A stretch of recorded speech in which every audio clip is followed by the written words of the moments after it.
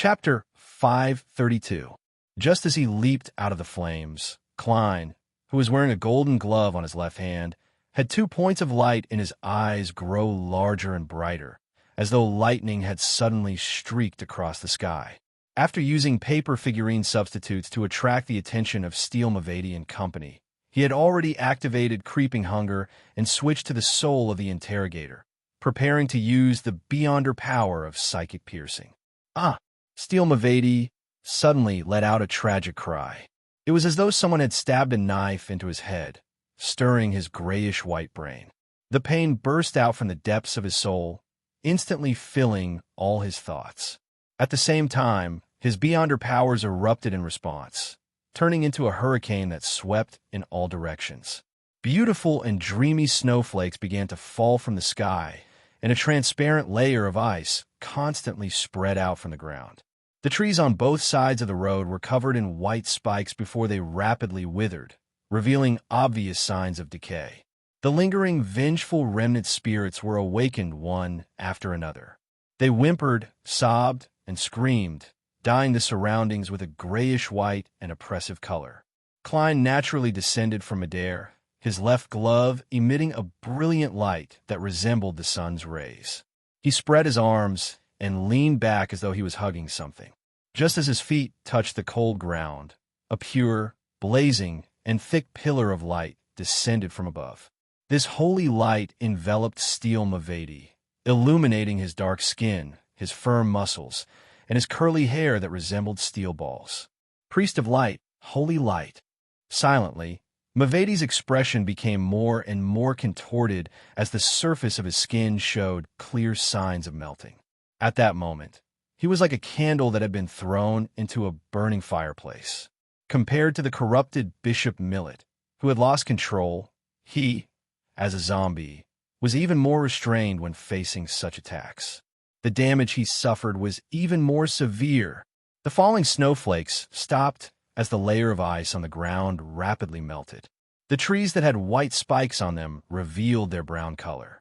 This magnificent pillar of light had undoubtedly attracted the attention of Blood Brambles Hendry and Squall. The former's expression changed abruptly as he reached into his hidden pocket, about to take out the casting materials and save Steel Mavady with the advantage of being higher up. At this moment, a crow made of pure flames suddenly jumped out of his eyes. 1, 2, 3. Countless fire crows filled Hendry's field of vision like scarlet stars.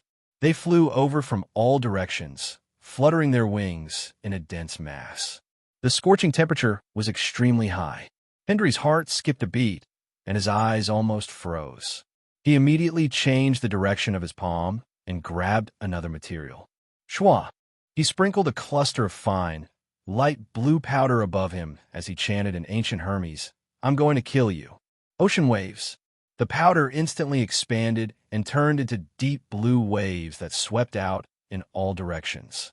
They collided with the fire crows and produced sizzling sounds, creating a large amount of white fog. The fiery waves from the previous explosion had subsided a little. Through the remnant scarlet, Squall saw Steel Mavady, whose skin was melting like wax as his flesh and blood disintegrated inch by inch. He also saw the unfamiliar man in a black cloak who was facing him from his side. He didn't panic. Like a cold-blooded venomous snake that had lost its emotions, he calmly raised his arms and suddenly pressed down with his palms. In an instant, he saw the thin and cold-looking young man's body turn heavy and slow, as though his wings for flight had been snapped.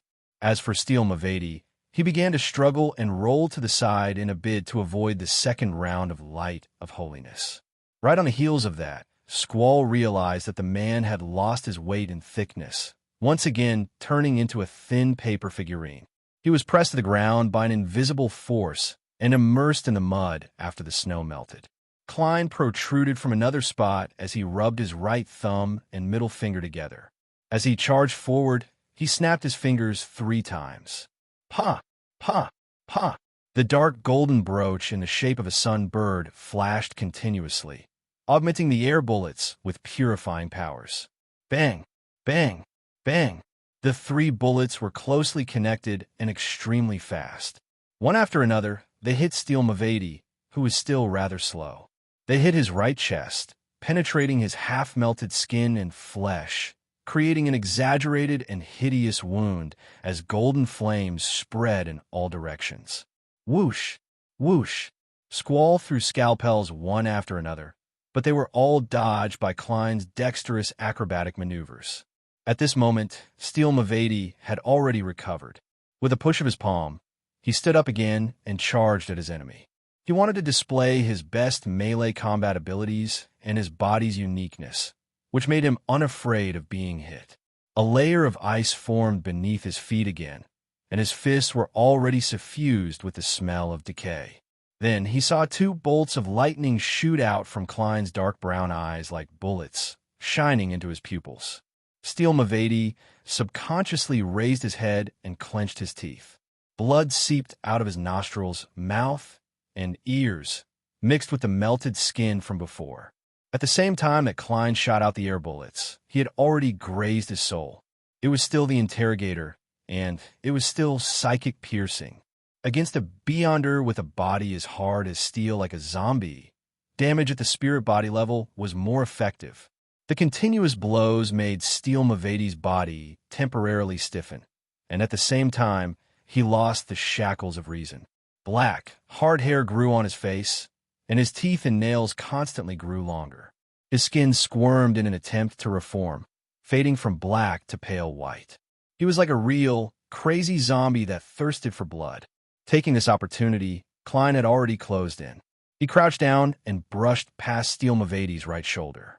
In passing, he stuffed an item in his palm into the hideous wound he had created and into his opponent's body. It was a glass bottle with a few ordinary brass bullets tied to it. Inside, it was a large amount of sun holy water that Klein had prepared ahead of time. Puffed. Without stopping, Klein caused Squall's attempt to control him to fail once again. With a spin of his heel, he spun behind Steel Mavati, their backs facing each other. Ha! He raised his right hand and snapped his fingers before Steel Mavati could take out the glass bottle. Bang! A light explosion sounded as scarlet flames leaped, shattering the already fragile glass bottle. Large amounts of holy sun water immediately poured into Steel Mavati's body. This famous pirate with a bounty of 6,000 pounds froze on the spot as he let out a painful groan. He plopped to the ground as black-green gas constantly spread out from his body before disappearing into the air. Upon seeing this scene, Squall's eyes darkened. He immediately took out a black iron-colored charm and chanted a word in ancient Hermes. Screech. The talisman suddenly shattered and disappeared. The sacrifice was complete. An invisible sound wave spread out like a tsunami, drilling into the ears of everyone in the surroundings almost at the same time. Klein's mind buzzed as his nose felt a cold wind. Blood seeped out. On the flying carpet, Blood Bramble's Hendry was in an even more tragic state. His face contorted as his body convulsed and collapsed. He couldn't even let out a scream. On the other hand, Blazing Donis, who was on a distant roof, wasn't affected. He happily threw out a white fireball that had been repeatedly compressed. The fireball landed on the defenseless Hendry and exploded with a boom. Flesh and blood splattered outwards as his fingers, calves, and head were wrapped in flames as they fell to the ground. As a result, the flying carpet lost control and slowly sank. Squall took the opportunity to turn around and run without any hesitation. However, he was shocked to discover that the terrifying man who had nearly finished off Steel Mavati in 10 seconds didn't hesitate at all. He had turned around and chased after him. How can this be? This is the Screech charm created by the Admiral. Squall didn't have the time to consider the reason as he ran with all his might toward another street. At that moment, his head was suddenly struck heavily by a person. The tearing pain made him spasm all over. The lightning in Klein's eyes receded as he raised his right hand and snapped his fingers again. Bang! An air bullet traversed a distance of about 10 meters and accurately drilled into the back of Squall's head. Squall didn't have the inhuman endurance of steel. His vision immediately turned black as he slowly collapsed. Klein took a few steps forward and reached out his left palm, allowing the joyful, creeping hunger to enjoy its feast. I've heard the true creator's voice, and I've withstood Mr. Door's cries for help. In this aspect, my resistance to such things is very strong. Even a wraith scream can be quickly recovered, much less a charm. Klein silently muttered to himself as he watched Squall's body turn into flesh and blood before being thrown into Creeping Hunger's gaping mouth. A few seconds later, Creeping Hunger stopped in satisfaction. Klein quickly returned to Steel Mavadi's side. This zombie had been purified. Although his head wasn't smashed, he had lost his life. Klein took a few steps forward and picked up the peacock blue carpet that had fallen to the ground. He wrapped it around Steel Mavadi's body and lifted him up. Looking back at the chaotic 15, Amiris Avenue, listening to the zombies and puppets losing control, and sensing that the mandated punishers were approaching, Klein tugged at his cloak's hood and bowed slightly in that direction. "Huh!" With a rub of his fingers, Klein ignited the surrounding paper fragments, producing a scarlet column of flames. Under the illumination of the flames, his body turned incorporeal, turning into a shadow along with the items as he vanished from his spot. As for the beyonder characteristics of Squall and Hendry that were slowly seeping out and condensing, he didn't look at them, nor did he care about them. Greed would cause people to fall into unnecessary danger. His current harvest was already sufficient. After leaving behind a number of mandated punishers to deal with the zombies and puppets that had gone out of control, the pirates that had been injured by their companions, and the beyonder adventurers that had been captured, Cordoba Roy led the rest and rushed over. However, all he could see were corpses scattered all over the ground, scattered scalpels, and withered trees. He could distinguish the slowly receding aura of the sun and the evil that came from deep within the flesh and blood. Chapter 533. It was early in the morning, and the sky was slightly bright. The alley was mostly quiet and motionless. With the help of Donna's cloak, Klein fused into the shadows and quickly traversed through them. He found his surroundings grayish-black and transparent. Reality was blurry, and all the sounds seemed to come from the depths of the cosmos, empty and distant. After distancing himself from Amiris Avenue as much as possible, he identified his location and grew out of the shadows, appearing in an empty alley filled with broken bricks and gravel. With a shake of his hands, Klein threw Steel Mavadi, who was wrapped in the peacock blue flying carpet, in front of him, hoping to complete the grazing before his spirit body began to dissipate. He threw away the flying carpet and took a step forward. He extended his left palm, spread his fingers slightly, and looked down at the corpse that still had some warmth left in it. Creeping Hunger revealed its original appearance. It was thin as though it was made of human skin. 2 eyes cracked open on its palm. Its pupils were bright red, as though they were dyed with blood. Whoosh! A bone-chilling breeze suddenly blew in the alley. It swirled around Steel Mavadi's corpse, twisting into a nearly transparent human figure. One could vaguely see thick lips and curly hair that resembled steel balls. Mavadi's spirit body wore an abnormally pained expression as it tried its best to resist the attraction of Creeping Hunger. As for the grayish-white and black-green light, it was like a surging galaxy as it rapidly flew out of its body of flesh and blood, fusing into the transparent figure. "No!" Mavadi let out a silent scream. It was too late for him to beg for mercy. All he could do was crawl into the human skin glove in despair, and he was fixed to the empty finger. He also released his Beyonder characteristic, causing it to have a certain connection with the environment. This connection determined what powers Steel Mavadi could use when grazing his soul. Perhaps 1, 2, but no more than 3. Before the exact content was fixed, it wasn't under Klein's control. It was purely random. Creeping Hunger quickly covered the paleness, and finally, it returned to its previous disguise, an ordinary black glove. Klein closed his eyes and sensed it for a few seconds. He let out a sigh of relief and relief. This time, his luck wasn't too bad, but it wasn't too good either. He had successfully obtained 3 Beyonder powers of Steel Mavadi, but none of them were what he wanted the most, a body of steel that didn't fear gunshots, fire, or bombs. The first is the power of a zombie, which allows me to make violent attacks, making up for the shortcomings of my previous agility-based combat style. The second is my mastery of ice. Although I can't condense an ice spear like the Demoness pathway, creating a blizzard, or make the most direct attack, I can freeze the surrounding ground and lower the temperature of the air, effectively affecting the opponent's movements. If there's physical contact, I can even freeze the enemy and stiffen his flesh and blood, perfectly matching my combat abilities. The third is zombie controlling.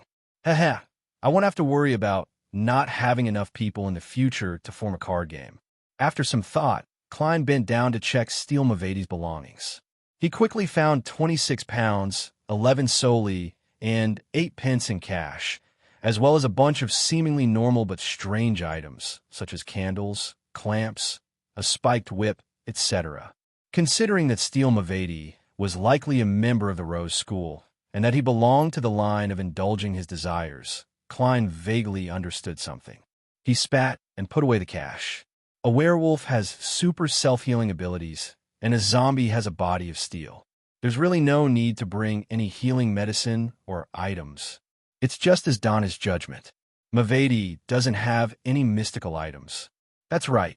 There are very few mystical items, and many of them have obvious flaws and negative effects. Not everyone wants them or can have them. Previously, the combination of wraith, zombie, and werewolf only had 2 mystical items, Scarlet Lunar Corona and Biological Poison Bottle.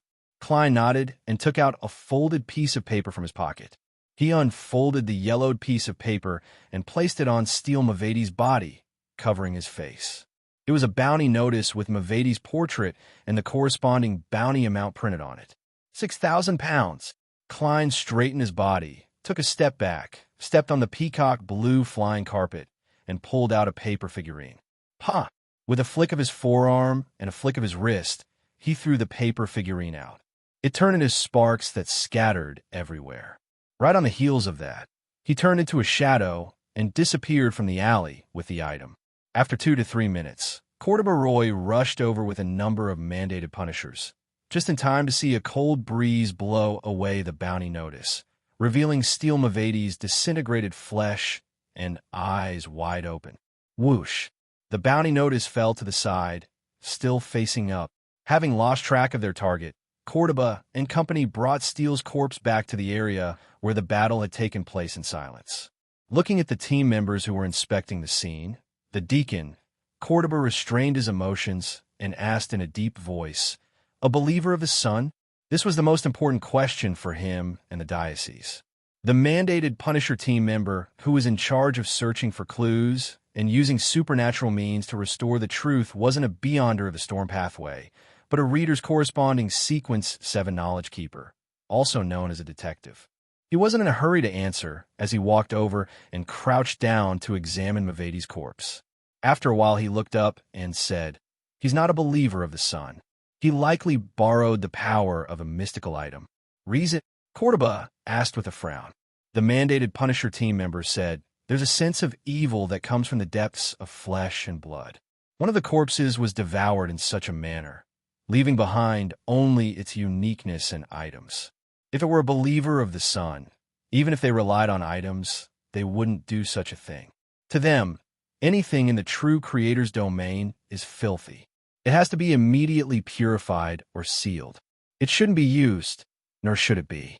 Cordoba thought for a few seconds and agreed with this judgment.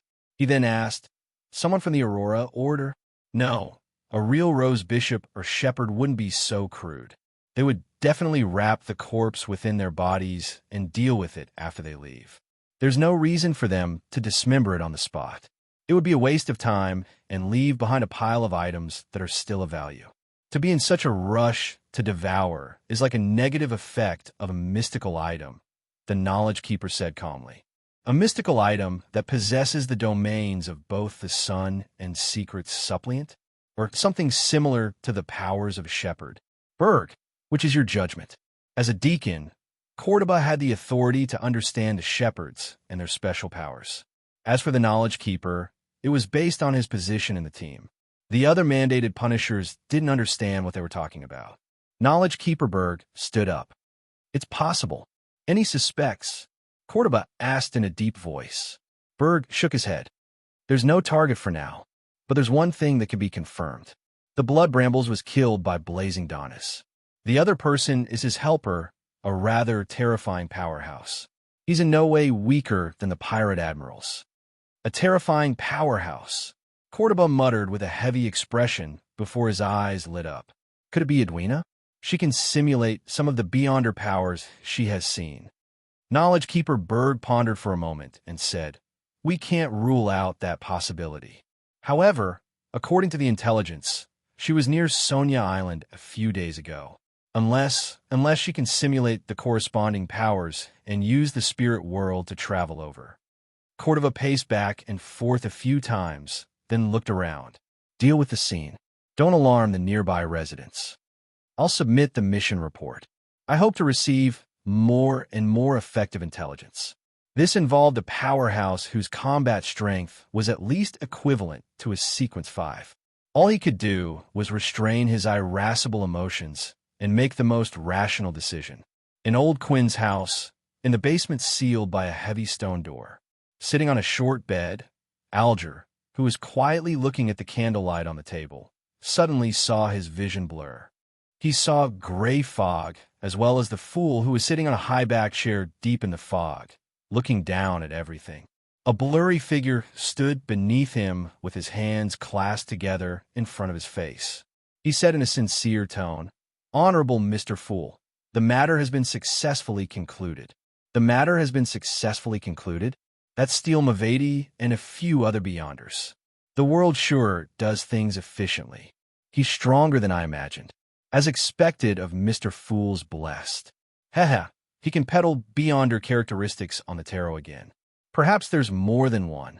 How did he bypass the influence of sealed artifact 2 to 37? The uniqueness of a blessed? A thought flashed through Alger's mind as he instinctively thanked Mr. Fool. Following that, he took out a small metal bottle and smeared the mint-flavored extract into his nose. A strong, pungent smell drilled into his head, and Alger instantly became abnormally clear-headed. At some point in time, he had a white gauze mask in his hand and had poured moon essence oil onto it. After methodically putting on the mask, Alger stood up and slowly walked to the heavy stone door. He calmly took out a sealed metal can from the inside of his clothes, twisted the mechanical switch, and pulled out a tube. Then he stuffed the tube into the gap of the stone door and extended it out. Without a sound, the gas in the metal can quickly spread out. This was the sanguine anesthetic gas provided by the moon Emlyn.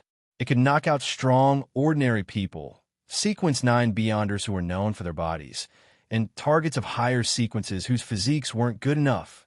Even if Old Quinn could hold on, he would still be clearly affected. As for his helpers and friends, Alger leaned against the stone door and waited patiently. When nearly a third of the gas in the can was released, he retracted the tube and closed the switch. He turned around, listened to the commotion outside, and received a satisfactory answer. Alger revealed a smile as he quickly converged his aura and suppressed it. Suddenly, all his muscles swelled up as he threw a punch forward. Furious strike. Bang! The heavy stone door's lock shattered, and the door itself opened. Alger retracted his fist and walked out. There were sleepers outside. P.S. Creeping hunger has two modes, grazing and devouring. The former targets spirits and beyonder characteristics, while the latter targets spirits and flesh and blood. Chapter 534. 48, Sour Lemon Street. Outside the wind of Azure Inn, Blazing Donis, who was wearing a thick jacket and wide-legged pants, took a detour back and stuck to the corner of the wall. He didn't move for a long time, hesitating if he should take the opportunity to escape so that he wouldn't have to face the terrifying lunatic German Sparrow.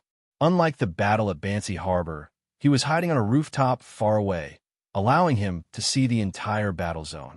Therefore, while assisting German Sparrow and fighting Blood Brambles Hendry, he finally saw the crazy adventurer's battle process and grasped the beyonder powers and uniqueness that he displayed.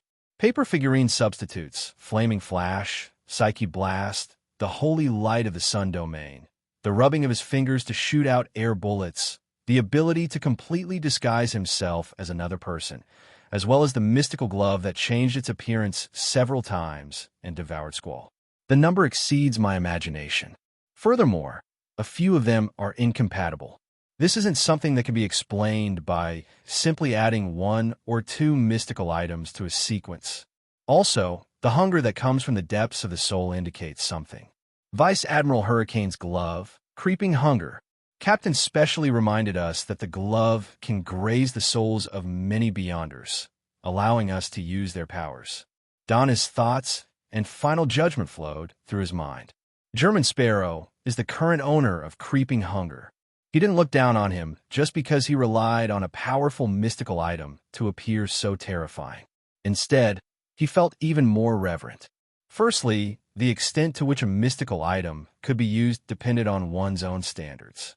If German Sparrow didn't have a certain level of strength and rich combat experience in the Beyonder domain, he wouldn't have been able to finish off Steel Mavati and the Calm Squall in 10 seconds, even with Creeping Hunger.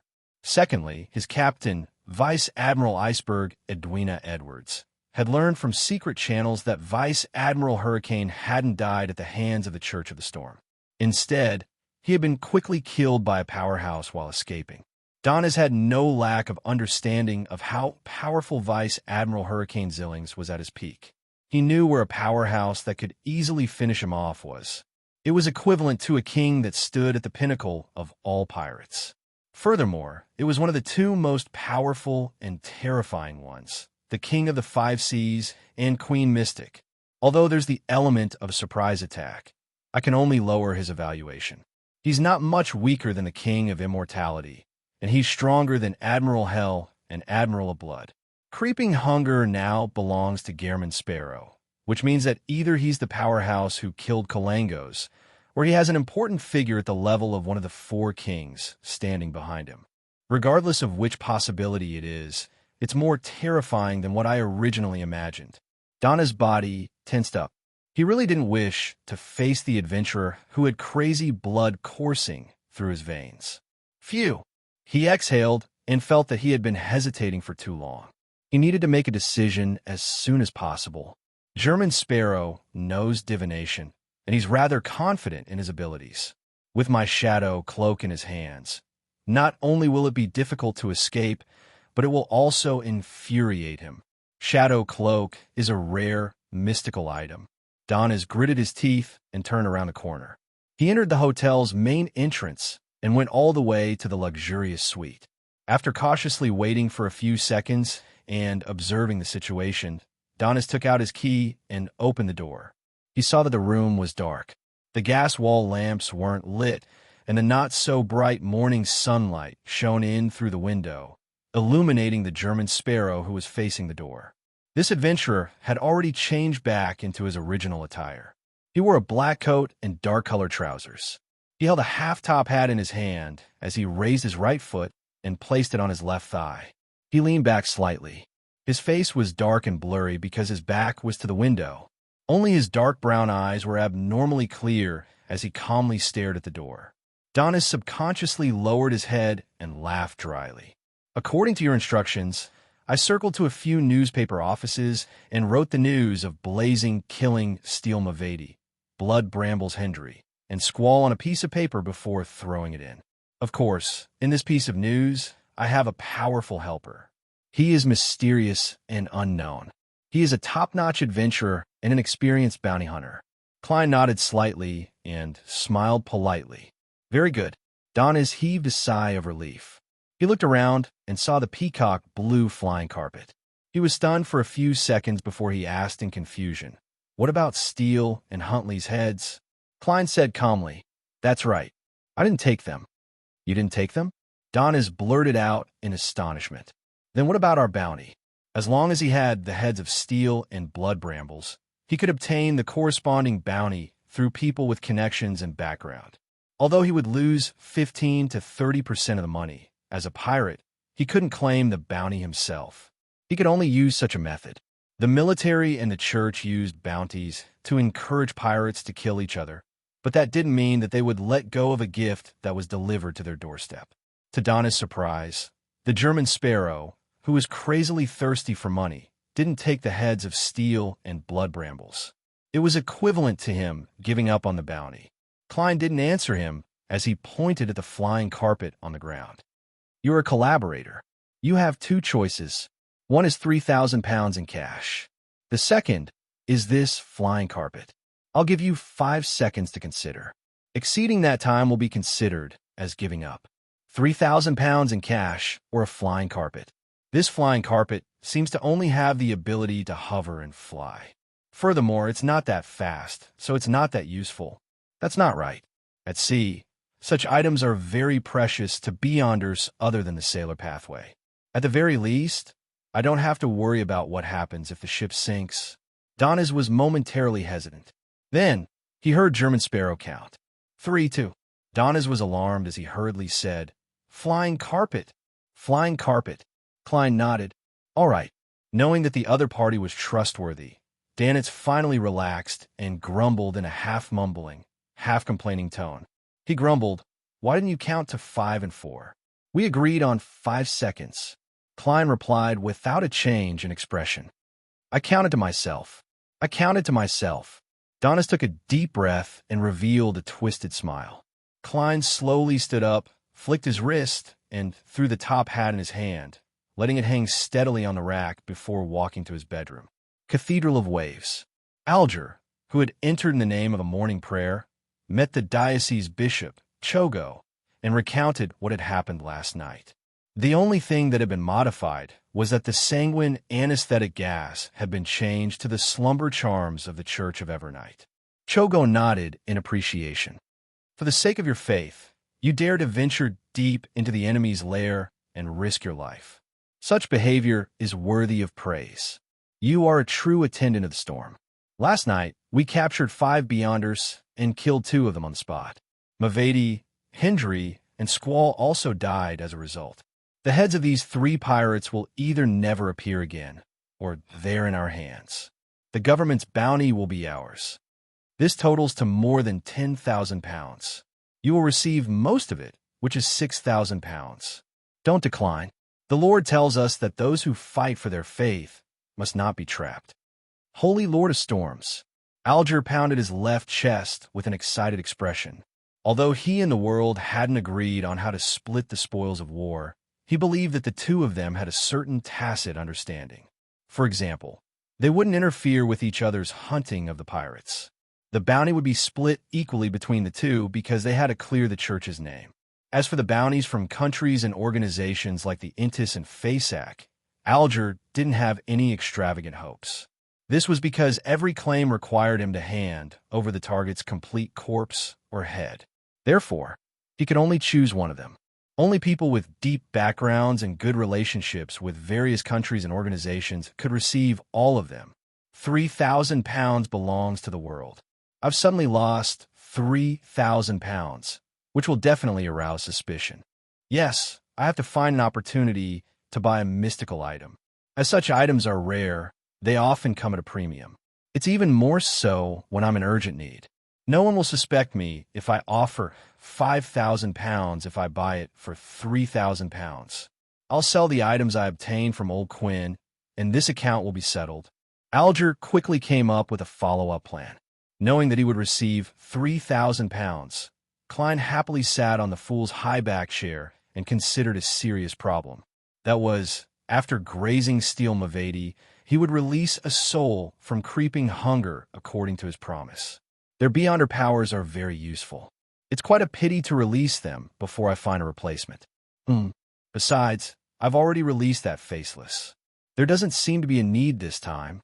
Hesitation, and reluctance fermented in Klein's heart, making him unable to make a decision for a long time.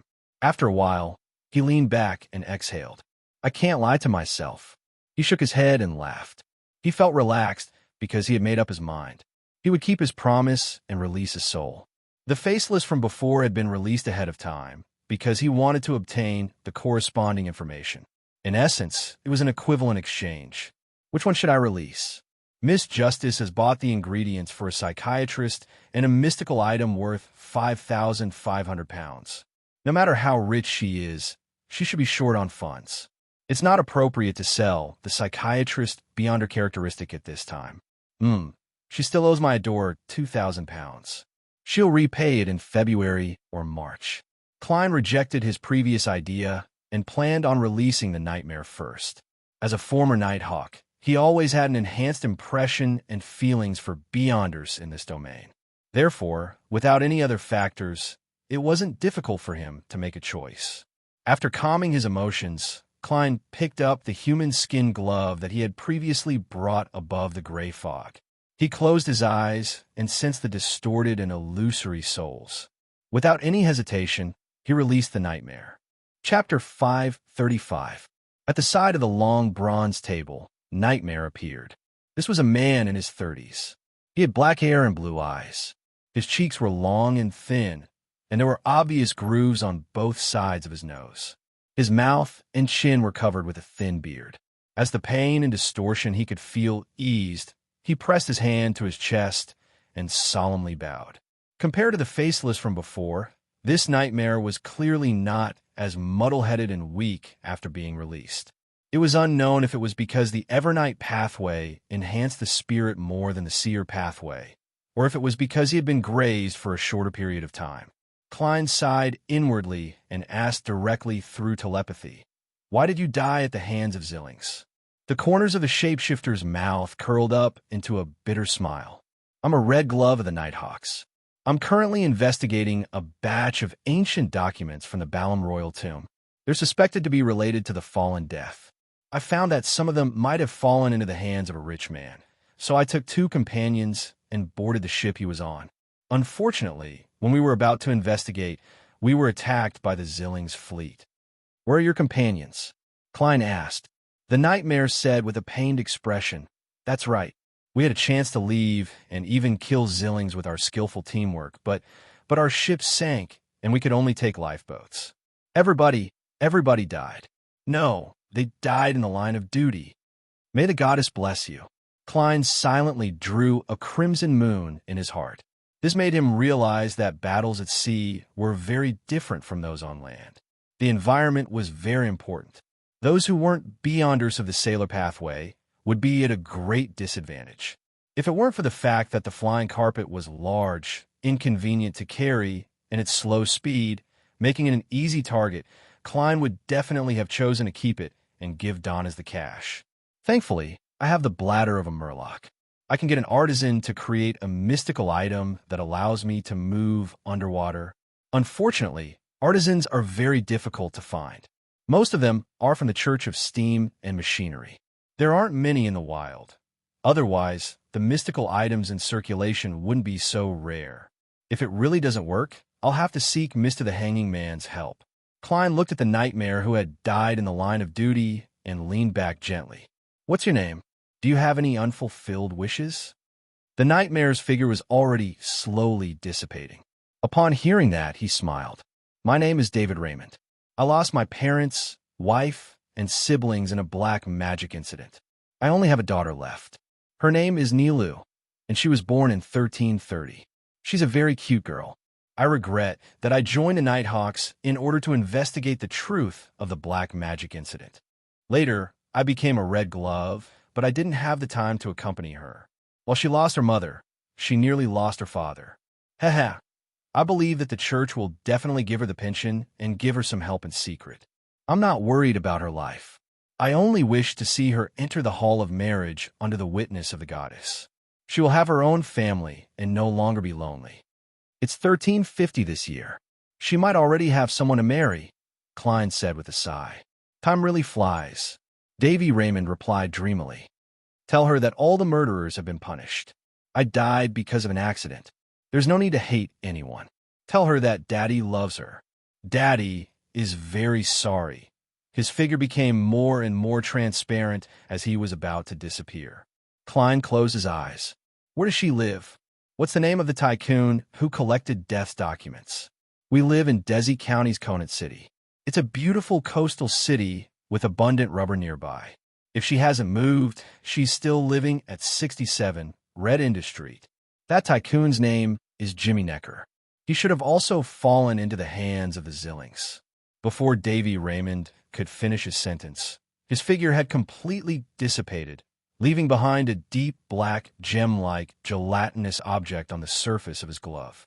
Klein watched this scene silently. After a few seconds, he raised his right hand and tapped his chest 4 times in a clockwise manner. He said in a deep voice, "If there's a chance, I'll visit your daughter and see how she's doing." Beneath the palace that looked like a giant's residence, the gray fog was endless and unchanging. Klein put away Davy Raymond's Beyonder characteristic, rubbed his temples, and turned his attention back to the matter regarding death documents. The death pathway and Evernight pathway can be interchanged at high-sequence Beyonders. There's nothing strange about the church sending people to track down the corresponding documents. I wonder if Jimmy Necker is dead or not. I have to find out. If he has already passed away in that tragedy and the items have fallen into the hands of the Zillings, then I have to start investigating from the pirates. Zillings' fleet is now under the control of Vice Admiral Ailment Tracy. As it involved death and might be able to help Mr. Aztec, Klein decided to investigate in passing. If there were any difficulties, he could directly write a letter to inform the big shot. After clearing his thoughts, he quickly returned to the real world and used a ritual to bring creeping hunger out again. After doing all of this, seeing that it was already late, he gave up on the idea of catching up on sleep. He decided to summarize the experience and lessons from last night's operation. To Klein, the biggest lesson was that he had overestimated the patience of the mandated punishers. He had originally hoped that even if there were certain accidents at the beginning, the mandated punishers would be able to restrain themselves and wait for the true protagonist, the true target, Steel Mavedi, to appear. When that happened, they would definitely use a sealed artifact that allows many people to enter a dream and control all the wild Beyonders who were involved. And with my unique nature, being able to sense the dream and forcefully break free, I would be able to deal with Steel Mavedi and his helpers with ease, completing the achievement of instant kill and taking away 1 or 2 corpses. In the end, just as there was an accident, that bunch of irascible brothers all rushed out. They didn't even leave any backup teams to prevent any accidents. At most, they would let the sealed artifact wielder stay in the periphery with 1 or 2 protectors. The more Klein thought about it, the more he was at a loss whether to laugh or cry. If it wasn't for the fact that Steel Mavedi and his pirates were more cautious, sending at least 2 Beyonders and all the puppets and zombies to block the mandated punishers that might be chasing after them, Klein would have likely faced a situation where it was 2 against 5. If that happened, he would have chosen to give up and switch his strategy. And what satisfied Klein the most was that he had done a rather good job of making targeted preparations. This was a professional habit of a magician. As he had long learned of the characteristics of the first 5 sequences of the mutant pathway from Miss Sharon and Merrick, Klein knew very well that Steel Mavedi, who had gone through the lunatic stage, could use irrational factors to resist interference and affect one's mind. He had very strong resistance in this aspect. Therefore, he gave up on the psychiatrist dragon's might and frenzy, as well as the nightmare that was clearly inferior to the mandated Punisher's sealed artifact. He only targeted the interrogator's psychic piercing and the priest of light's purification powers. Psychic piercing wasn't a beyonder power that interfered with one's thoughts or affected one's mind. Instead, it was a means to directly attack a spirit body. In essence, the other powers were used on the body of heart and mind, while its target was a soul body. There was a clear difference between the two. As long as one of the parts of that combo didn't produce the desired effect, Steel Mavedi would be able to recover, making it impossible for me to complete a quick kill. And in the environment back then, this also meant failure. Yes, I also targeted the carnal faction's trait of being easily controlled by their emotions. I believe that once they suffer mental damage, there's a high chance that they will go crazy and counterattack without considering anything else. Actually, the safest way to deal with a zombie is to set up Matchstick or Donis. I'll use Flaming Jump and Light of Holiness to kite Mavedi. I'll make him unable to catch up to his opponent if he wants to fight or escape if he wants to. I'll be able to chase up to him with a fireball. Unfortunately, this is too much of a waste of time. The environment doesn't allow it. Klein sighed, took out his pocket watch, snapped it open, and looked at the time. Seeing that it was almost 9 in the morning, he turned the doorknob and walked out of the bedroom. At this moment, Donis was lying in a reclining chair, sleeping so soundly that the room was filled with the snoring of a steam engine. He was rather alert. The moment Klein came out, he opened his eyes and sat up. "You're going out?" Donis saw German Sparrow take down his top hat from the coat rack. Yes. Klein maintained his persona and didn't explain that he was attempting to act and help someone confess. "What about me? Steel Mavady and his subordinates are basically finished. I don't have to worry anymore. Even if the newspapers don't publish this news, I can spread it myself. There are plenty of pirates and adventurers who have nothing better to do and use it as bragging material. It will spread to the sea and remind Captain that that bunch of dogs *T doesn't know anything other than drinking and bragging. But even so, it's still of some use." Donis thought for a moment and asked with a hint of fear, "Mr. Sparrow, see, can I leave now?" Klein revealed a smile bit by bit. "You've always been free." "That's right. I wasn't captured by him this time. I'm only asking for help. I've always been free." Donis was first taken aback before he was pleasantly surprised. At this moment, he heard German Sparrow say in a light voice, "That's right. But it ends now." What?" Donis wore a blank look. It took him a full 3 seconds to understand German Sparrow's true meaning. That meant that he had been captured by the other party again. "What?" Donis asked angrily and aggrievedly. Klein put on his top hat and said in a deep voice, "I want to see your captain." Donis' eyes widened as he stood up abruptly and blurted out, "What do you want?" "This guy is a little agitated." Klein calmly replied, I have some things to ask her. Chapter 536. He has something to ask, Captain? Danitz frowned as he watched German Sparrow leave the room. He didn't know what the man's true motives were. What exactly is this fellow after? Money? Wealth? But he had the time and opportunity to take away Steel Mavady's and Blood Bramble's Hendry's heads and exchange them for a bounty of nearly 10,000 pounds. After taking a cut, it would be 7,000 or 8,000 pounds, but he didn't do so. Instead, he generously split the spoils of war with me. This is very contradictory. When he heard that I'm blazing, his first reaction was to point to the 3,000-pound bounty. According to Captain, this doesn't make sense. Why would he deliberately give up on the bounty? Unless he has a better way to obtain it safely. Or does he leave it for someone else? Yes, he was prepared for the appearance of the mandated punishers ahead of time. He has his own network and intelligence channels. This way, everything can be explained, coupled with the possibility of the demigod who killed Zillings. Man, German Sparrow has a secret and powerful organization backing him. Donis was alarmed by his own speculations. He instinctively wanted to use body language to express his feelings, but he forgot that his left arm was still fractured. He immediately grimaced in pain. This made him even more terrified. He didn't want Captain to meet such a dangerous and crazy fellow.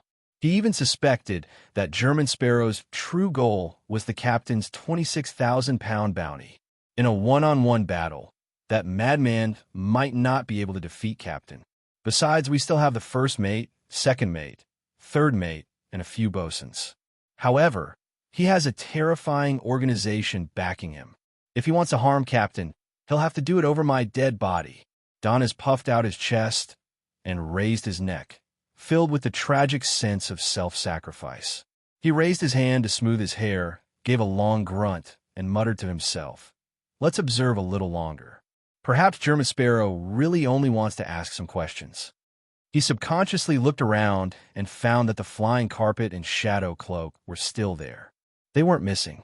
In other words, German Sparrow left everything that belongs to me behind. Isn't he afraid that I'll take the opportunity to escape? Or did he secretly take my hair for his divination? No, he's a crazy guy. Even if he wants to use his hair, he'll just walk over and pluck a strand out. It's impossible for him to do it secretly. That's right, there's a powerful and secretive organization behind him. Maybe at this moment, there are people from that organization secretly monitoring me, waiting for me to leave, waiting for me to find the Captain. Sinister.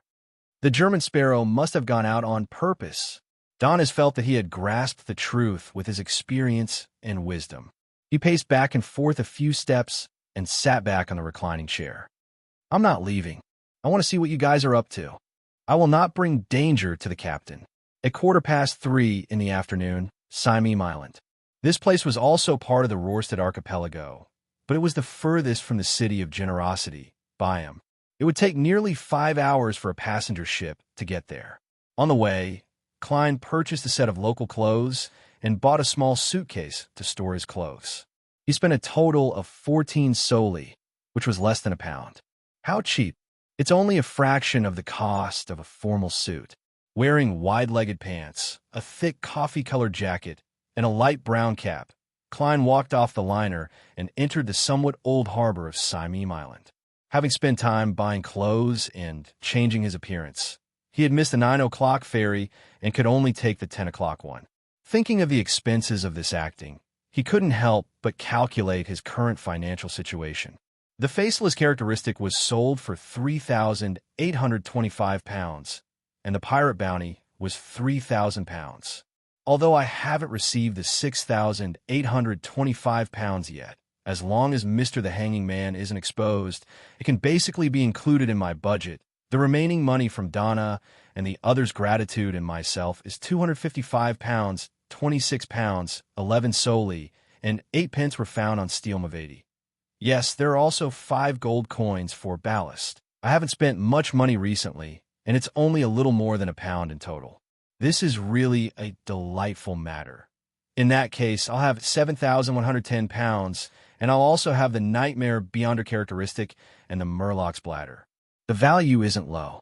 Thinking about it, I've earned £3,000 in bounty and the Zombie Beyonder characteristic. The latter is £3,000 to £5,000, which means that I've earned £7,000 to £8,000. And this is just Steel Mavati, Blood Brambles Hendry, and Squall. Furthermore, I've wasted quite a bit of it. Hunting pirates is really a good job. I can uphold justice, punish evil, protect the weak, and become rich overnight. Klein subconsciously turned his head to the side and saw that the seawater here was a lot clearer than Byam's. It was like a green, huge, crystalline gem that reflected a golden luster under the sunlight. Indeed, it's not without reason that generations of adventurers go out to sea in search of wealth.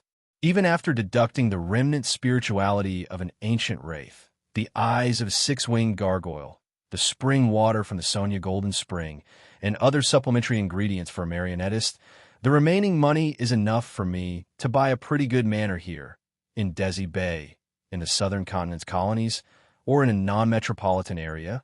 The rural scenery in Rouen is said to be very beautiful. If I really can't return, I can consider settling down in a similar place. Yes, I still have 10% of the Bakel and Bicycle Company's shares. The future returns won't be low. With confidence, Klein straightened his back and thought about the future. After letting his imagination run wild, Klein began to consider a more realistic problem. Should he sell the Nightmare Beyonder characteristic, find an opportunity to return it to the Church of Evernight, or use an artisan to make it into a mystical item? Depending on the situation, the most ideal solution is to sell it to the church. Martyr Klein, who had taken 2 potions from the Nighthawks, thought with uncertainty. At the same time, he hoped that little son could quickly reach Sequence 7 so that he would have the right to come into contact with the method to remove the mental corruption of a Beyonder characteristic. As for releasing the Priest of Light inside the glove, he wasn't in a rush. Little son had just obtained the Sequence 7 potion formula, so he temporarily didn't have any need for it. He would have to wait for a long period of time. As for the Priest of Light's powers, it was very effective against Admiral of Blood and his pirates. It was much stronger than the Brooch of Sunday. As his thoughts slowly settled, Klein entered the port town. The people here were basically natives. Their skin was nearly bronze, and their black hair was naturally slightly curled. Their bodies emitted the smell of being in contact with spices for a long time. After changing his appearance and asking about Rainey's situation and if there was any news of Went's death, Klein found a secluded corner and wiped his face with his hand, turning himself into the thin and tall Went with deep facial features. He carried his suitcase and circled to the outskirts of the town, where he saw Rainey's brewery. The flaxen-haired girl could no longer be called a young lady. Compared to one's memories, she was clearly a lot more mature. She was cleaning the entrance, and there wasn't anyone around. Phew! Klein took a deep breath and slowly exhaled, feeling his heart filled with conflicted emotions. As a keyboard warrior, he knew about acting theories such as method theory and experience theory, but he lacked a deeper understanding. All he could do was try to figure out one's mood and how he should behave in such a situation. Finally, he closed his eyes and walked over.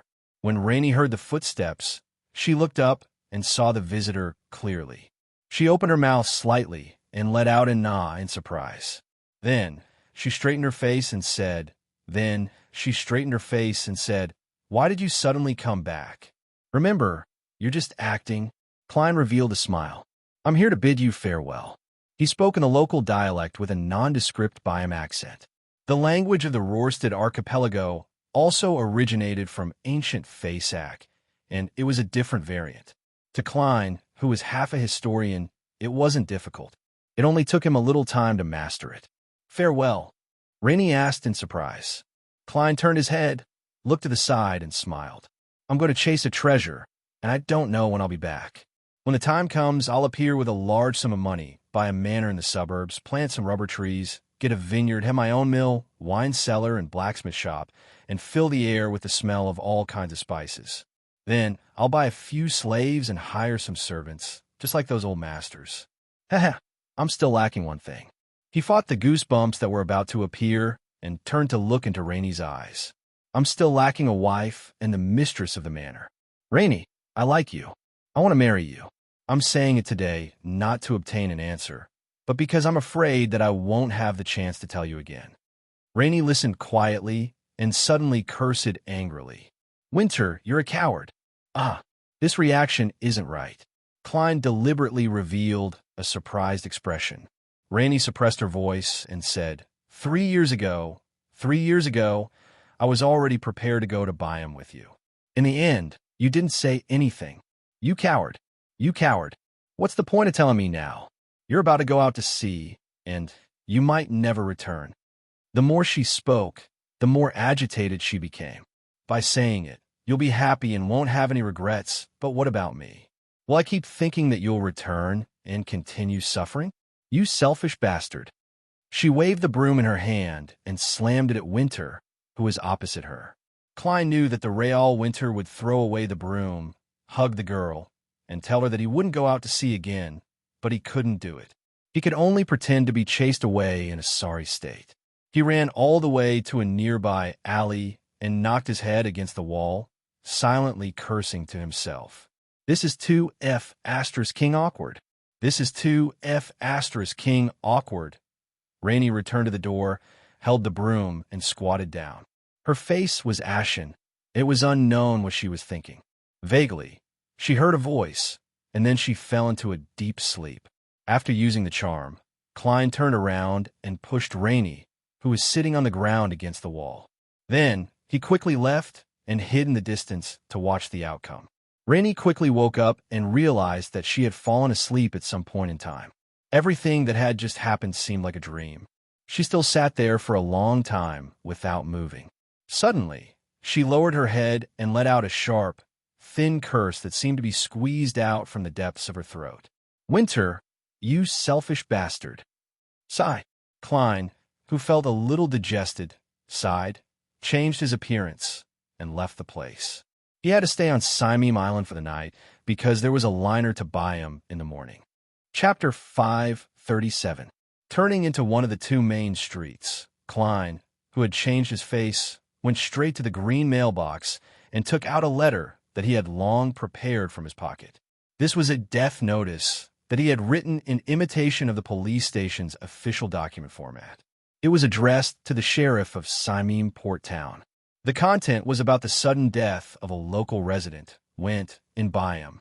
When he decided to do this acting, Klein had already formulated a corresponding plan. He wanted things to proceed smoothly without deviating from the track, and he didn't want to cause irreparable harm to the girl, Rainey. His plan was to use the slumber charm to disguise the real acting as a dream. This way, if the girl, Rainey, had no love for Wint and directly rejected his confession, she wouldn't feel any guilt when she heard of his death later. At most, she would feel afraid, and this could be effectively appeased by praying and confessing to the church. If the girl, Rainey, also liked Wint and responded to his confession, the reason of the dream would help Klein escape. The subsequent death notice would cut off Rainey's expectations, and it wouldn't have a negative impact on her future life. But even so, it's still a little cruel.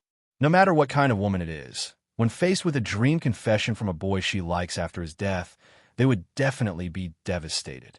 They wouldn't be able to get over it for a long time. Yes, if I don't do anything, Rainey will definitely be abnormally sad when the news of Wint's death comes back, but it might not be that serious. However, the knot in her heart might never be untied. She will be conflicted for the rest of her life over whether Wint went out on an adventure to pursue their future, or if he simply didn't like her. It's not a bad ending. Once she's relieved of her pain, she'll treat her future life with the gentleness of having been sincerely loved by someone. Sigh, no matter what, for the sake of acting, I've forcefully interfered with the lives of others and affected the innocent to a certain extent. Even if I have the excuse of fulfilling a wish, it's not really a good thing. Just as Roselle said, the further I go down the Beyonder pathway, the more warped and sinister it becomes. The acting method might be a catalyst. All I can do is try my best to minimize the effects. After delivering the letter, Klein exhaled and walked to the only inn in town with his featureless local face. On the way, he summarized his experience. It was that disguising as another person and receiving feedback should be the main clause of the faceless rule. Second only to, you can disguise as anyone but yourself. If it were some other faceless, they might seal off the news of Wint's death and agree to Rainey's confession. They would spend 1 to 2 years in a relationship with her, marry her, and have children. Then, they wouldn't be bound by the various relationships of this identity. They would remember who they are and coldly leave. During this process, if they don't expose themselves, the potion will almost be completely digested. But I really can't do it. I can't get past myself at all. All I can do is play by the edges. Klein sighed and felt an inexplicable sense of fear. He shook his head and silently mocked himself. What a Beyonder must constantly resist is not only danger and madness, but also all kinds of evil thoughts that originate from themselves, as well as the gravitational pull of depravity that can cause them to sink if they aren't careful. Even so, in the end, they might still be corrupted by the abyss and become the kind of monster they swore to get rid of. Sigh, reining in his thoughts, Klein stepped into the hotel and said to the boss behind the counter, "An ordinary room." The thin boss looked up and said, "An ordinary room. A valid identification document. Why would I have one on a face that I just created?" Klein gave a sheepish smile. "I forgot to bring it with me." "Then you can't stay here. That's a rule of our town." The boss buried his head again and calculated the day's income and expenditure. Klein took out a 1 solely note and pushed it over as though nothing had happened. The boss immediately widened his eyes. No, keep it. I don't want to be locked up by the sheriff." Get out, you filthy fellow without any identification documents." Klein was chased out of the hotel in shock. He couldn't believe that the almighty money had just lost its effect. After pondering for a few seconds, he turned into an empty alley and transformed back into the German sparrow with deep facial features. Klein returned to the hotel, tapped the counter, and spoke in Rouen with a Bakelin accent. "A room." The boss looked up and immediately put down the item in his hand. As he stood up, he nodded and smiled. All right. Do you need a room with a view of the sea, or one that's relatively quiet?" He switched to poor, heavily spiced Rouen and never mentioned anything about his identity again.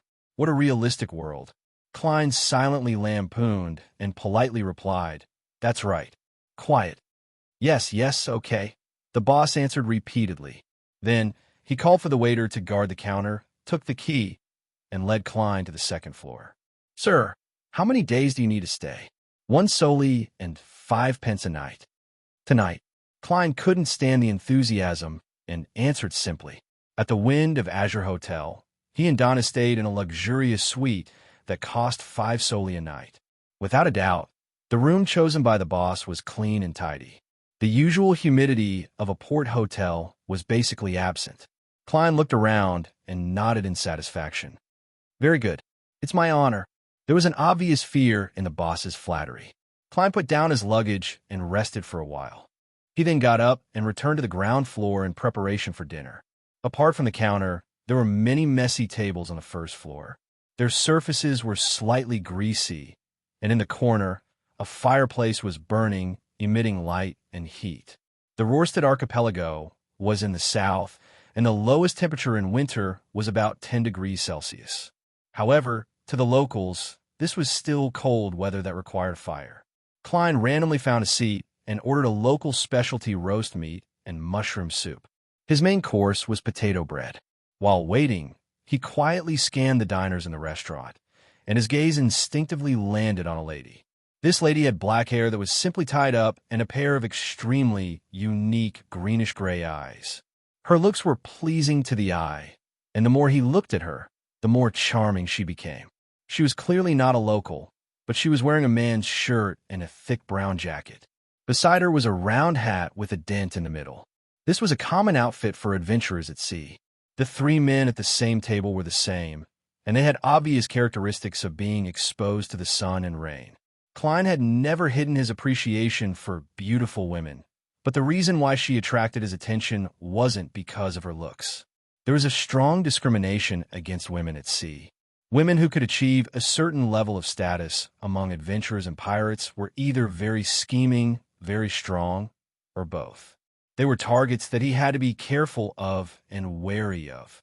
There are fresh mud spots on their leather boots. Did they just come back from a jungle? Haha, what adventurers! Klein made a preliminary judgment based on some clues. If these four adventurers had taken a boat from Byam, even if they had stepped on dirty water and encountered mud, the traces should have long since dried up. And because there hadn't been any rain in the past 2 days, the roads in the town were still relatively clean, just a little dusty. Eliminating these two possibilities, the only explanation left was that they had returned from exploring the outskirts of the jungle. Klein had previously heard that many adventurers would go deep into the primeval forests of colonial islands in search of abandoned and forgotten pagan temples or altars. Those places often had gold and jewels consecrated in ancient times, but for various reasons, they were later buried in places that no one cared about or knew about. In the bars of various islands, there was no lack of legends of someone who had returned from an adventure in the jungle overnight. There might be evil spirits lingering in those places. I might as well hunt pirates. At least I can obtain the corresponding information in advance. Klein retracted his gaze and focused on waiting for the food. The 7 major churches classified the various gods and the primitive beliefs of the colonies as evil spirits, but Klein believed that some of them were natural spirits. After a while, the special barbecue was served. It was cut into many small pieces and skewered on wooden skewers. The surface was smeared with a brownish-red sauce, and the aroma was rich and the color was tempting. It's a bit like the kebabs of my previous life. In Rouen, large pieces of meat are roasted one by one, and the chef will only divide them after they're done. The method here is more flavorful. Klein picked up a wooden skewer and bit a piece of meat. He felt the juices overflow, and there was a hint of sweetness in the salty aroma. It's my type. He nodded in satisfaction. Klein was quite satisfied with the meal. He even tasted the local guru tree sap. It was a special drink, like lemonade with sugar and milk. When he returned to his room, he hadn't slept all night because of the hunt last night. He washed up early, extinguished the fireplace, and got into bed. And sleeping too early was bound to have a problem, and that was waking up in the middle of the night to pee. Klein's sweet dream was interrupted. He opened his eyes and slowly gathered the courage to lift his blanket. The temperature in Simeem in the middle of the night was about 8 to 9 degrees Celsius. In terms of body temperature, it was considered cold. After lying quietly for a while, Klein stretched out his arm and silently retracted it. After thinking for a few seconds, he reached out again and picked up the sun brooch on the bedside table. Although it only provided mental heat and didn't actually provide him with heat, He could at least deceive himself that he wasn't cold. Klein moved out of bed and went straight to the bathroom in the room. He narrowed his eyes and eased the pressure in his lower abdomen. After everything was done, he pulled up his pants and was about to wash his hands when his spiritual perception was triggered. Klein frowned slightly and looked up at the bathroom vent.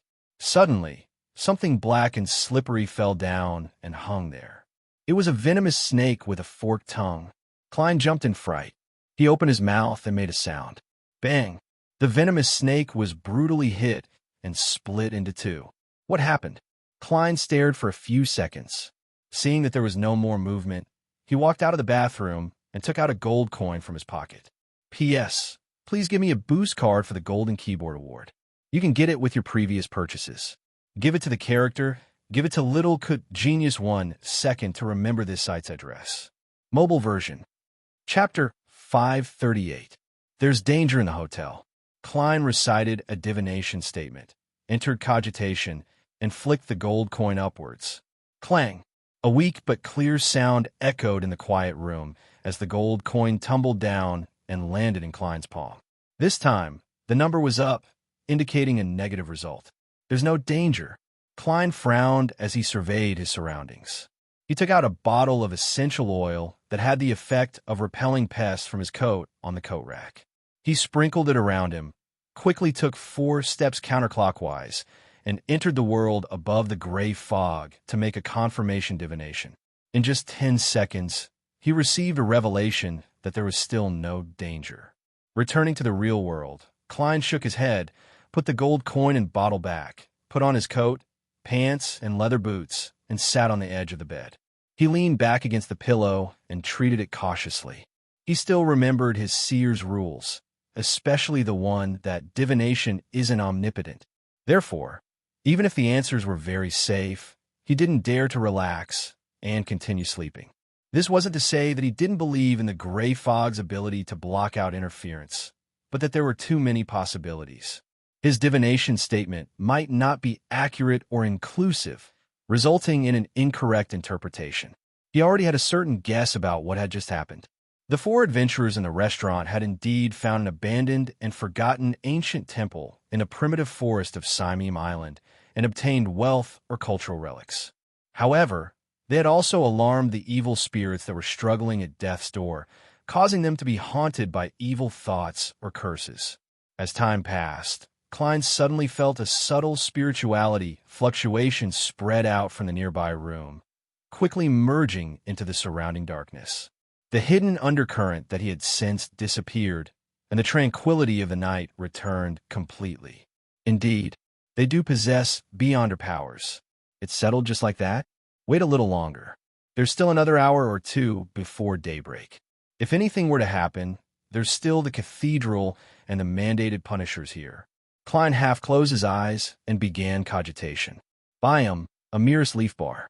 Donis, who had made up his mind to fool the monitors, was holding a lanty proof as he drunkenly watched the girls in the boxing ring perform a sexy dance. Dogsh asterisk T, you haven't lost a single piece of clothing all this time. He shouted along with the other drunkards. Then, regardless of whether there was a response, they laughed heartily at each other, clinked glasses, and took a gulp of strong liquor. Have you read the newspaper? A man who was still fooling around in a bar late at night let out a long burp and said to his companion, "Was your brain eaten by a donkey? Do you think I can read those squiggly letters? By the storm, I am only interested in such wriggling. Ha ha ha." His companion raised his glass and pointed to the dancing girls, and laughed at what he thought was a humorous reply. The man who had spoken earlier smacked the back of his head. Steele is dead. He was killed by raging flames.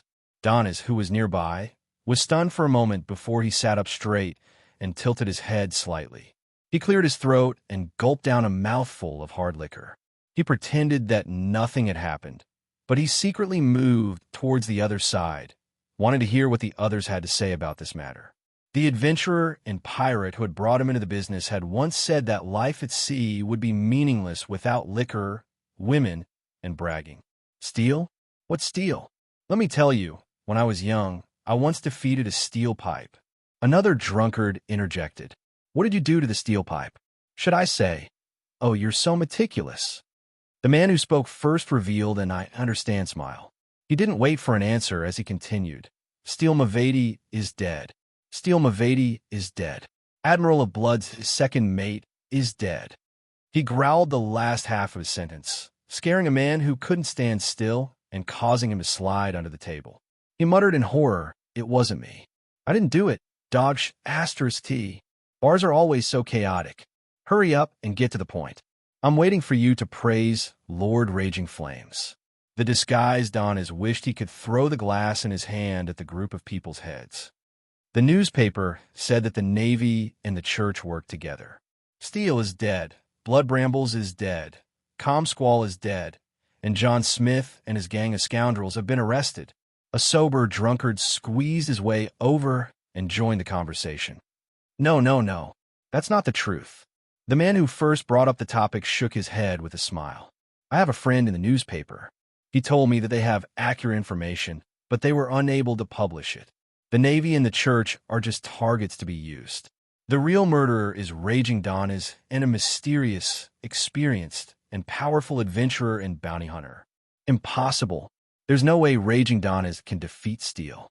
Even if it was a sneak attack, he wouldn't have been able to kill Steele.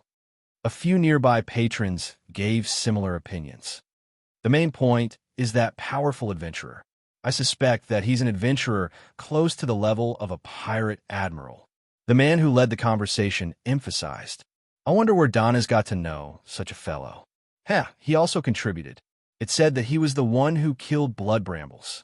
Didn't you notice? Raging Flames' bounty has changed. It's been raised to 4,200 pounds. That's right. Really? Raging Flames isn't simple. What a ferocious pirate. No, a great pirate. Great pirate? I really couldn't tell when I was drinking with him the last time. Pooey, you son of a bitch. When did I drink with you? I don't know you at all. Amidst the exclamations, Donis thought happily.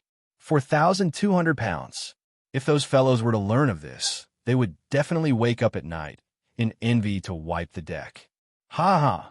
I can now be said to be the strongest bosun of the Golden Dream. At that moment, Donis wished he could fly back to the ship and brag with Iron Skin and Bucket. He wanted to tell them about the horrifying incident at Bancy Harbor, how he defeated the fallen bishop, how he escaped from Steele and Company's ambush, and how he set up a trap to wipe out all his enemies so that he could no longer play this game of life.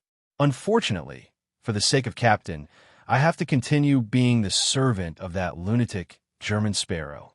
Sigh, I'm already a great pirate worth 4,200 pounds. Donis sighed and allowed himself to continue being numbed by the alcohol. As the Storm Cathedral's bell rang, the orange-yellow sun rose from the horizon.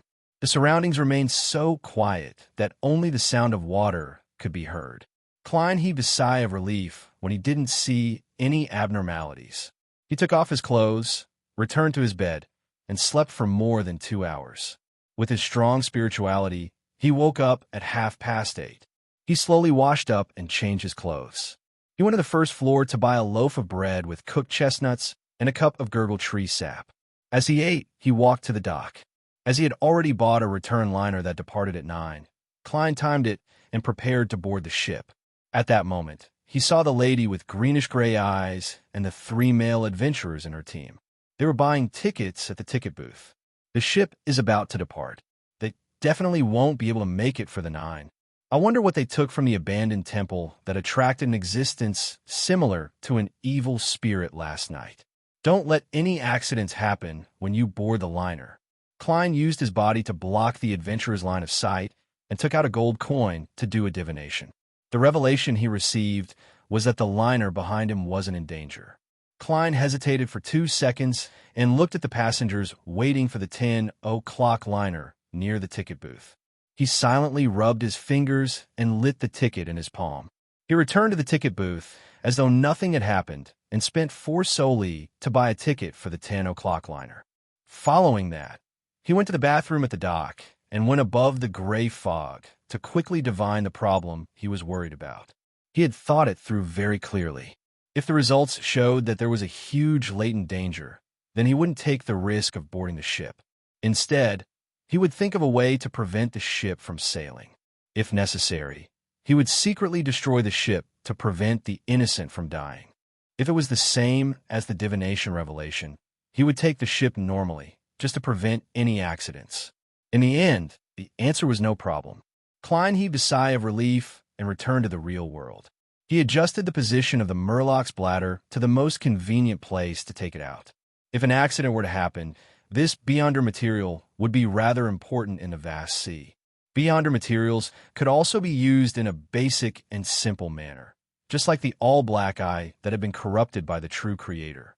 At 10 o'clock sharp, in his German sparrow appearance, Klein picked up his suitcase and followed the group of adventurers onto the liner.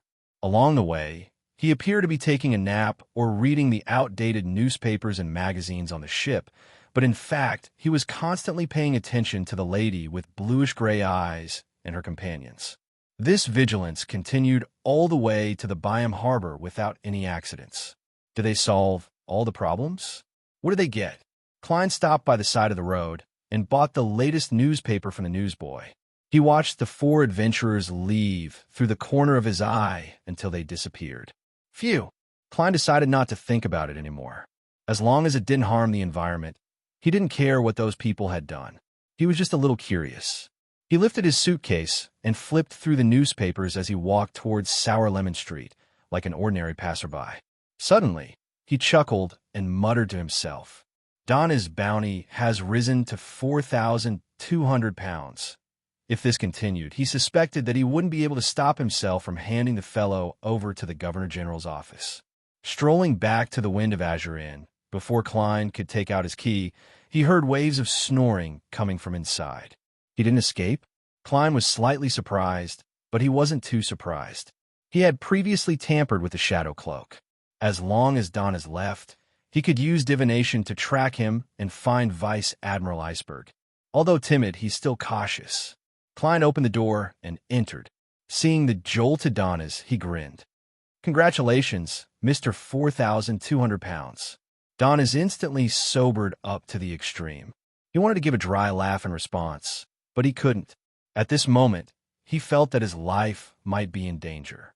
P.S. Let me remind you again. It's a little cool on the character rankings, not the author rankings." Chapter 539. Donna's worries didn't come true. Klein only glanced at him before walking into his bedroom to rest. During the 5 hours on the liner, he had been in a highly tense state. Furthermore, he had been disturbed last night and hadn't slept well. It was inevitable that he was a little tired.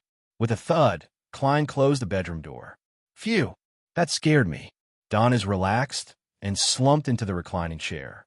Just now, the scene of him turning into a gold pound appeared in his mind. One scene after another, and he found it difficult to stop. After a period of peace, Donnas, who had fooled around in the bar until dawn before returning to the hotel, unknowingly fell asleep again. He dreamed that his captain had come to save him, but failed. Instead, he was captured by German Sparrow, giving the crazy adventurer a maid. Just as Donnas was fuming but didn't dare resist, he suddenly saw the blurry scene around him turn clear. He was fixed in the luxurious suite of the Wind of Azure Hotel. Knock, knock, knock. Donnas heard a slow and rhythmic knock on the door. Am I not dreaming?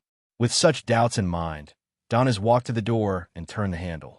The gap in the door widened, and he saw a familiar figure. It was a beautiful lady with a face shaped like a goose egg. She had a high-nosed bridge and thin lips.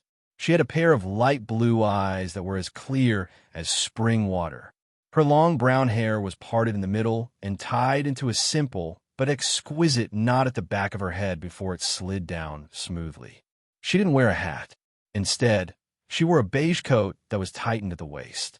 At the collar, there was a large patch of white lace woven into a palm-sized flower-shaped decoration that extended down. Paired with the coat was a dark knee-length skirt. The hem of the skirt was pleated and slightly fluffy. On her feet was a pair of leather boots that were similar to the color of her hair. "Captain!" Donnas exclaimed. He immediately snapped out of his daze and hurriedly turned around. He took a defensive stance in the direction of German Sparrow's bedroom. "Be careful. Run. There's a lunatic looking for you. There's a terrorist organization behind him." As his feelings of sacrifice gushed out, Donna's heard his captain say calmly, "This is a dream." Dream? That's right, I'm dreaming. What's there to be afraid of? Danitz looked around, retracted his arms, and retreated as he turned. Captain, did you imitate the ability of a nightmare? No, you were near Sonia Island last week. Sonia Island was the largest island in these waters, and it was also where the name Sonia Sea came from. It was almost equivalent to a small continent, and it was originally the only place where elves resided after the cataclysm. But with the passage of time, this ancient Beyonder race was plagued by all kinds of factors and gradually perished. Only the occasional, sporadic appearance proved that they hadn't been completely wiped out. At the end of the Fourth Epoch, the Ruan Kingdom occupied the island, but in the 20-Year War, they suffered a crushing defeat and handed Sonia Island to the Faesac Empire. It had been more than 700 years since then. Sonia Island was located north-northwest of the Rorstad Archipelago. It took nearly half a month to reach by boat. It was impossible for Vice Admiral Iceberg Edwards, who was near Sonia Island last week, to arrive in Byam this week unless she could fly or use the spirit world to traverse. The beautiful lady whom Donna's addressed, as Captain nodded. We just entered the Rorstad Archipelago, 1,000 nautical miles from Byam. That also means that we still need another 3 to 4 days to arrive. That's normal, Don has said out of curiosity. This should already exceed the range of a nightmare. Furthermore, it far exceeds it, he added inwardly. Vice Admiral Iceberg Edwina entered the room and walked to the table and chairs. It's not a nightmare. It's a secret ritualistic magic. With the help of certain items you left on the ship, it can enter your dream from a great distance away. Upon hearing the captain's meticulous explanation, Don has instantly felt like he had returned to the Golden Dream and was beginning a lesson. I've never heard of such ritualistic magic before. That's right. Captain has grasped many strange and rare spells in witchcraft. No one knows how much knowledge she has. She seems to have mentioned that her sequence title is Arcana Mentor. Sigh. If I had known that she had such a mystic spell, I wouldn't have been vexed over how to inform her of the changes in Byam. Donna's thoughts were in turmoil as he interrupted Edwina's description. Captain, have you noticed that there's a problem with the contact point here? Yes, it's another kind of mystic spell. Edwina seemed inclined to describe the exact method in detail. Upon seeing this, Donna's hurriedly sighed. Poor old Lynn and the rest. Edwina stopped, her back facing the window, and she simply asked what happened. This needs to begin from Demir Harbor. Donna's felt his mind jolt. He felt that his long-repressed feelings had finally paid off. He described in a long-winded manner how he had attempted to recruit German Sparrow, only to realize that he was a lunatic. He also exaggerated his tragic encounter on the White Agate.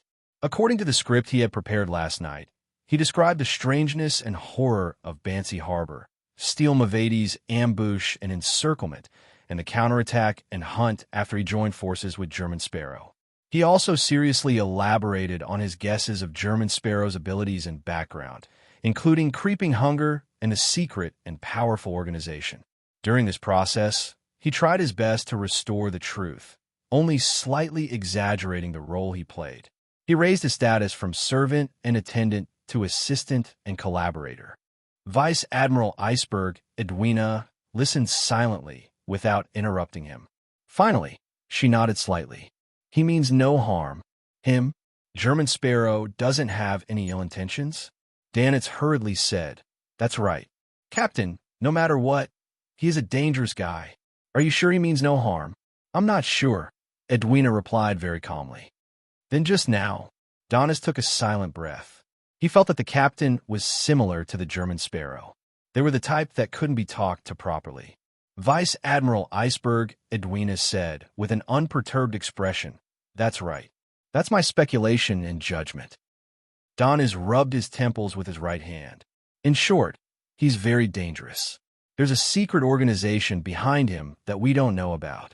Captain, I don't think you should take the risk of communicating with him, even if he claims that he has something to ask. Edwina thought for a moment. There's no need to take risks. I can communicate with him through you. Donis heaved a sigh of relief, then asked curiously and expectantly, Captain, what should we do? Or, how should I cooperate with you? Edwina raised her right hand and conjured a frame and a blackboard in the dream. I need you to hold a ritual. It's called the Soulfall Ritual. It allows my psyche to pass through the spirit world and attach itself to your body, allowing me to directly communicate with German Sparrow.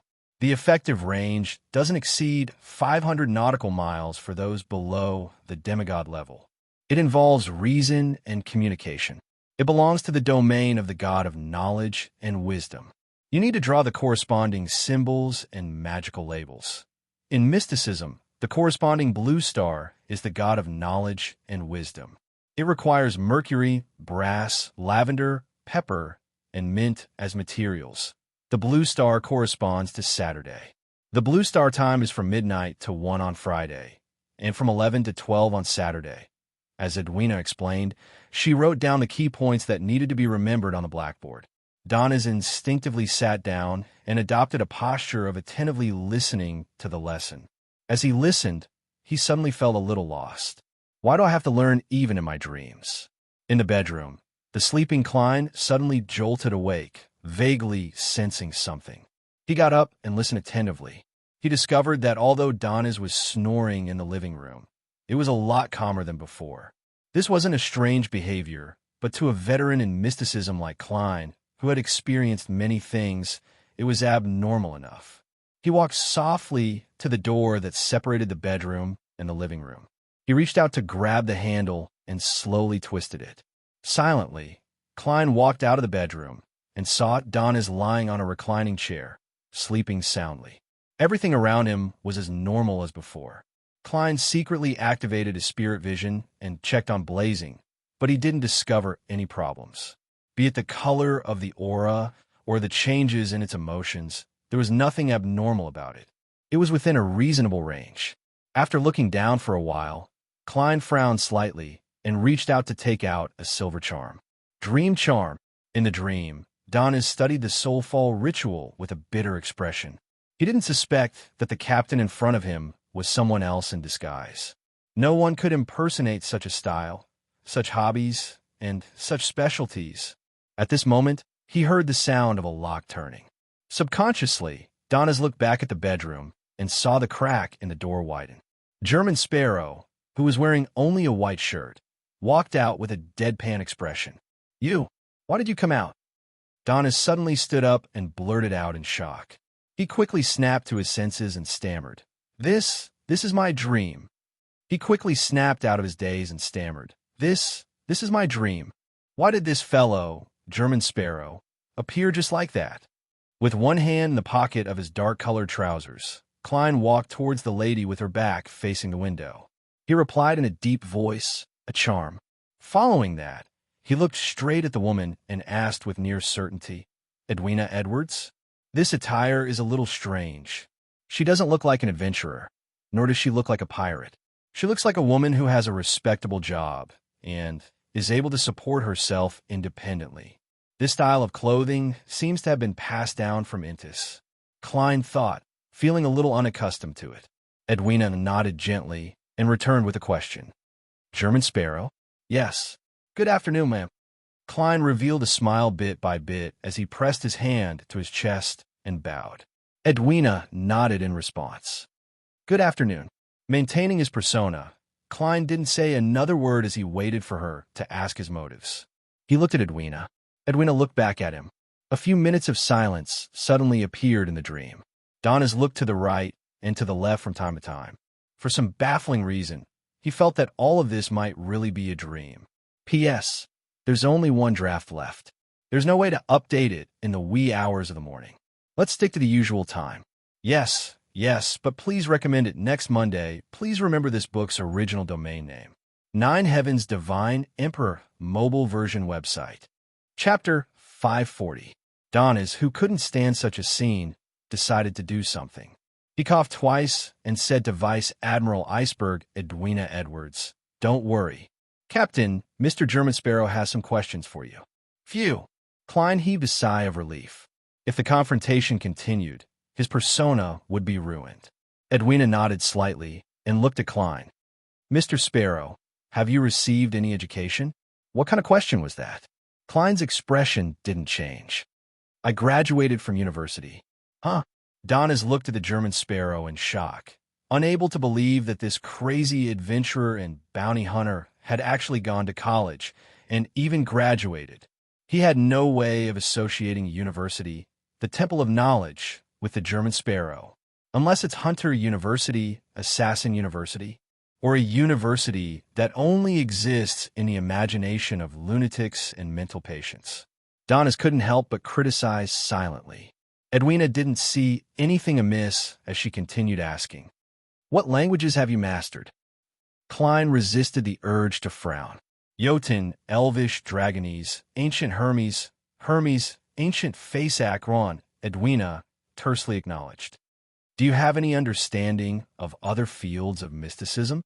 In a trance, Klein seemed to have returned to the time when he first entered elementary school in his previous life. Because he was too young, he was tested by the teacher with a series of questions, such as how many Chinese characters did he know? Did he learn the 4 basic operations? Did he know the English alphabet? How many Tang poems could he memorize? "Calm down.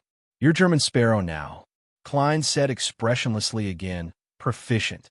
Edwina thought for 2 seconds and explained in an unhurried manner. "That's right. I have to consider how to answer the question based on your knowledge level so that you can understand it more easily." Klein was shocked. He felt that the beautiful lady in front of him did not look like an adventurer who moonlighted as a pirate at all. She was simply a teacher with a cold expression but a kind and patient attitude. When he thought about the vampires who visited the Church of Mother Earth every day, he calmed down. "This is the first pirate admiral I've officially met. He's really unique." Klein sighed inwardly. "First question, where do beyonder creatures appear at sea?" "Very much." He didn't directly ask about mermaids, afraid that Vice Admiral Iceberg would see through his true motives and bring about unnecessary accidents. Edwina thought for a moment and wiped off the soulfall ritual on the blackboard. "If you sail 1,200 nautical miles from Sonia Island, you will enter a sea that has never been officially explored by humans. There's a Naga tribe active there. They've been working hard to find the undersea city that's rumored to be sealed with a powerful monster. That's the object of their worship." Edwina spoke one by one. Some of it was what she had discovered while searching for treasures, while others came from the exchange of knowledge and rumors. It took her a while to finish the story, but to Klein's dismay, there was no legend of mermaids in other places except for the sea east of the Gargas archipelago. He quickly adjusted his mood and said, "Second question, do you know of a way to remove the mental corruption of a beyonder characteristic?" He didn't hide the fact that he knew of beyonder characteristics. For the first time, Edwina's eyes flickered, as though she was getting to know German Sparrow all over again. She shook her head. "I don't know, but I once had an idea. With the help of powerful external forces, I can completely shatter the corrupted beyonder characteristic, reducing it to the tiniest point of light. This way, be it corruption or curses, they will dissipate due to losing their host, quickly or slowly disappearing. As for the shattered beyonder characteristic, it will gather bit by bit and take form again based on a particular characteristic. Unfortunately, only the gods can do such a thing. If you receive the blessings of any deity, you can attempt to please them, offer sufficient sacrifices, and pray for a response. The law of beyonder characteristic convergence." Klein filled in what Edwina hadn't mentioned. At the same time, he couldn't help but sigh. This Vice Admiral Iceberg, the captain of the Golden Dream, was extremely knowledgeable in mysticism. She wasn't inferior to him, who had read many of Roselle's diaries and experienced many things. Rumor has it that Vice Admiral Iceberg can replicate or simulate the beyonder powers an opponent has used in front of her. This is very similar to Mr. Eichinger Stanton's 2-081 ring. Just as Klein's thoughts wandered, he forcefully pulled them back. He nodded as though he was considering something. "I agree with this hypothesis. Unfortunately, it hasn't been put into practice. It can only be a hypothesis." Edwina rarely used words to express her emotions. Donna's, who had been listening by the side, had a blank look on his face. He couldn't keep up with the pace. What are they talking about? What are they discussing? Why do I know every word, but I don't understand what they mean when they're put together? What a beyonder characteristic. What's the situation with shattering? What does convergence represent? Don has looked left and right as his eyes were filled with confusion.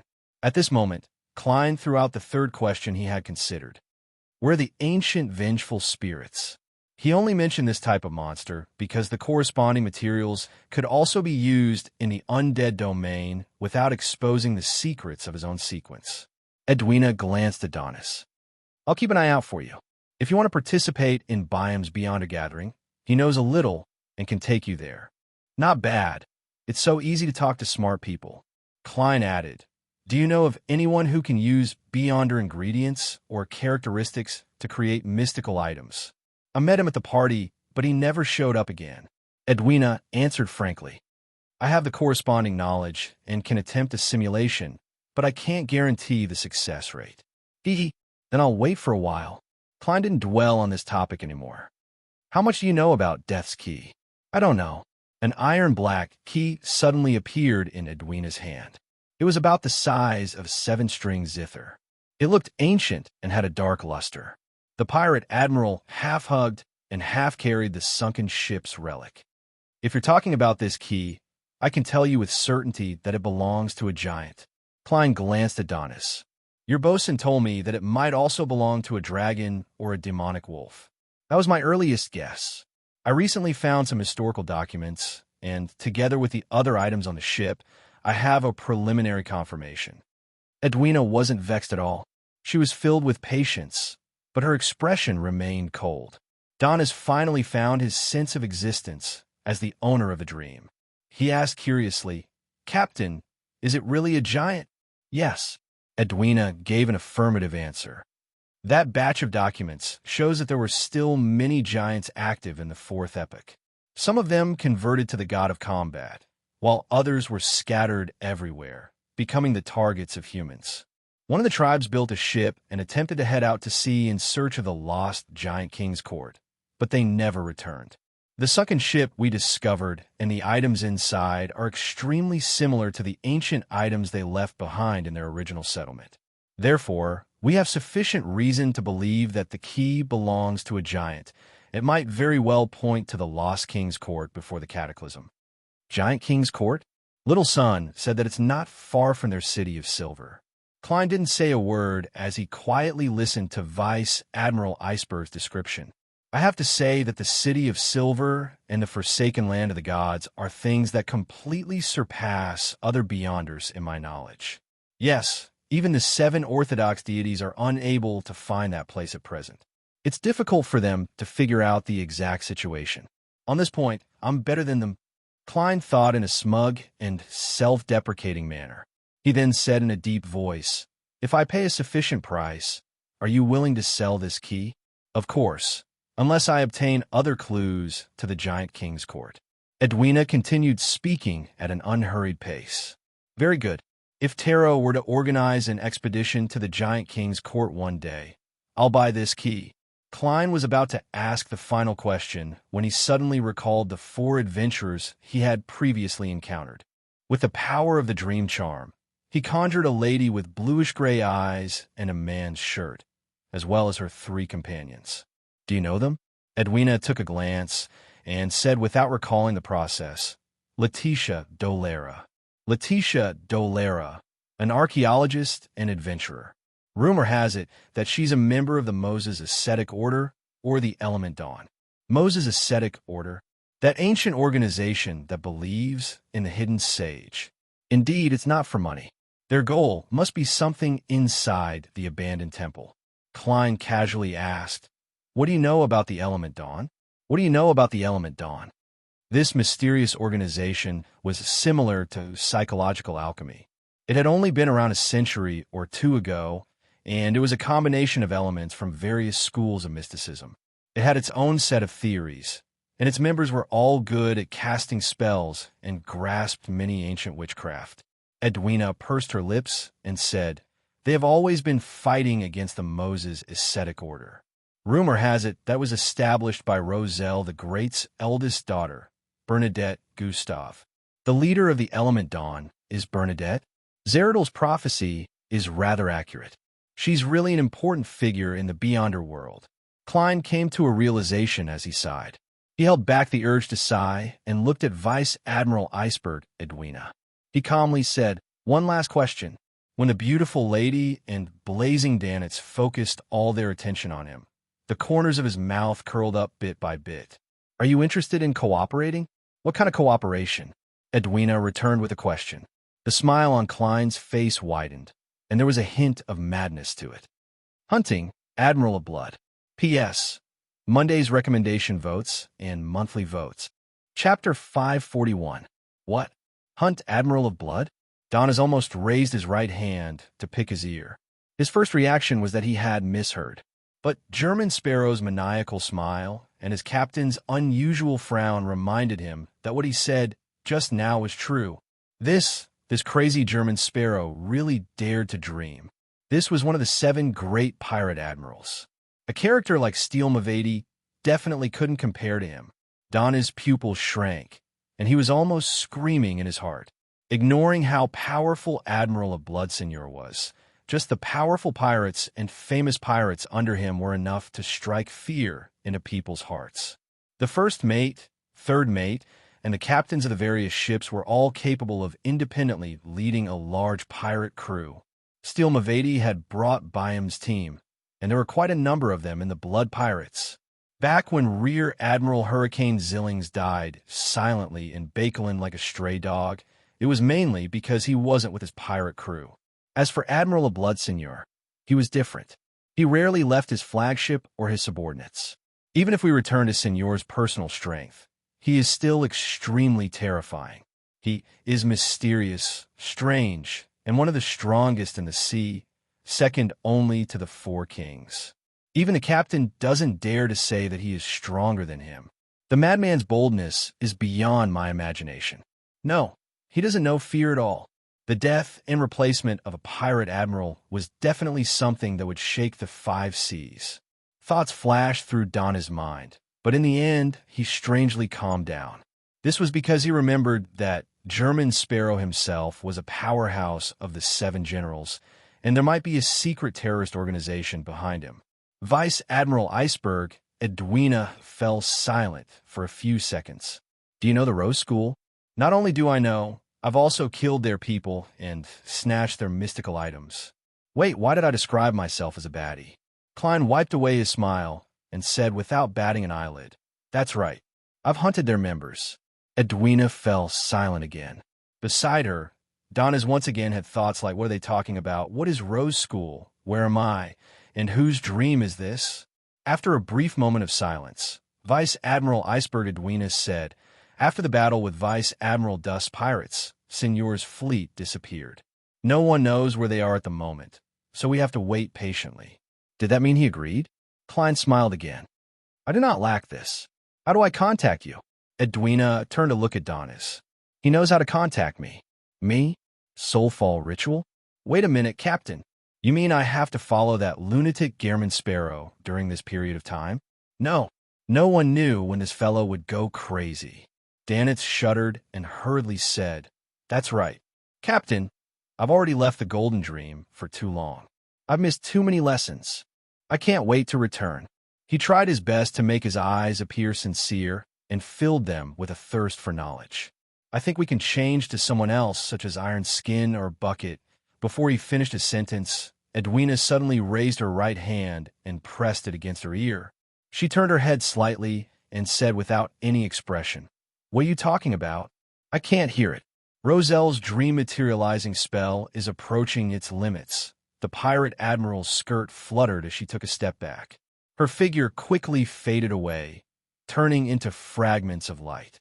Donna's subsequent words were stuck in his throat. He extended his right hand in an attempt to grab something, but he was powerless to do so. Roselle's dream materializing spell? The Emperor's presence in mysticism knowledge is also very strong. Vice Admiral Iceberg's full name is Edwina Edwards. Edwards? Isn't that the surname of one of the 4 horsemen of the apocalypse? Descendant? However, Vice Admiral Iceberg's tone indicates that she isn't familiar with the Emperor's eldest daughter, Bernadette. They might not even know each other. Klein glanced at Donis, whose expression had completely collapsed, and chuckled. Perhaps one day, I'll call you Mr. 10,000 pounds. Donis straightened his back in fright before seeing German Sparrow's figure disappear from his dream. If I'm only a sequence 7 and have a bounty of 7 to 8,000 pounds, I'll be targeted by others no matter where I go. Donis paused in his dream as his head ached the more he thought about it. In the evening, Donis looked at the German Sparrow, who was dressed like a native. We're visiting a local faction today. Perhaps we might find something good there. Heh. They have quite the demand for beyonder ingredients, food, and weapons. At this point, Donis sized up German Sparrow and smiled after finding a rare psychological advantage. Their area is filled with natives, and there aren't even many mixed bloods. They'll be discovered if their attire is slightly abnormal. It's fine for you to match your wide-legged pants with a brown jacket, but you can't wear a shirt underneath.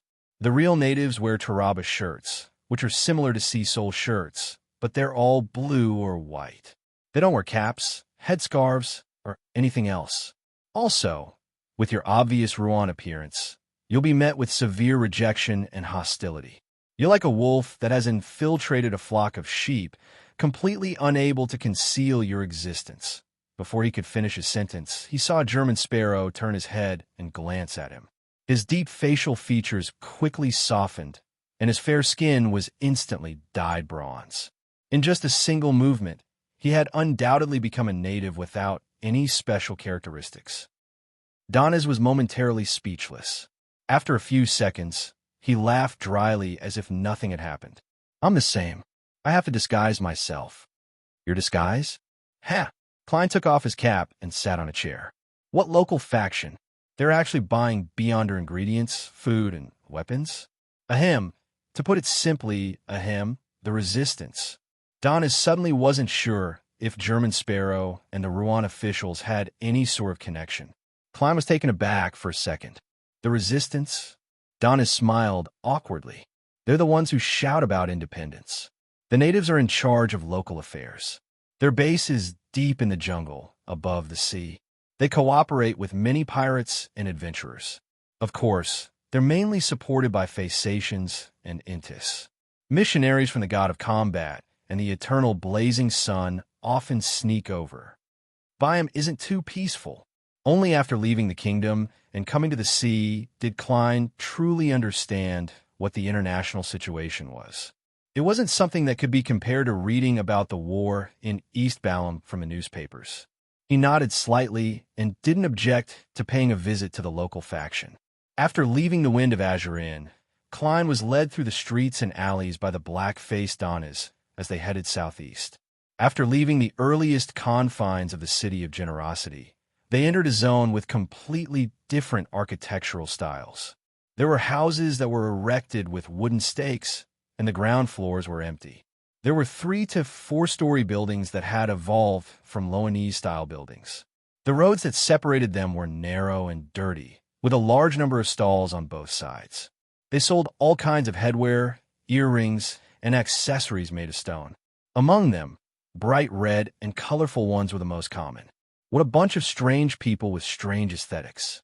They like especially bright colors, just like the venomous snakes in the jungle. Donis mumbled softly. You people with Intis aren't any better. You advocate the color gold, luxury, and exquisiteness. It's obvious that you're a nouveau riche. Klein lampooned inwardly. They passed by dark-skinned, thin, and shriveled natives, passing through alleys with clothes hanging on their heads. Suddenly, the area in front of them opened up as they arrived at a square that wasn't too big. On the square, a group of natives surrounded a pool in the middle. They were either kneeling, prostrating, mumbling, or singing softly. Their expressions were pious but numb. The moment they sensed someone approaching, they suddenly got up and ran into the surrounding alleys in a panic. The windows on the 2nd, 3rd, and 4th floors of the surrounding buildings closed with a bang. The square turned rather quiet, but Klein's spiritual perception told him that many people were behind the windows, at the corners of the alleys, and in dark corners, watching the strangers who had suddenly barged into this world. Donis lowered his head and suppressed his voice. Don't mind them. This is their way of protecting themselves. Oh. Klein expressed his puzzlement. Donis chuckled. Before it was completely colonized, the natives of the Rorstad archipelago had always believed in sea god Cavituous.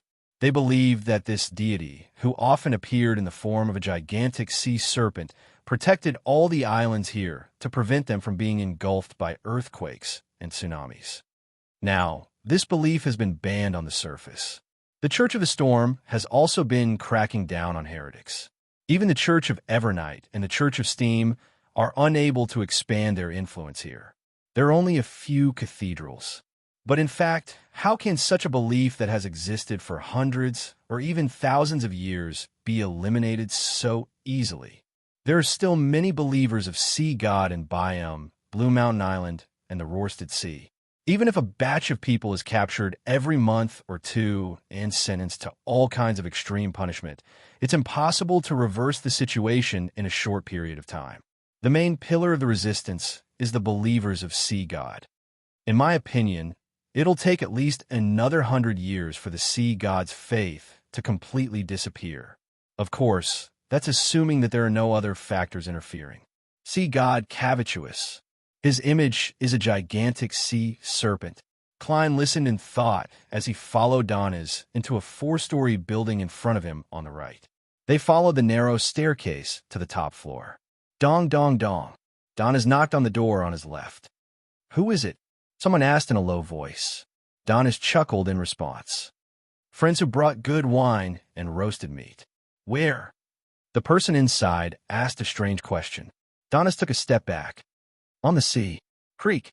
The door slowly opened, and Klein saw a naked arm. There was a blue, ferocious sea serpent tattooed on his arm. P.S. Looking for monthly recommendation tickets on Monday. Chapter 542. Standing behind the door was a bare-chested man with a ferocious blue sea snake tattooed on his arm. On both sides of his cheeks, chest, and abdomen were short stripes smeared with red paint in groups of 3. How exotic. But aren't you afraid of being too conspicuous and being stopped by the police the moment you leave? You are the resistance army that operates in secret. Just as Klein was about to retract his gaze, he nearly frowned when he saw the man's coarse eyebrows and cold-blooded eyes. He's killed many people. Klein made a rough judgment based on his spiritual intuition. To be frank, due to his identity and knowledge from his previous life, he initially had a lot of sympathy for the rebels of colonial rule. He didn't have the self-awareness of being a Ruan. But when he heard that the other party and Sea God Cavituous's believers almost overlapped, he became more wary and repulsed. This wasn't to say that he was discriminating against the local faith, but according to his understanding, the traditional faith of all colonial islands remained at the primitive sacrificial stage. They advocated blood and living sacrifices, and they were in a rather ignorant state. In addition, based on the Emperor's experience and my own, this world's beyonder nature has crazy and distorted elements. A deity that's still in the primitive sacrificial stage can't resist such tendencies. It's obvious what his style is. Klein didn't say a word as he followed Donis into the room. Edmonton, who's here? A mellow voice sounded from a seat by the window. The tattooed man closed the door and said, They've disguised themselves. At this moment, Klein had already taken in the situation in the room and gained a basic grasp of the situation. The living room wasn't big. It was cramped with a cabinet, a table, and a few chairs. On the right were 2 doors that led to what appeared to be a bedroom. On the left was a kitchen, separated by a cabinet. As for a bathroom, there was no doubt that it didn't have one.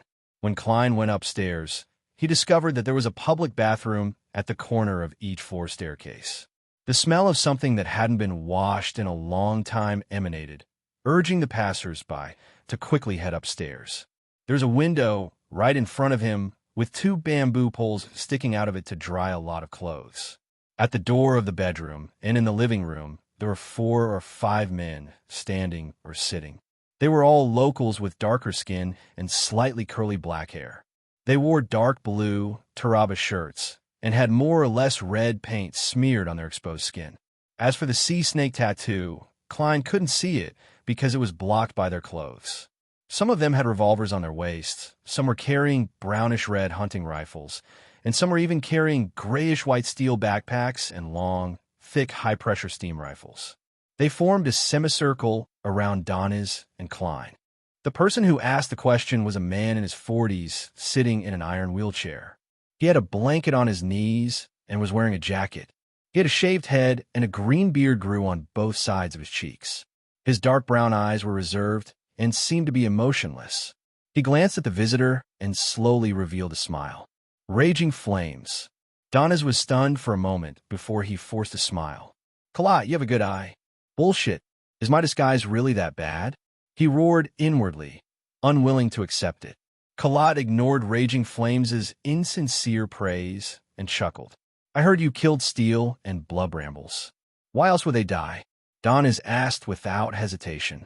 Kalat narrowed his eyes and slowly shifted his gaze to Klein, who had an ordinary face.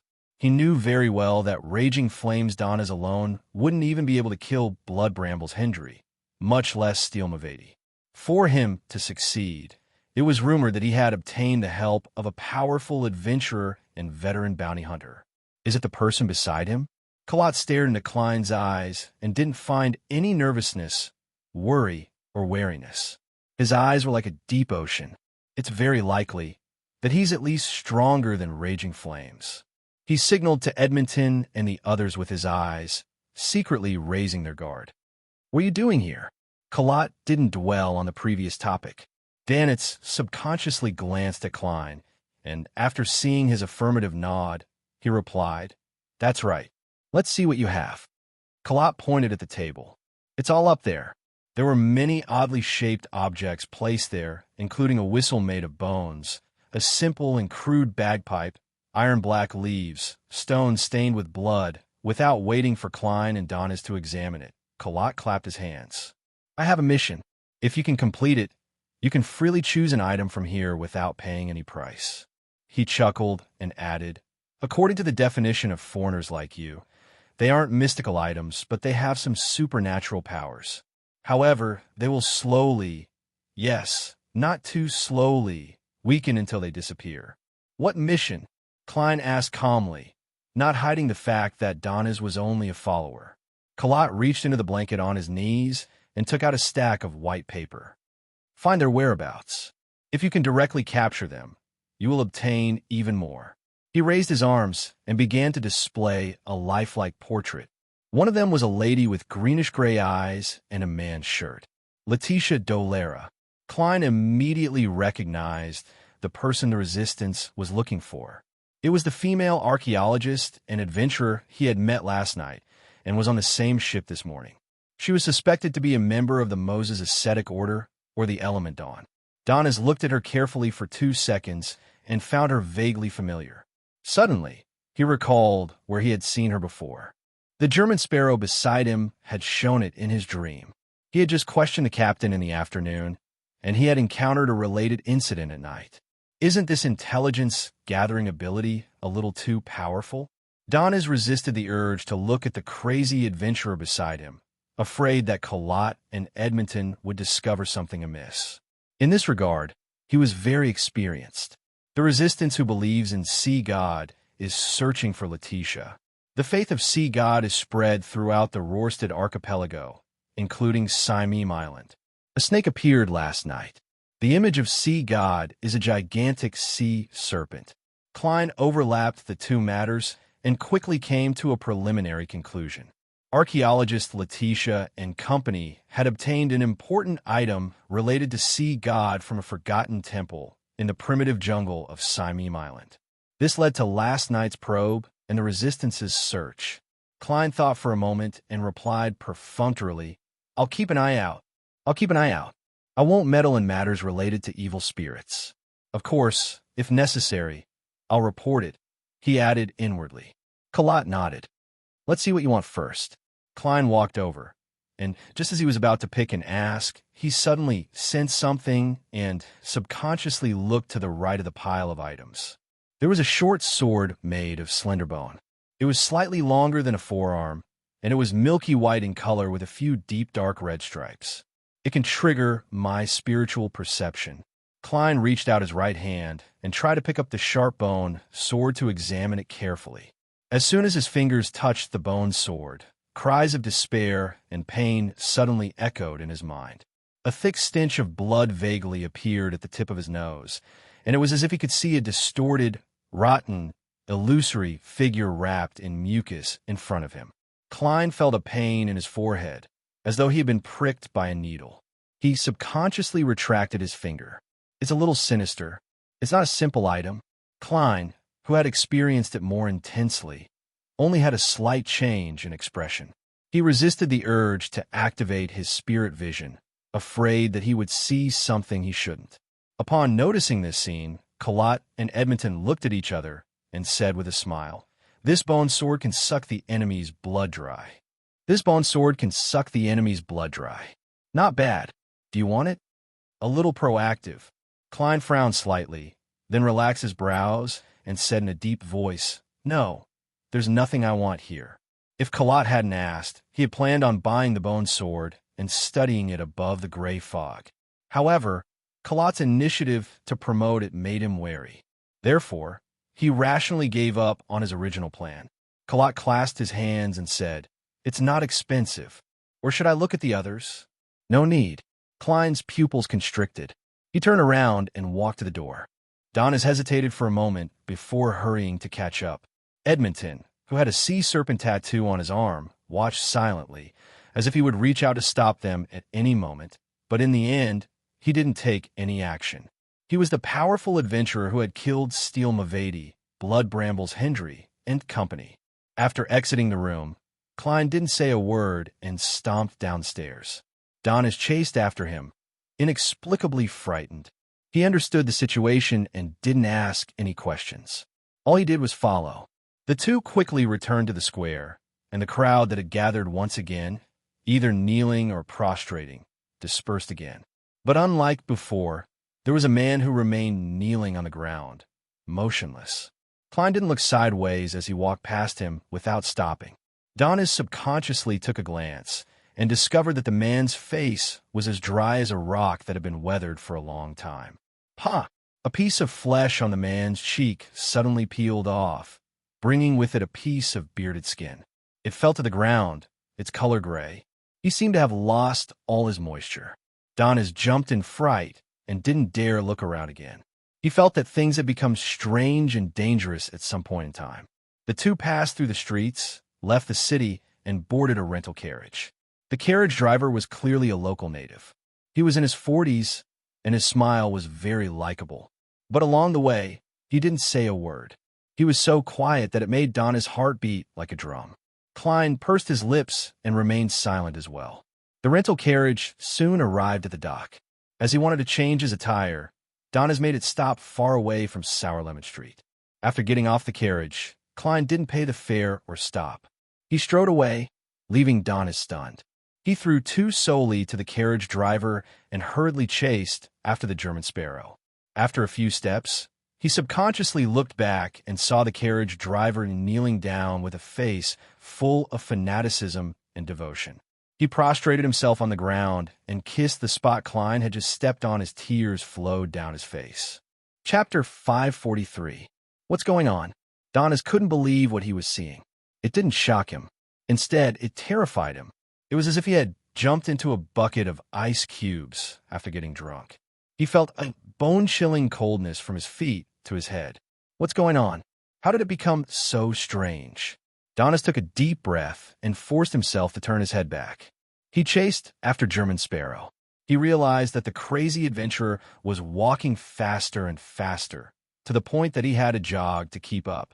Passing through the streets and alleys, Donis suddenly saw a green shadow fall from a tree.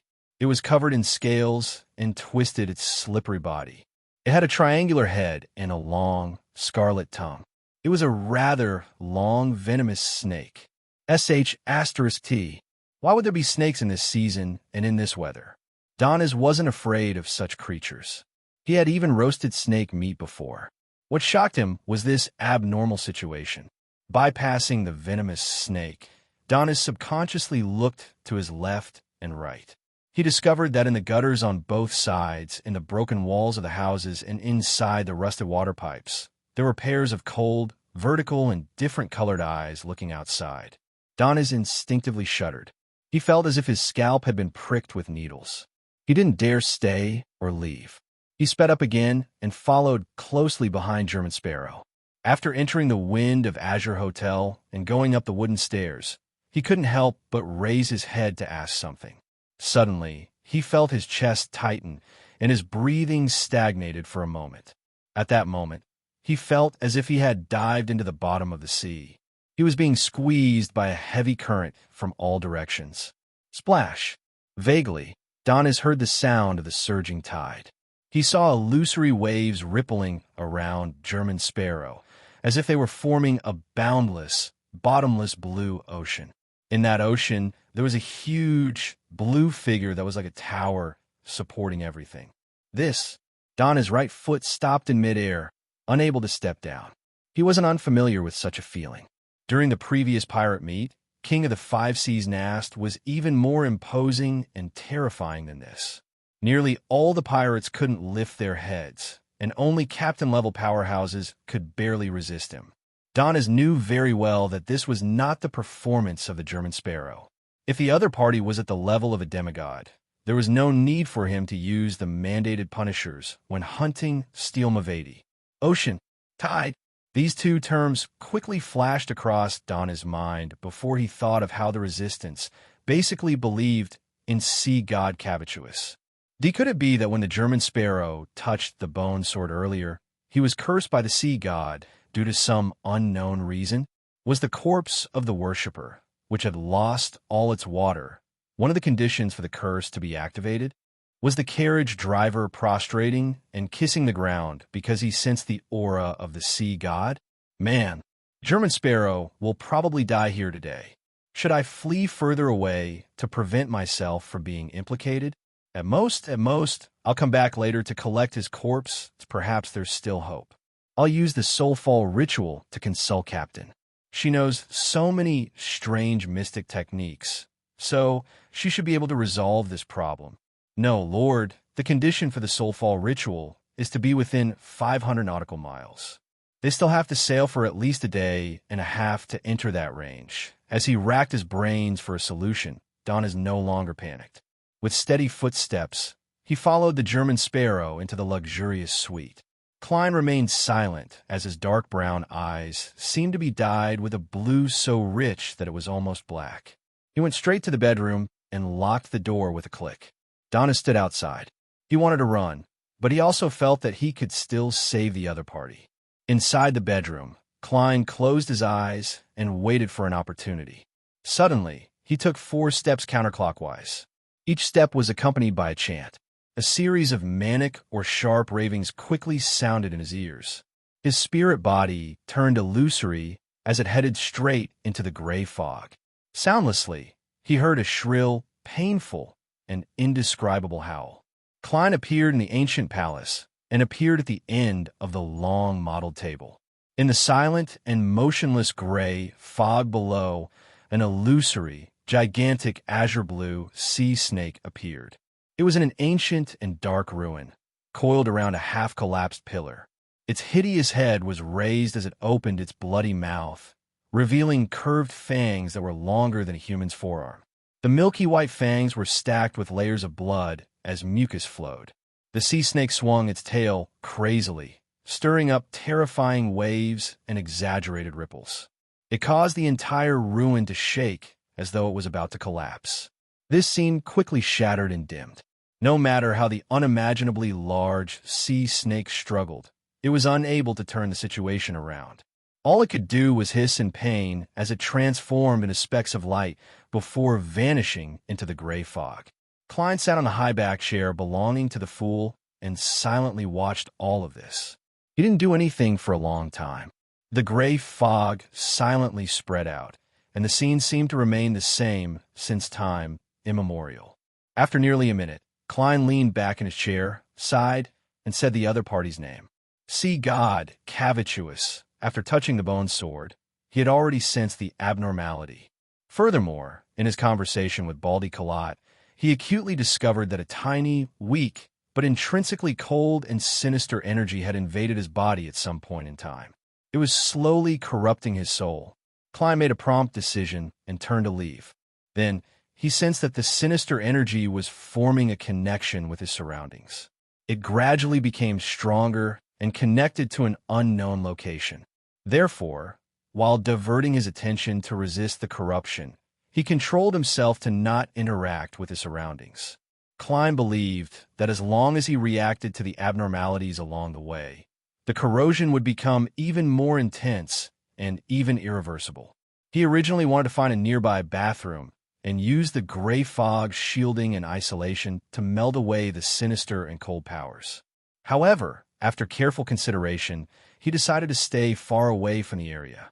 This was because there were many sea god believers around, so it was very likely that an accident would happen. During this process, Klein grasped another point.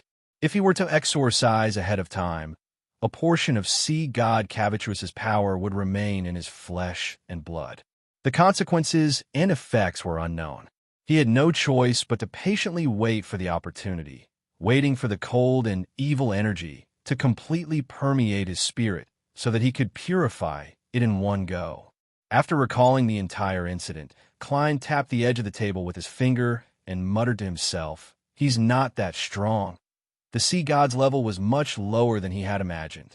His original plan was to use the same method he had used on Amon's avatar to deal with sea god Cavatrus's projection, which was attempting to corrupt his soul and occupy his body.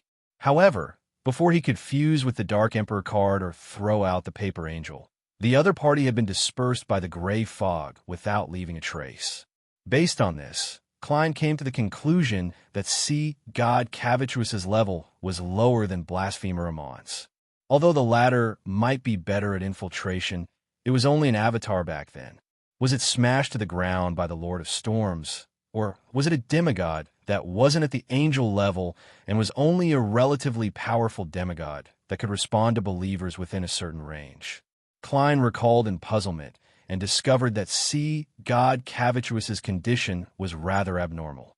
The foundation of this evil spirit's existence is rather weak, as if it could collapse at any moment. Furthermore, in the ruins, it wasn't have the feeling of fusing with the spirit world. It's because of this that it was able to escape the encirclement of the Church of the Storm. Klein leaned back in his chair and had a vague guess. Today's matter isn't a coincidence.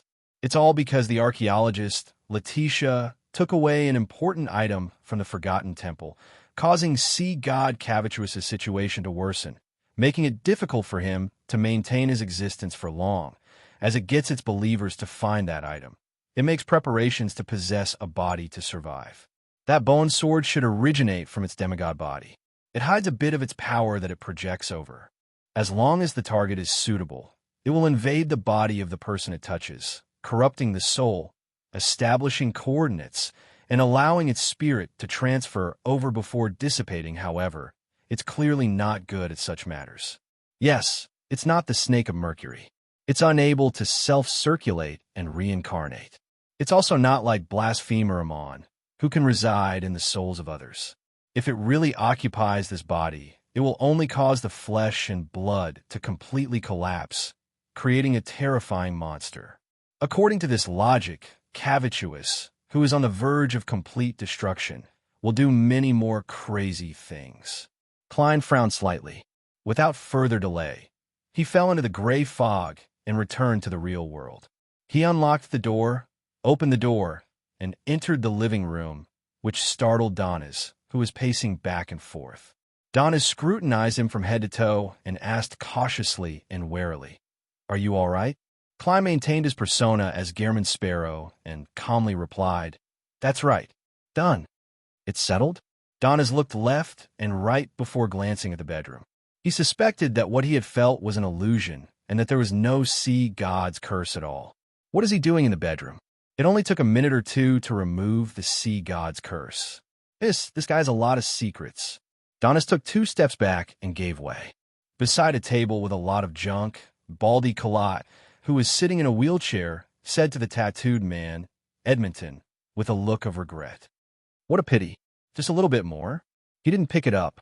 All he did was touch it. Edmonton sighed as well.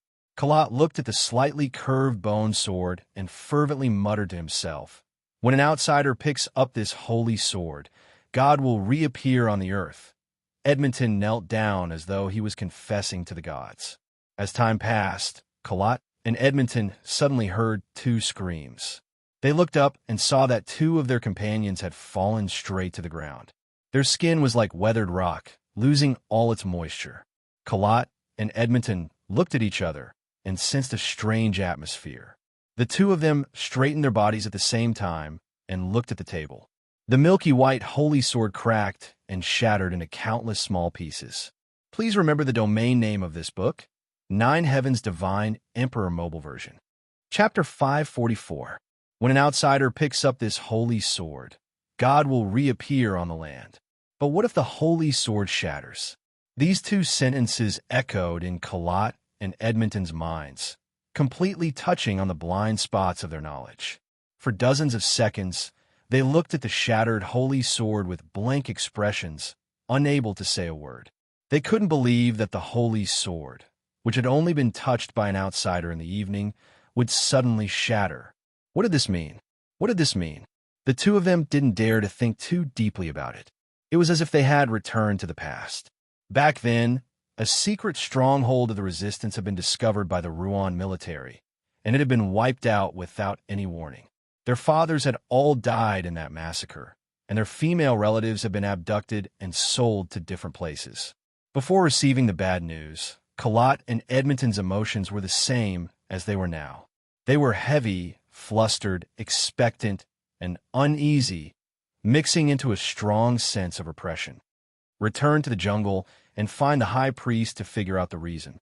Perhaps this is God's latest revelation to us, Colot said in a deep voice as he turned his wheelchair. Edmonton immediately stood up and said to his remaining subordinates, "Continue searching for those blasphemers, but don't stay here.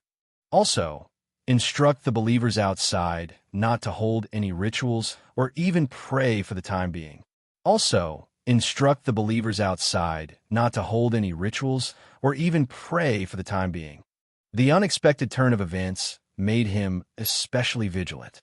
By him, in the corner of the street where the Cathedral of Waves was, Donis held a stack of folded white paper and turned his head, a little nervous, worried, and puzzled. "You mean to put them up in different parts of this street, and finally at the door of the Cathedral of Waves?" He was very afraid that the cathedral's door would suddenly open and a group of fist-waving priests and bishops would rush out. They would attack him without asking why he had posted the notices. Klein maintained his cold state. Yes, his original plan was to hand over the matter of sea god Cavituous to Mr. the Hanging Man so that he could alert the Church of the Storm. However, considering that the other party still held the secret of Banshee Harbor and might have even handed it over, it was easy to arouse suspicion if he received any more important information in such a short period of time. Therefore, he ultimately decided to do it himself. As for the solution, it was very simple. Put up a few notices at the entrance of the mandated punishers so that they could see them the moment they came out. There was a small problem with the execution of this plan. Klein couldn't tell which shops and companies around the Cathedral of Waves were the mandated punishers' identities to the public. He had no choice but to get Donis to put in a little more effort and paste them in all the conspicuous places, including but not limited to the main entrance of the Cathedral of Waves. I should have just run away. Why would I think that this fellow has saved my life? Perhaps it's because if it were any other powerful adventurer, I would have already turned into a gold pound. No, who would have thought that this lunatic would so easily resolve the sea god's curse? Escaping might have been worse. Donis lamented inwardly as he unfolded the stack of paper and casually scanned the contents. After Letitia Dolera and the others entered the sea god ruins on Simeme Island, they were pursued by the resistance. At the same time, Colot and the other resistance members were selling a strange, slightly curved bone sword. Sea god Cavituous's body is on the verge of collapse, and his mental state is extremely crazy. Donis was stunned for 2 seconds as he subconsciously glanced at German Sparrow. I can understand the first part, But why would there be descriptions of sea god Cavitruus's body on the verge of collapse and his mental state being extremely crazy? How did German Sparrow know of this? Did he discover a problem in the process of resolving the sea god's curse? And how did he resolve the sea god's curse? The organization behind him is much more powerful and terrifying than I imagined. Could it be similar to the Aurora Order serving a true deity? The more Donis thought about it, the more alarmed he became. The first time he heard of the Aurora Order came from a raid at sea. At that time, he saw the captain's solemn expression for the first time. After that, he was taught some of the so-called mysterious world's general knowledge. Klein responded to Donna's gaze with an emotionless gaze. In the notice, he excluded his own subjective guesses and only described the things that were certain, so as not to interfere with the judgment of the upper echelons of the Church of the Storm.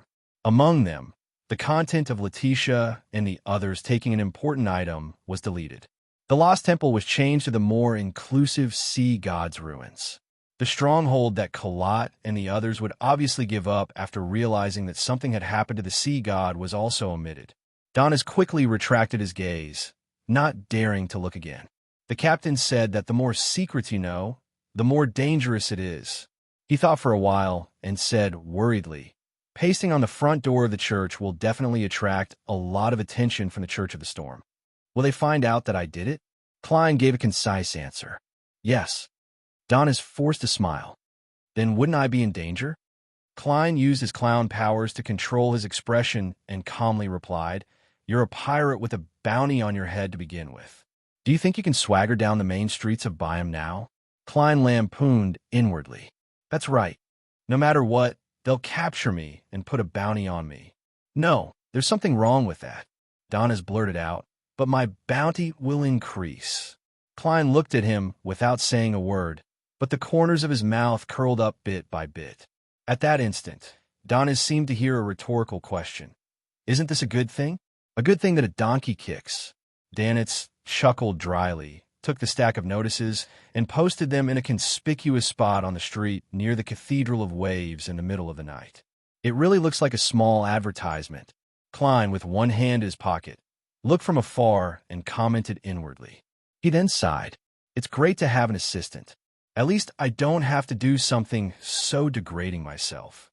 If I were in Tingen or Bakeland, if something similar were to happen, the scene would be too beautiful to imagine." Donis finally arrived outside the Church of Waves and pasted the notice on the front door.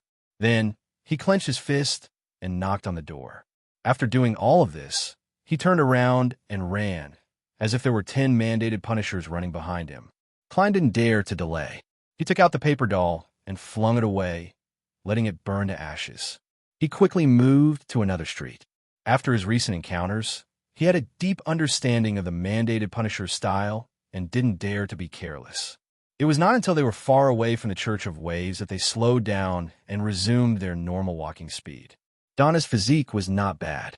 At this moment, his face was not red and he was not out of breath. Puzzled, he asked, "Why don't you just write a letter to the police station or throw it into the governor's office?" Without waiting for Klein to answer, he already understood. That's right. The lower-ranking police officers and the staff of the governor's office are all locals. It's very likely that they sympathize with the resistance, and they might even be hidden believers of the sea god. As they spoke, the two turned a corner and saw a red building that occupied an extremely large area in front of them. It was brightly lit inside, and music could be heard faintly. There were people coming and going at the entrance, and carriages alternated. It didn't feel like it was late at night at all. "Huh, we actually came here." After a second of surprise, Donis revealed a smile that all men understood. Red Theater? Klein, who had a wealth of theoretical knowledge, was instantly enlightened. Donis chuckled and said, "This is one of the most famous places in the entire Sonia Sea. This is one of the most famous places in the Sonia Sea. There are mysterious and charming Balam girls, passionate and hot Phaenopotter girls, open and seductive Intis girls, tall and beautiful Faceac girls, conservative and quiet lone ladies, gentle and docile locals. This fellow knows quite a lot. He comes here often?" Klein swept a glance at Blazing without saying a word. For some baffling reason, Donis felt like he had been seen through as he immediately smiled awkwardly. That's what pirates say when they brag. I've only been here a few times. In the past, I didn't have much money, so I could only find ordinary ones. Furthermore, they were mainly from the Fog Sea. Later, I joined the Golden Dream.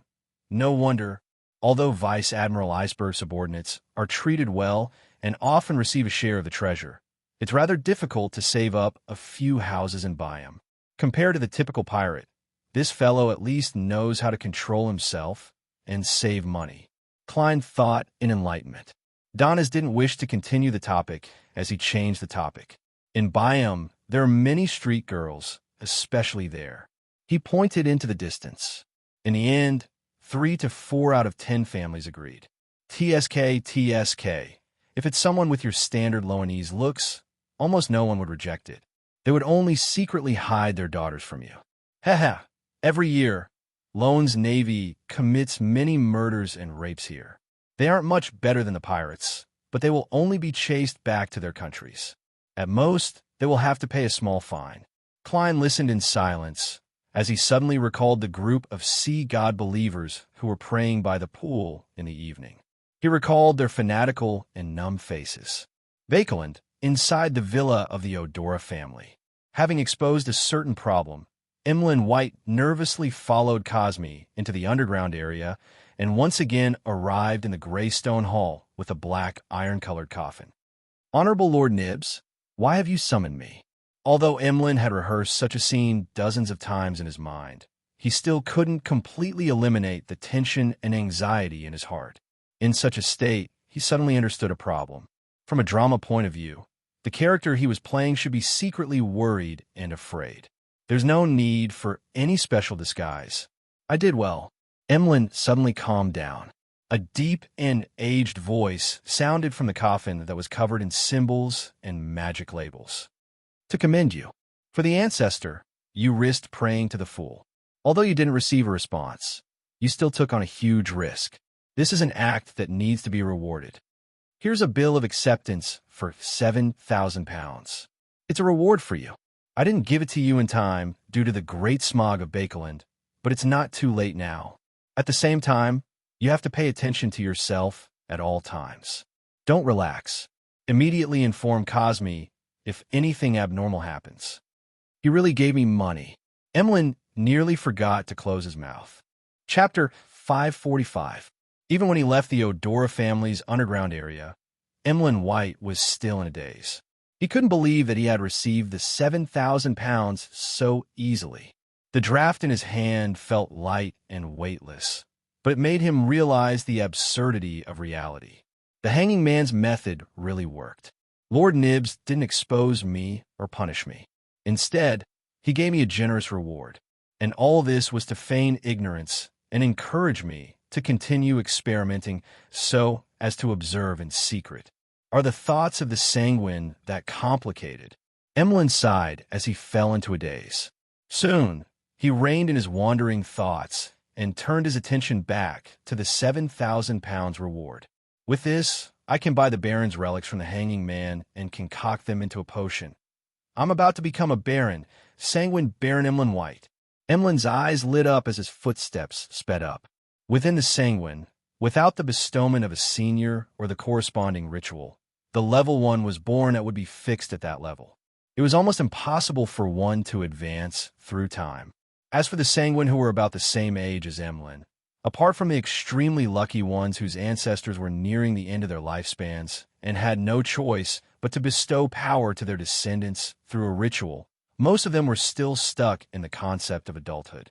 It was impossible for them to obtain the title of Baron in the next few decades. Emlyn's father and mother had lived for so many years, but up to now, they still hadn't become a Baron. They didn't even see any hope. When he walked out the door, Emlyn couldn't help but glance at Cosme Odora.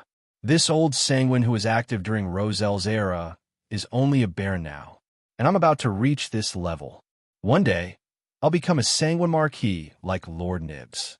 No, a duke, or even a prince. Only then can I shoulder the responsibility of being the savior of the sanguine. Yes, the Baron's relics are only about 4,000 pounds. There's still quite a bit of money left. I could buy a few more dolls and get them some new clothes. Emlyn subconsciously straightened his back as he walked in high spirits. City of Silver, Bird Household. Derek lit the candles and prepared for the sacrificial ritual. After the frequency of the lightning alternated several times, he finally got his chance. He was very sure that the chief couldn't keep an eye on him at that moment. This was because he had left the City of Silver with Jack, who had recovered from his injuries, and an exploratory team. They were searching for the route that the other party had taken from the so-called seaside to the destroyed city-state. It didn't take long for Derek to set up everything. He devoutly and solemnly chanted Mr. Fool's honorific name. He very skillfully and methodically sacrificed the Spirit Eater stomach pouch that Miss Magicians needed, as well as the beyonder ingredients that Mr. The Hanging Man had specified to the ruler above the gray fog. There were many gaps on the solid city walls of the City of Silver, but they were filled with black and hard soil. There were clumps of fine weeds growing on them, swaying gently in the wind like human hair. Suddenly, they all rose up, as if they wanted to catch something, but they fell back down without any strength. Early morning, Church of Waves. Alger Wilson, who had come to collect the bounty, heard a rather important piece of news from the diocesan bishop, Chogo. Letitia Dolera of the Moses Ascetic Order had used her identity as an archaeologist to enter the depths of Simeem Island's jungle. It was unknown what she had done, but it had caused sea god Cavituous, who had been in hiding for many years, to be on the verge of collapsing. It was frantically searching for an opportunity to continue its existence. Rumor has it that this evil spirit that calls itself Sea God was defeated by 2 cardinal bishops and military powerhouses after it was discovered in the Rorstad archipelago a long time ago. It could only barely escape and hide. This situation has lasted for more than 100 years without any fundamental changes. Why is it suddenly on the verge of collapsing and unable to maintain its existence? Alger frowned slightly, thinking about what had happened recently that was different from the past. A situation deliberately created by the Moses Ascetic Order? But why didn't they do so in the past 100 years? In order to cooperate with their other plans? Amidst his speculation and puzzlement, Alger suddenly realized an important factor. The most fundamental difference between the past 100 years and the past 100 years was the world had come to buy him. Mr. Fool's Blessed had come to the Rorstad archipelago. Wherever he appeared, it meant that something major was about to happen or brew. Previously, there was the great smog of Bakeland. In the middle, there was the anomaly in Bancy Harbor. Now, there's sea god Cavituous's near-death struggle and the unknown plot of the Moses Ascetic Order. No, to be more precise, Mr. Fool's Blessed would appear wherever something major was brewing or about to happen. They had accepted Mr. Fool's arrangements and were pursuing the secret organizations and the activities of the evil gods and angels. With a change of thought, Alger was suddenly enlightened, feeling that he had grasped the truth. It wasn't that something would happen wherever the world went, but that wherever something was about to happen, the world and the other blessed would appear. What benefits does this have for Mr. Fool? Is it purely to destroy the enemy's plot, or is it beneficial for him to remove the seal and reveal more power? Alger held back his puzzlement and decided to seize this opportunity to submit a certain piece of information he had previously received. He clenched his right fist and pressed it against his left chest. With a hesitant expression, he said, "Your Excellency, while I was tracking down the remnants of steel, I heard some news." What? Chogo had originally planned on arranging for this bishop-level captain to search for traces of the resistance at sea, but he was forcefully interrupted. He was momentarily vexed. Alger recalled and said, "Someone mentioned Bancy Harbor in the chat. Someone mentioned Bancy Harbor in the chat, saying that something happened there, but the descendants of the Medici family hid themselves well and weren't discovered." Bancy Harbor, something happened. Chogo took a step forward and pressed. What else did they say? They said that the church had a bishop who had fallen there, but nothing else. Your Excellency, is the Medici family a darkness family from the fourth epoch? Alger deliberately asked. Chogo's expression sank. That's not something you should know. I will report to His Excellency Cotman immediately. This referred to the Cardinal Bishop of the Church of the Storm, the Archbishop of the Rorsted Sea, and the true ruler of the extraordinary world of the archipelago, John Cotman. Chogo thought for a moment, then asked, "Who was the one who mentioned this? What does he look like?" Alger was prepared. "I don't know them, and they didn't appear again after that. I remember that the person who mentioned Bancy Harbor and the Medici family was an ordinary-looking young man. He had a thin face, a wide forehead, black eyes, black hair, and wore a monocle. He seemed to notice that I was eavesdropping, but he wasn't angry. Instead, he smiled at me." Alger was describing blasphemer Amon. He wanted the cardinals to believe that the exposure of the secret between the Medici family and Bancy Harbor stemmed from a battle between kings of angels. This is really a very suitable target for a reason. He won't come out to defend himself, and even if he does, no one will believe him. And divination on him clearly won't have any effect. If I use beyonder means to confirm the source of my information, there will be strong signs of interference because it involves Mr. Fool, preventing me from obtaining an accurate answer. From the looks of it, it's equivalent to what Amon did.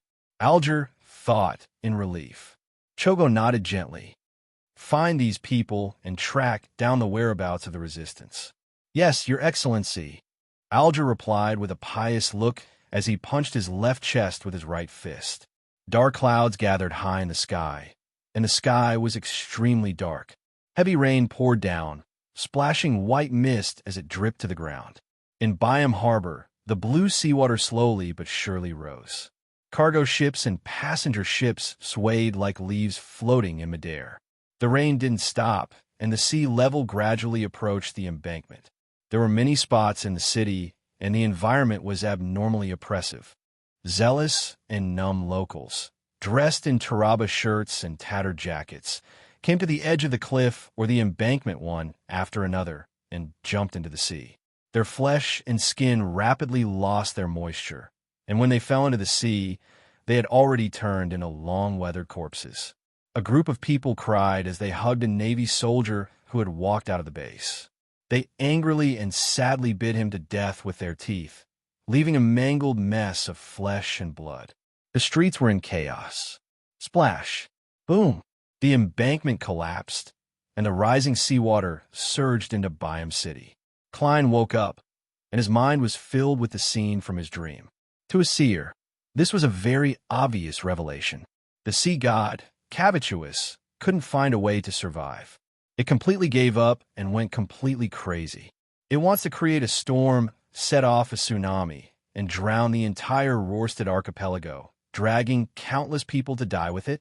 And at the same time, its believers are also doing all kinds of extreme things. I've already informed the Church of the Storm. They should be able to stop it in time. No, even if I didn't inform them, they would still be able to sense the problem and deal with it. Klein got out of bed, put on his clothes, and walked out of the bedroom.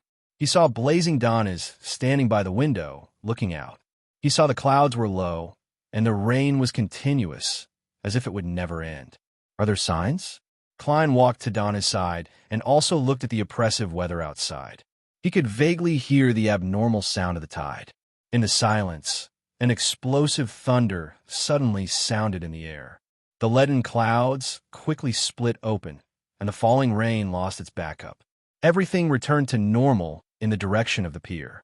The first rays of the morning sun shone down from the sky, and Byam seemed to be bathed in holy light. Danitz hissed and muttered to himself, "That's right.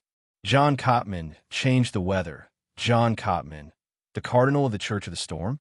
He suppressed the power of Cavituous?" Klein retracted his gaze thoughtfully. Donis heaved a sigh of relief. "I was quite worried just now. Heh. I was afraid that sea god, who was about to collapse, would cause a disaster. But John Cotman is here." Seeing that German Sparrow didn't say anything, he added, "If we were at sea, even the king of the five seas and Queen Mystic wouldn't be able to defeat him." Captain said that he's a sequence 3 demigod, and the potion's name is It's the Sea King. Please remember the domain name of this book. Jiutian Shanhuang Mobile Version. Chapter 546. Sea King. Upon hearing John Cotman's sequence name, the first thing that came to Klein's mind was the complete honorific name of the Lord of Storms. King of the air, Emperor of the seas, Monarch of calamity, God of storms. Sequence 3 is Sea King. Sequence 0 contains the elements of Sea King, so it's quite corresponding. I wonder what the Sequence 0 of the storm pathway is called. Klein looked out the window again and saw that although the weather was still gloomy, dawn had already set. The tides had receded, and the rain had completely stopped. He pulled back his thoughts and analyzed the situation from the information Donnas had revealed. The potion's name is Sea King, which also means that the corresponding Sequence 3, demigod or saint, has to act as Sea King. And all acting has a prerequisite. One has to have all the required abilities as a Sea King. Even if there's a range restriction, he's definitely a powerful ruler in the waters he controls. He can walk freely at the bottom of the sea, stir up tsunamis as he pleases, raise the seawater, and dominate marine life. In their home ground, they're definitely able to suppress all demigods at the same level. The King of the Five Seas and Queen Mystic are about this level. However, due to the different levels of digestion and the different control over their powers, there's a certain difference in strength. But regardless, as long as they're at sea, it's very difficult for them to defeat Sea King with the abilities displayed by the Sea King. Coupled with the ocean environment, it wasn't difficult to understand why people would worship him, believe in him, and pray to him if they hadn't seen the eternal blazing sun, the true creator, and other true deities. Many of the deities worshipped in the primitive world might be at this level. There's a high chance that they aren't even angels. Yes, not to look directly at deities refers to true deities. Previously, sea god Cavituous didn't give me such a feeling. Neither did Amon's avatar. Of course, I can't be sure if a king of angels' true body also has the attribute of not to look directly at deities. One was a sea god who was on the verge of collapse and was at most a Sequence 3. The other was a sea king who was in good condition and could use a sealed artifact at any time. The outcome was obvious. John Cotman would definitely be able to suppress Cavituous's madness and prevent the seawater from drowning by him, preventing the entire Blue Mountain Island and the many cities on it from becoming lost underwater ruins. After a few more days, the last of Cavituous's madness would pass, and it would completely collapse and dissipate, and the matter would be resolved. This was the simplest and most effective way to deal with it. It would not bring about any panic, and most people here would not even notice anything unusual. However, there are also some problems. First of all, there couldn't be any accidents. It was unknown what the archaeologist, Letitia, had done on Simim Island and single-handedly orchestrated the destruction of Sea God. The Moses ascetic order or element Dawn, backing her might, take the opportunity to seek something. This was the greatest latent danger. Yes, the Governor General's office and the military should also have a high sequence beyonder here. This is the kingdom's colonial stronghold in the central Sonia Sea. Things wouldn't worsen too much. Secondly, there were the fanatical believers. As Cavituous became crazier and crazier and closer to death, there was a high chance that they would become sacrifices. They would be like stalks during a harvest, falling one after another. However, this wasn't too bad of a development for the Church of the Storm. The most devout believers would die along with their deity, saving them the trouble of subsequent screening and processing. Those who weren't so devout wouldn't be too affected, and they would have the possibility of reformation in the future. The only drawback was that the Rorsted Archipelago would have a labor shortage for a long period of time. Although such a problem was troublesome, it could be resolved by clenching one's teeth. Therefore, the Church of the Storm and Sea King John Cotman would most likely sit back and watch. Phew, I wonder how many people will die in the slums where the locals gather. Klein's thoughts were suddenly interrupted by the uniform sound of footsteps and the roar from high up in the sky. He instinctively raised his head and saw several airships painted in dark blue with their muzzles exposed and machine guns protruding out, flying past him in different areas. On the street, Rouen soldiers in red coats, white pants, and black leather boots carried rifles and dragged cannons as they passed by in neat rows. The tense and somber atmosphere suddenly expanded. This is a colony. Klein sighed and muttered to himself with inexplicable emotions. I wonder how long it will take for the church to kill that sea serpent and find its previous hiding place.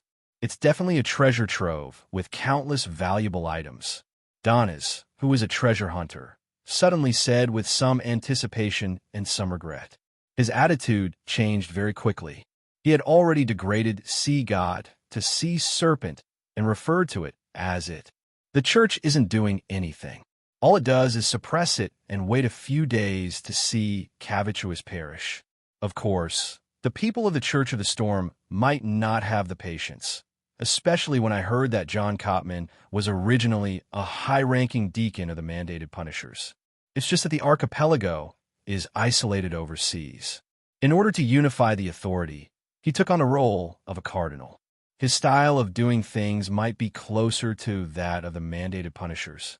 The place where Cavituous is hiding. That ruin has almost fused with the spirit world. It won't be easy to find it, otherwise it wouldn't have survived to this day. With this in mind, Klein suddenly had an idea. It was very difficult to find a ruin where Cavituous was hiding in the real world. Even if he had already perished, it wasn't something that could be discovered in a year or so, unless they obtained more accurate information. But if I were to start from the spirit world, it's even more impossible to locate the spirit world, but it's not completely impossible. Snake of Mercury, Walaw Septon had used his folded paper crane to perform once. I still don't have any ideas on how to do it, but that's not important. I can ask Mr. Aztec. Death's domain controls a portion of the spirit world's authority. The underworld, or should I say hell, was created in the spirit world by Phoenix ancestor Gregorace, the ancient death. A thought flashed through Klein's mind as he took out the ancient and exquisite copper whistle, brought it to his mouth, and blew into it. He believed that even if he returned to his bedroom or entered the bathroom, the messenger's massive body would definitely be discovered by Donis, who had considerable spiritual perception. Therefore, he didn't avoid him. Donis was imagining sea god Cavituous's treasures when he suddenly felt a chill on his neck. He sensed something and hurriedly activated his spirit vision to look behind him. He saw white bones spewing out from the floor and flying upwards, forming a gigantic skeleton with an illusory head that pierced through the ceiling. The skeleton lowered its head slightly. Two pitch-black flames could be vaguely seen even through the ceiling. The oppressive feeling from its massive body made Donis leap to the side, bend his body, and gather a scarlet flame in his right palm. What kind of monster is this? Donis looked at German Sparrow in surprise, only to see him holding a copper whistle as he raised his head and looked at the skeleton monster in silence. Klein looked up at the gigantic messenger, and the gigantic messenger looked down at him. Both of them seemed to be frozen in place. Man, I'm in too much of a hurry. I didn't even write the letter before summoning the messenger. Should I get to wait here, or should I return first and come back later? I'm now German Sparrow. Right, German Sparrow. Klein didn't say a word as he indifferently retracted his gaze. He unhurriedly found a pen and paper and began writing the letter. He roughly described the matter regarding Sea King Cavituous, but he hid the fact that he was nearly possessed and had to use the gray fog to disperse it. He mixed the ruins where Cavituous was hiding into the dream. Perhaps I can think of a solution from the spirit world, but I lack the corresponding knowledge. I hope to receive your guidance. Klein folded the piece of paper and turned his head, only to discover that the messenger's lower hand had clenched at some point in time. He pretended not to notice anything and threw the letter up. The messenger paused for a second before opening his palm and catching the letter. Its body suddenly disintegrated, and the white bones fell down, drilling into the floor. What is this? Donis finally spoke. Klein glanced at him and calmly replied, Messenger. Messenger? Donis was taken aback before he understood what he meant. Such a massive and terrifying monster is actually a messenger? German Sparrow does have a powerful and secret organization behind him. If I had such a messenger, everyone on the ship would be envious of me. That would be really, really cool. Donis imagined the scene of him bragging and showing off his messenger when he returned to the ship. Putting away Aztec's copper whistle, Klein found a chair and sat down, preparing to enjoy his breakfast in a while. After a while, he heard knocking on the door. Donis warily went over, and with the peephole, he discovered that the person knocking on the door was a middle-aged man wearing a boat-shaped hat. "Erland, how did you find this place?" Donis opened the door and asked.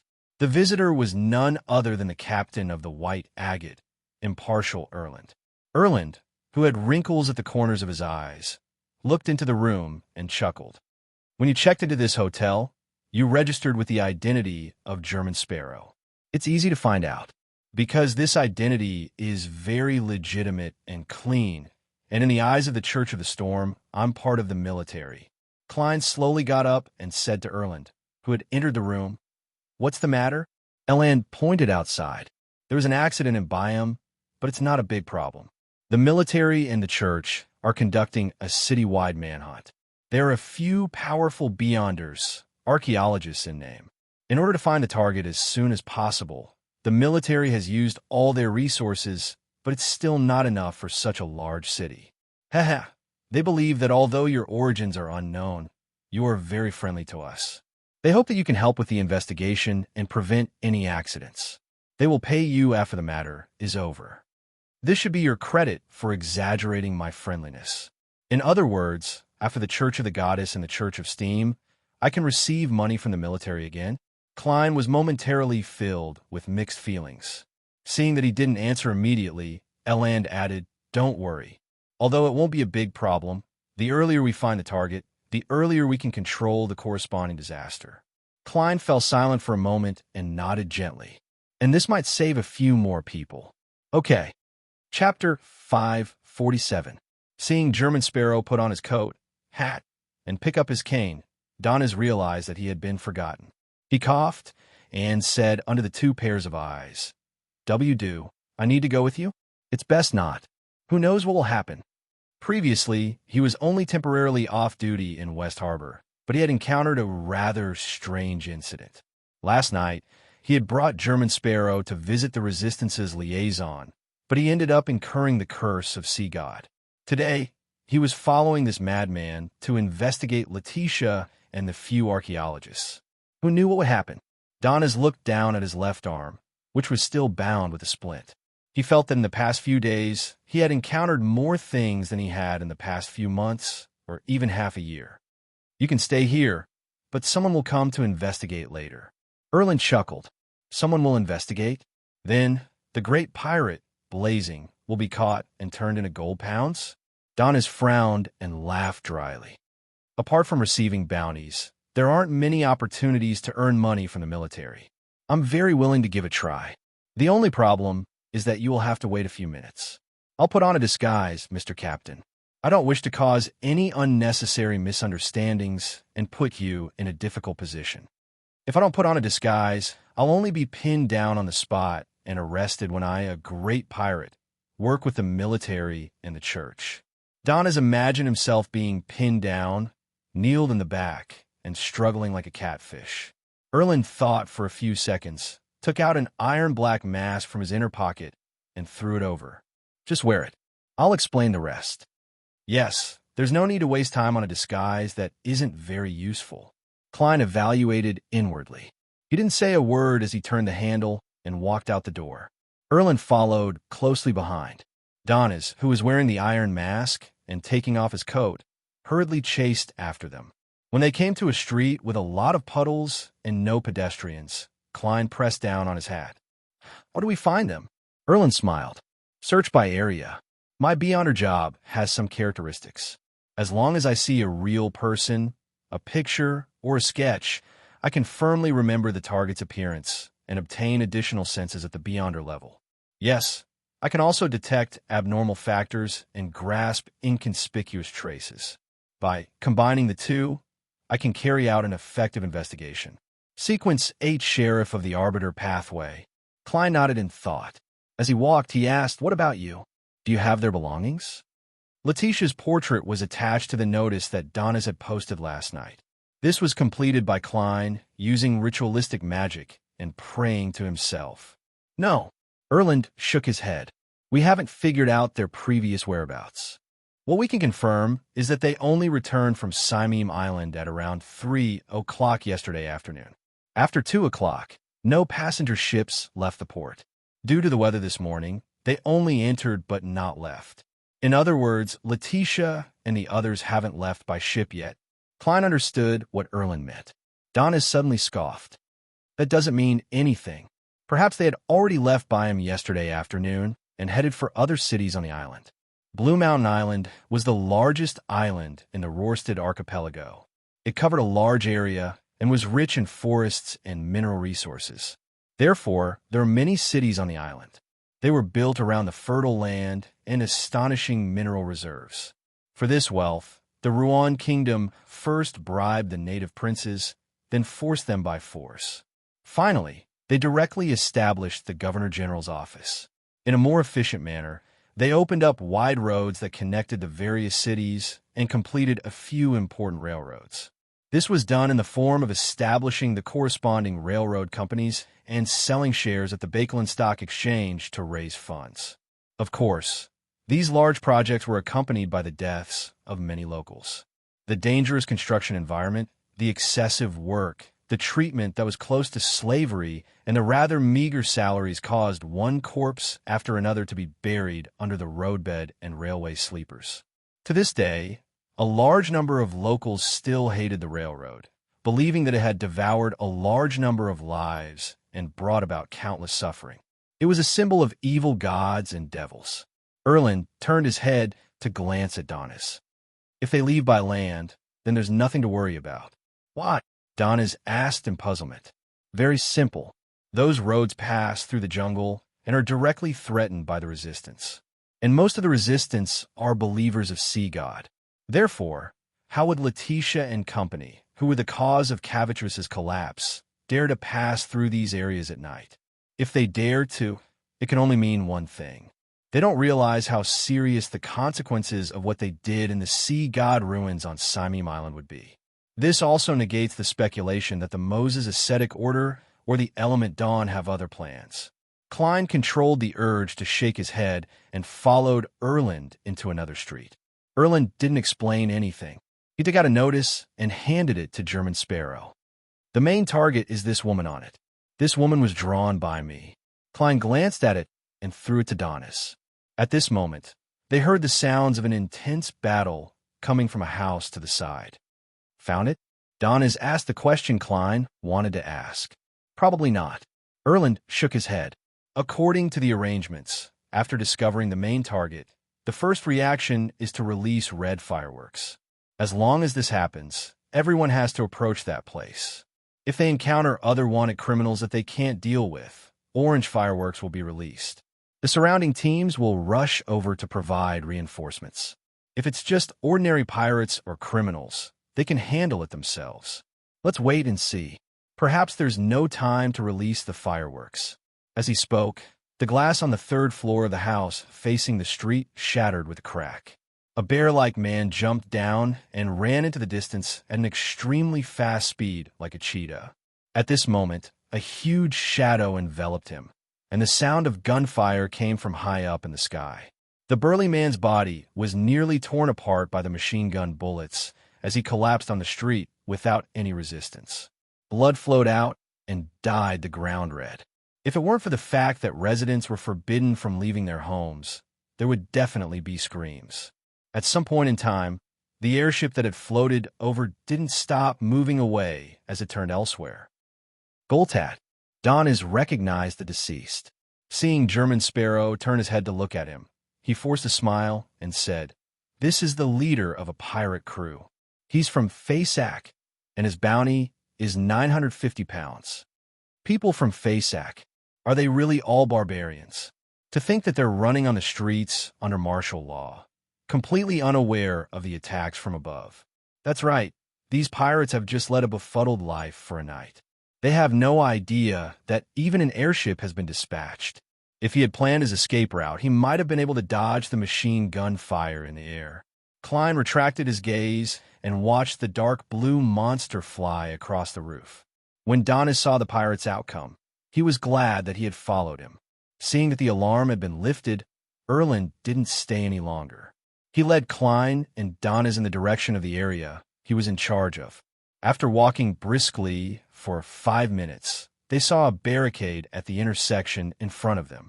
Guns and cannons had been set up, and red-clothed Rouen soldiers were silently standing guard. On the other side of the barricade, 20 to 30 corpses were strewn across the ground, forming a charging formation. Their clothes were tattered, and their faces were thin. They were all locals.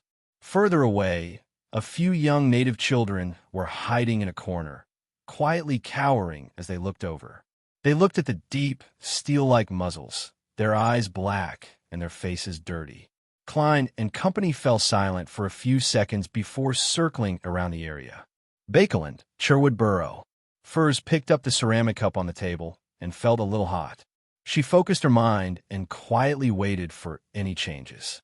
The temperature of the hot water quickly dropped, and a thin layer of ice formed on the surface of the liquid. White frost appeared on the edges of the cup. "I'm a trick master." Furs closed her eyes in joy. After receiving the Spirit Eater's stomach pouch, she didn't delay. She immediately concocted the potion and completed her advancement, obtaining many weaker spell-like powers. Among them, Furz's favorites were Fog Creation, Wind Blast, Flash, Freeze, Electric Shock, and a fall spell that made people slip. Only at this moment did she feel that she was a complete beyonder. She no longer only knew how to pass through walls and open doors, nor did she have to rely on ritualistic magic. Near noon, Erland, with the help of Klein and Donnas, had completed most of the investigation.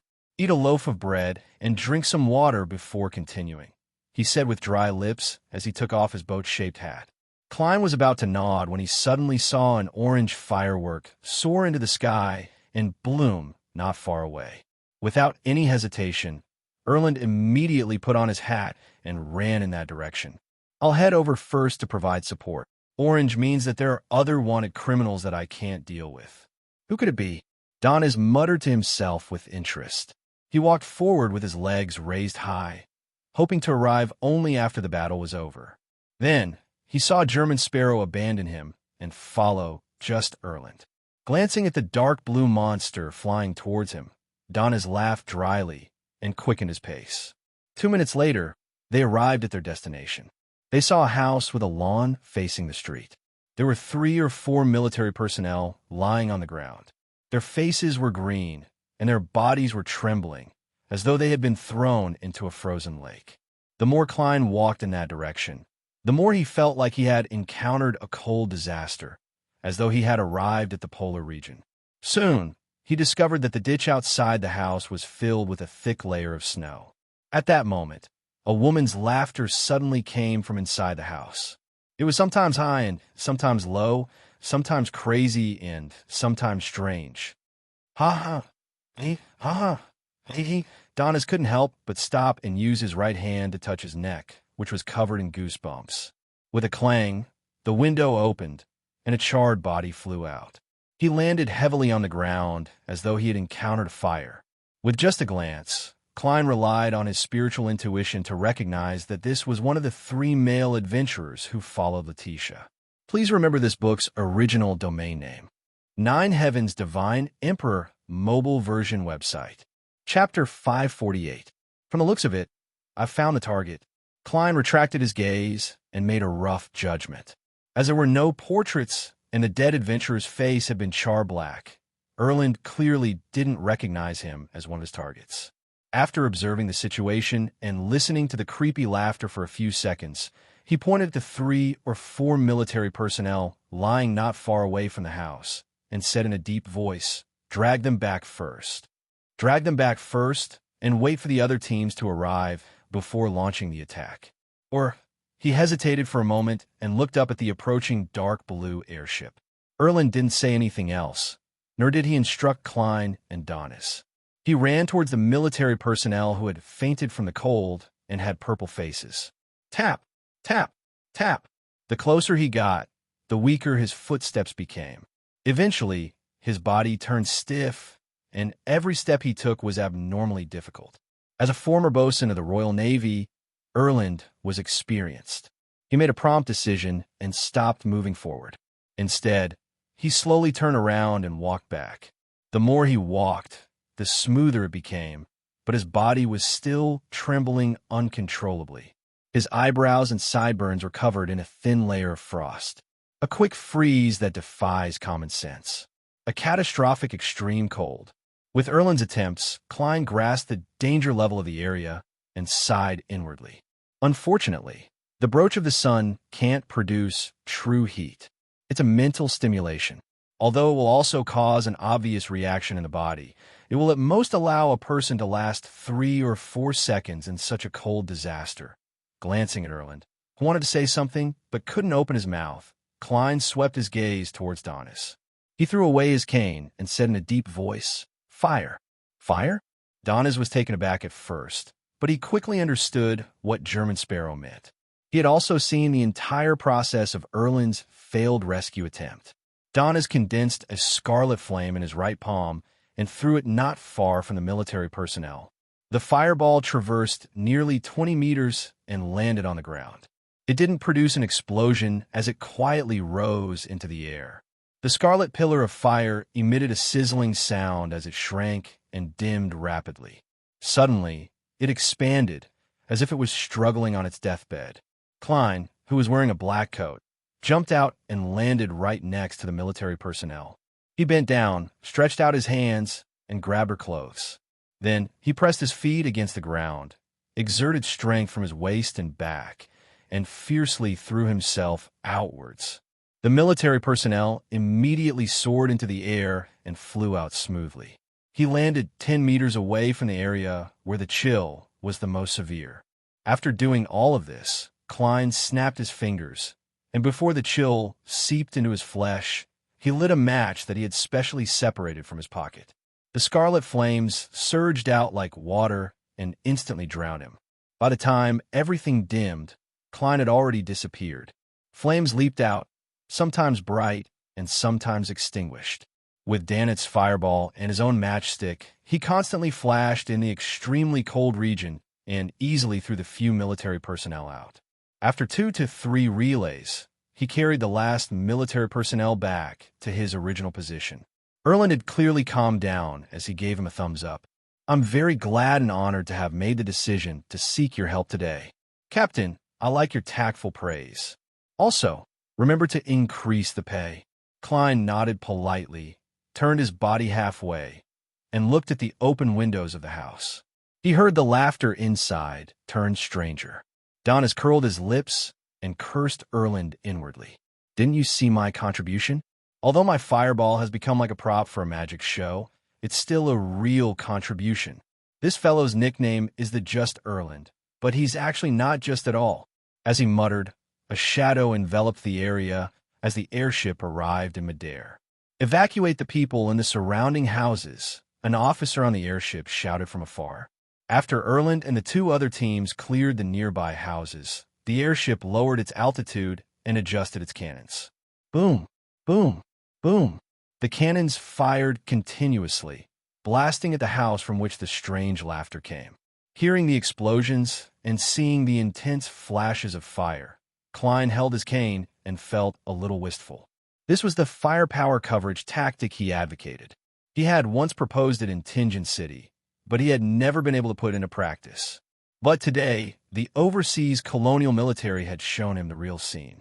Amidst the deafening cannons, Erland and the others stood guard in different positions, preventing the people inside, or rather, the monster from breaking out.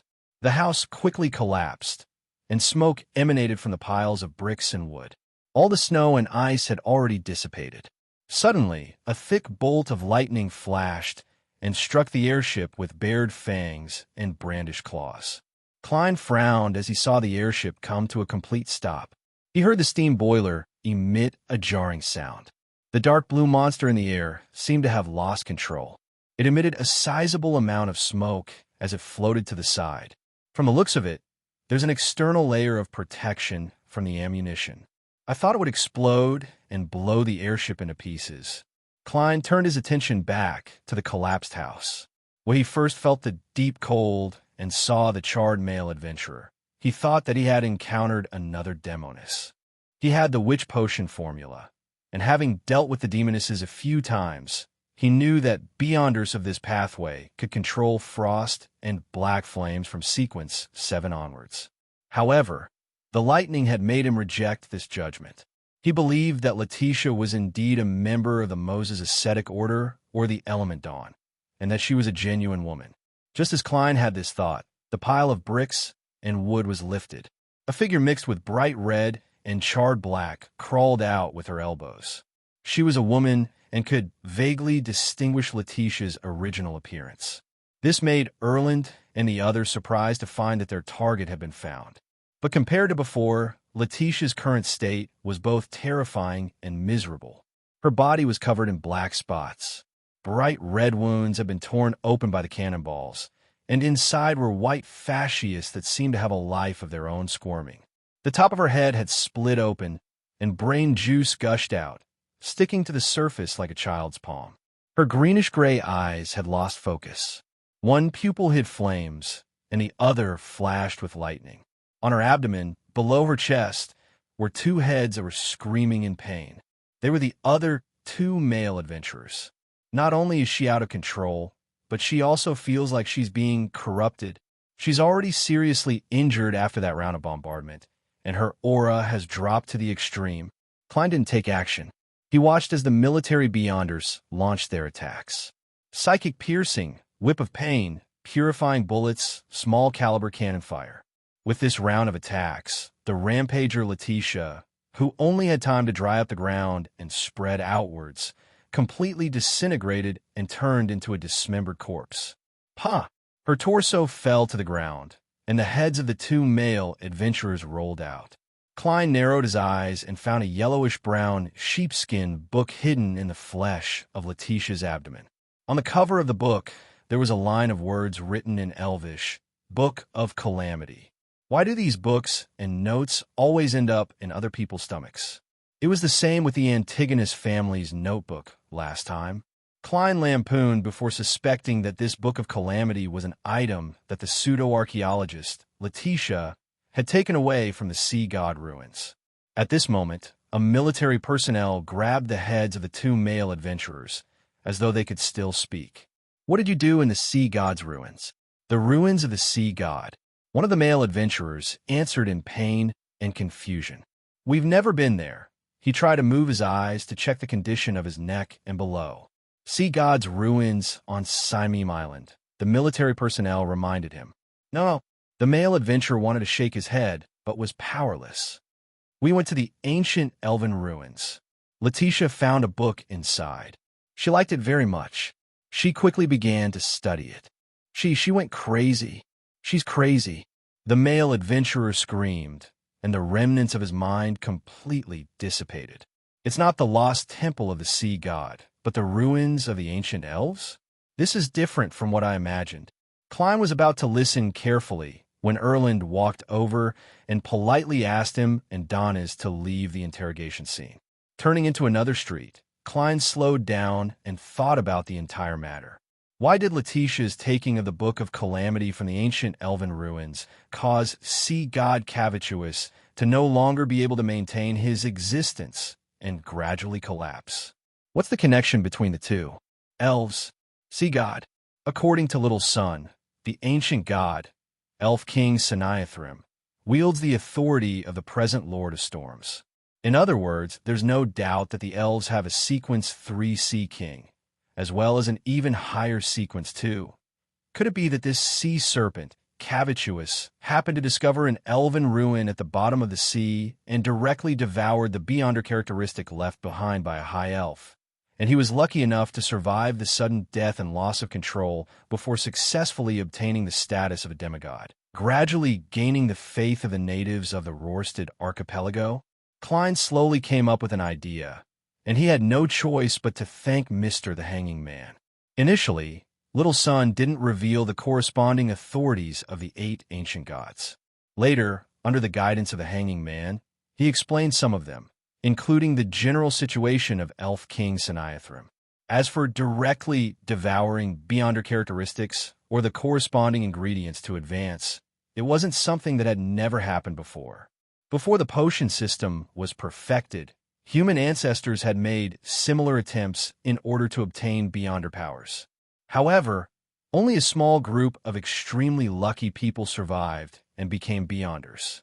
They didn't turn into monsters or lunatics, nor did they die on the spot with their flesh and blood collapsing. The success rate of such an attempt was 1 in 1,000, 1 in 10,000, or even lower. After the potion system was established, no one was willing to take such a huge risk. If that's really the case, then Cavituous was indeed very lucky back then. Of course, there's also the factor of his sturdy body. However, his intelligence doesn't seem to have increased much. He can only deceive people's faith, and he actually didn't discover that there was an elven ruin on Simeme Island. Furthermore, it's closely related to the ruin he was hiding in. After Letitia and the others took away the Book of Calamity, the ruin collapsed, causing Cavituous's hiding place to undergo an anomaly, causing it to be unable to maintain its feeble existence. This can explain why Letitia and the others were able to succeed so easily. There weren't any resistance or sea god believers guarding the place. It wasn't until something happened that Cavituous discovered the problem and realized that the two ruins were related. Based on his previous train of thought, Klein tried to explain the part of the entire matter that puzzled him. And this included why sea god Cavituous, who was struggling on his deathbed, didn't let his believers become carriers. This could reduce many accidents and make things simpler. With the brutality that Cavituous had shown, it was only natural for him to make such a choice. The answer that Klein thought of was that the body that Cavituous wanted to corrupt and occupy had to have a certain amount of elven bloodline. Only then could it withstand the transfer of Beyonder characteristics to a certain extent. And when he touched it, due to the gray fog and its uniqueness, Cavituous found a better target. Chapter 549. Ahem, actually, I didn't want to apply for leave. I've been stuck for the past few days, and I almost didn't have any drafts left. I was stuck until 1 p.m. every day before I went to bed. Other people who wanted to write short stories had to decline, and I only had enough energy to finish this one book. Damn, I don't even know how long it's been since I last updated my WeChat account. It's not that I don't know what to write about or what to lead to. This is already planned. I'm stuck on how to unfold, how to lead, and how to make the plot smooth and not abrupt. Just like last night's chapter, many friends asked why there was a plot about Furs becoming a trickmaster inserted in the middle. They asked if there was any connection, but the answer is that there isn't much of a connection. It's mainly for a transition. The front part of that page was mostly about preparing to find the person, how to find the person, and what they saw on the way. If they directly went into the last few paragraphs where most of the investigation was completed and the actual content of the investigation was found, it would seem abrupt, and the structure of this paragraph would be completely top-heavy. If they wrote about the investigation in the middle, there wouldn't be anything interesting to add, and it would seem very boring. Therefore, turning the camera, talking about what happened at the same time somewhere else, talking about the ability of a trickmaster, and then turning the camera back, it would naturally and gently omit the middle process of finding the person. This is because people will tacitly agree that when the camera moves away, things are still developing. Because I've been stuck on similar topics recently, I've been a little tired recently. Actually, I'm not stuck anymore, and everything that needs to be unfolded has been drawn out. However, my neck feels uncomfortable again, so I can only rest for a while. Today and tomorrow, I'll update a chapter at 12:30 p.m., and the day after tomorrow, it'll be back to normal. Thank you, everyone. Thank you for voting for Little Coup and my friends during this period of time. Finally, I'm asking for monthly votes. Also, Sequence 3, Sea King, wasn't the first one, but I didn't change it after watching the movie. I said a long time ago, I'm a fan of special effects, and I can't watch blockbusters.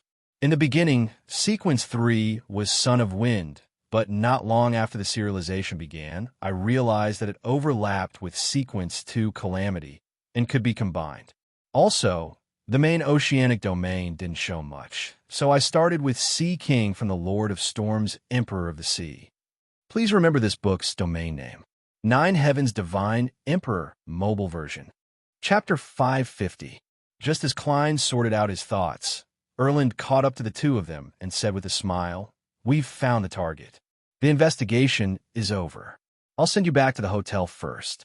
I'll bring the reward in 2 days. Also, it's best if you don't go out today." Klein maintained the attitude that a German sparrow should have. He only nodded slightly and didn't respond. On the way back to the Wind of Azure Inn, Donis clearly had questions or sighs he wanted to express, but due to the presence of the military personnel, Erland, he could only change the topic and discuss with great interest which pirates would be caught in the citywide investigation today. To him, as long as those people didn't belong to the Golden Dream, they weren't considered friends. They weren't worthy of sympathy. After entering the hotel room and watching Erland leave, he closed the door and clicked his tongue. Book of Calamity. Ancient Elven Ruins. This is really interesting. However, why are elves like devils? Just by taking their book and casually flipping through it, that woman went crazy and lost control. What kind of image do you have of elves? Creatures that are active in the mountains and seas, good at cooking and like nature?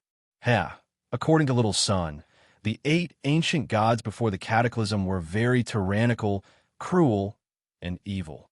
Among them was Elf King Sanaithrim, and the elves who believed in him and treated him as their king probably weren't any better. You can refer to the members of the Aurora Order. The Beyonder races left behind from the Dark Epoch basically don't associate them with the concept of good in the minds of ordinary people. Klein replied inwardly.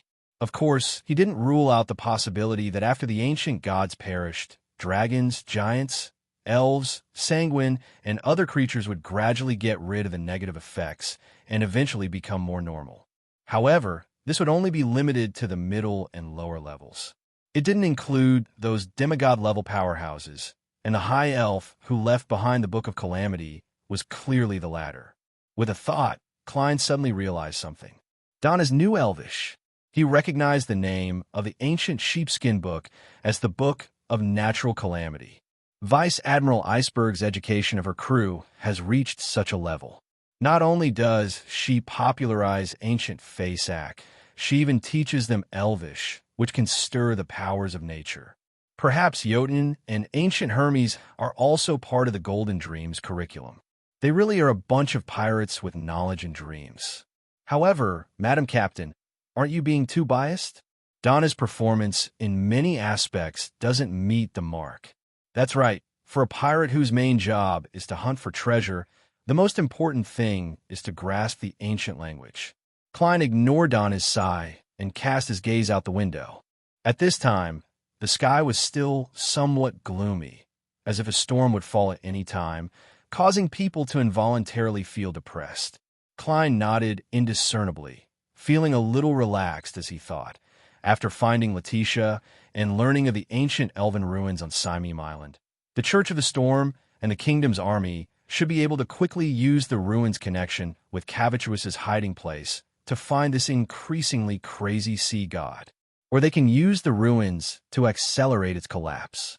This way, apart from the most fanatical and devout believers of the sea god who will die, the others won't suffer any harm. Klein had originally thought of using the spirit world to locate sea god Cavituous after his death, and before the official Beyonders found his hiding place, he could sneak in and take away the treasure. However, before this plan could even begin, it seemed to be on the verge of failure due to the appearance of the Book of Natural Calamity. Phew! It's nothing. It only exists in my imagination and has never belonged to me. If it's gone, then it's gone. I don't even know what I can gain from it. It's best to resolve this matter this way. Klein retracted his gaze from observing the weather, feeling calm and relaxed. There was only an inevitable sense of disappointment. On this day, he and Donis followed Erland's suggestion and didn't go out again. They only moved around in the hotel. In Byam City, there were sporadic gunshots and explosions from time to time. It didn't completely subside until the sky turned dark. The next morning, Klein woke up on time and found that the sky was still dark and cloudy. This meant that the confrontation between the Cardinal of the Church of the Storm, the high-ranking deacon of the mandated Punishers, John Cotman, and sea god Cavituous, was still going on. Klein felt the pain in his stomach and was about to take a newspaper to the bathroom. But when he saw Adonis, who was lying in a reclining chair with a piece of white bread in his mouth, leisurely reading the newspaper, he gave up on the idea. Reading a newspaper while sitting on the toilet doesn't match the persona of German Sparrow. Although it'll be boring, acting can't be relaxed. Sigh. I found another difference in behavior between my true self and my disguised identity. Klein silently concluded and walked into the bathroom. He took off his pants and sat on the toilet. He stared at the pale, white wall in front of him in a daze, as if he was trying to read words from it. At that moment, his spiritual perception was triggered. He hurriedly tapped his teeth and activated his spirit vision. Two thick, tall white bones appeared in front of him. They were the legs of the messenger. The messenger stood there with its head sticking out of the ceiling, but the pitch-black flames in its eye sockets could still be seen. It lowered its head slightly and looked down at Klein, who was sitting on the toilet. Klein looked up and froze for 2 seconds. His mind was filled with baffling thoughts. Should I be like a lady, hurriedly covering my lower body, or should I be open and fearless before he could make a decision? The messenger threw down a letter and disintegrated into white bones. They fell like a rainstorm and disappeared into the ground. Klein received Mr. Aztec's reply in a daze. It took him a while to react. This messenger is becoming more and more impolite. Can't you see that I'm in the bathroom? Doesn't it know how to knock on the door first, or stuff it in through the crack under the door? Klein cursed in exasperation and amusement. On careful thought, he felt that it would be difficult for the messenger to stuff the letter through the crack under the door. A 4-meter-tall behemoth would have to crouch down to reach that spot. That scene is rather funny just thinking about it. I'll add an additional paragraph when I write a letter next time. I'll get Mr. Aztec to educate the messenger so that it knows how to be polite. Klein unfolded the letter and read Aztec's reply. According to the knowledge I can recall, I can provide 2 methods. The first method requires sufficient prerequisites. That is, an item that belongs to you or someone else is with sea god Cavituous. This way, it can be easily located with the help of divination. The other precondition is that you can enter the spirit world. I have sufficient skills in this regard. Here are the 3 most commonly used methods. The second method is to use a secret deed ritual to pray to Red Light, Ire Moria. He represents power and will. To a certain extent, he grasps the knowledge related to the creatures and locations in the spirit world. So one of the 7 pure lights, Red Light, is called Ire Moria. The principle of a secret deed ritual is to adjust one's state, open up one's body and mind, and allow oneself to match the target bit by bit. Finally, they will overlap and gain the corresponding knowledge. And this kind of matching and overlapping is relative. At the same time that I gain knowledge, my own secrets will also be revealed to the target. I can't trust Red Light. I have too many secrets. Klein's first reaction was to eliminate the second method. As for the first method, it lacked the possibility of success. Klein didn't have an item that belonged to him at sea god Cavituous's hideout. Unless I can use the resistance to send something to Cavituous, or find the original owner of the item that the believers of Sea God had once sacrificed. Furthermore, it has to be an exclusive item. Send something to Cavituous. As he thought about it, Klein suddenly had an idea. He focused his mind and deliberated over it a few times, believing that there was a certain chance of success. After squatting in the toilet, Klein washed his hands and immediately took 4 steps counterclockwise. He arrived above the gray fog and attempted to divine what he wanted to do. He received a revelation that there was a certain amount of danger, but it could be endured as long as it was handled properly. After doing all of this, he returned to the living room and walked to the reclining chair. Donna sat up and laughed dryly. "What's the matter? Do you know the corresponding prayer for Sea God?" Klein asked in a monotonous tone. Donna spread out his hands and suddenly hissed. "Dogsh asterisk T." He cursed his injured arm softly before smiling. "I know. I've seen the Resistance hold a few rituals. To be exact, it's Blessed of the Sea and Spirit World, Protector of the Rorstad Archipelago, Ruler of the Undersea Creatures, Master of Tsunamis and Storms, the Great Cavituous." Oh right, the 2 that were effective were chanted in Elvish. blessed of the sea and spirit world. That's quite a humble attitude. It's fundamentally different from my honorific name. That's right, I made it up by imitating the 7 true deities. Klein nodded gently. Do you know where there are empty warehouses and abandoned houses? Of course. Every great pirate has some. Donis replied without hesitation. Klein immediately turned around and walked to the coat rack. Take me there. What for? Although Donis was puzzled, he didn't dare ask. In a dirty and dilapidated warehouse in the dock area. When Danitz saw Gehrman Sparrow take out 3 candles and many metal bottles, he finally couldn't hold back his curiosity. And asked, W, what do you want to do? Klein didn't turn his head as he calmly replied, W, what do you want to do? Sacrifice. To whom? Donis pressed with interest. After Klein set up the altar, he took out an iron cigar case and said calmly, That's right. He calmly said, Cavituous. The method he thought of was to directly send something to see God Cavituous. As long as Cavituous accepted it, he could use divination and other means to find the other party's hiding place. As for whether Cavituous would accept it, he had obviously considered it. He believed that there was a certain possibility. This was because Cavituous was now in a state of near death. It was extremely crazy and basically didn't have any rationality. It only acted on instinct, and it might have a strong desire for the gray fog's aura. Therefore, Klein planned on sacrificing an iron cigar case that was often placed above the gray fog to see if Cavituous would accept it. If it didn't, he wouldn't suffer any losses. He could just pretend that nothing had happened. Sacrifice it to see God Cavituous? At that moment, Donis felt that his brain wasn't enough. He was completely unable to understand Gehrman Sparrow's thoughts. Are you crazy? How can it accept your sacrifice? Even if it accepts it, what's the point? It's about to die, and it's very dangerous. Donis blurted out. Immediately after, he added in his heart, That's right. No, Gehrman Sparrow isn't crazy, because he has always been crazy. Klein glanced at him and simply said, I'm an expert in this aspect. I'm an expert in the field of sacrificial rituals. Klein wasn't modest about it. Chapter 551. Donis was rendered speechless. He retreated to the side and watched as Gehrman Sparrow lit the candles, burned the powder, and dripped the pure dew. As he took a whiff of the fragrance, he couldn't help but raise his voice. Did you use the wrong ingredients?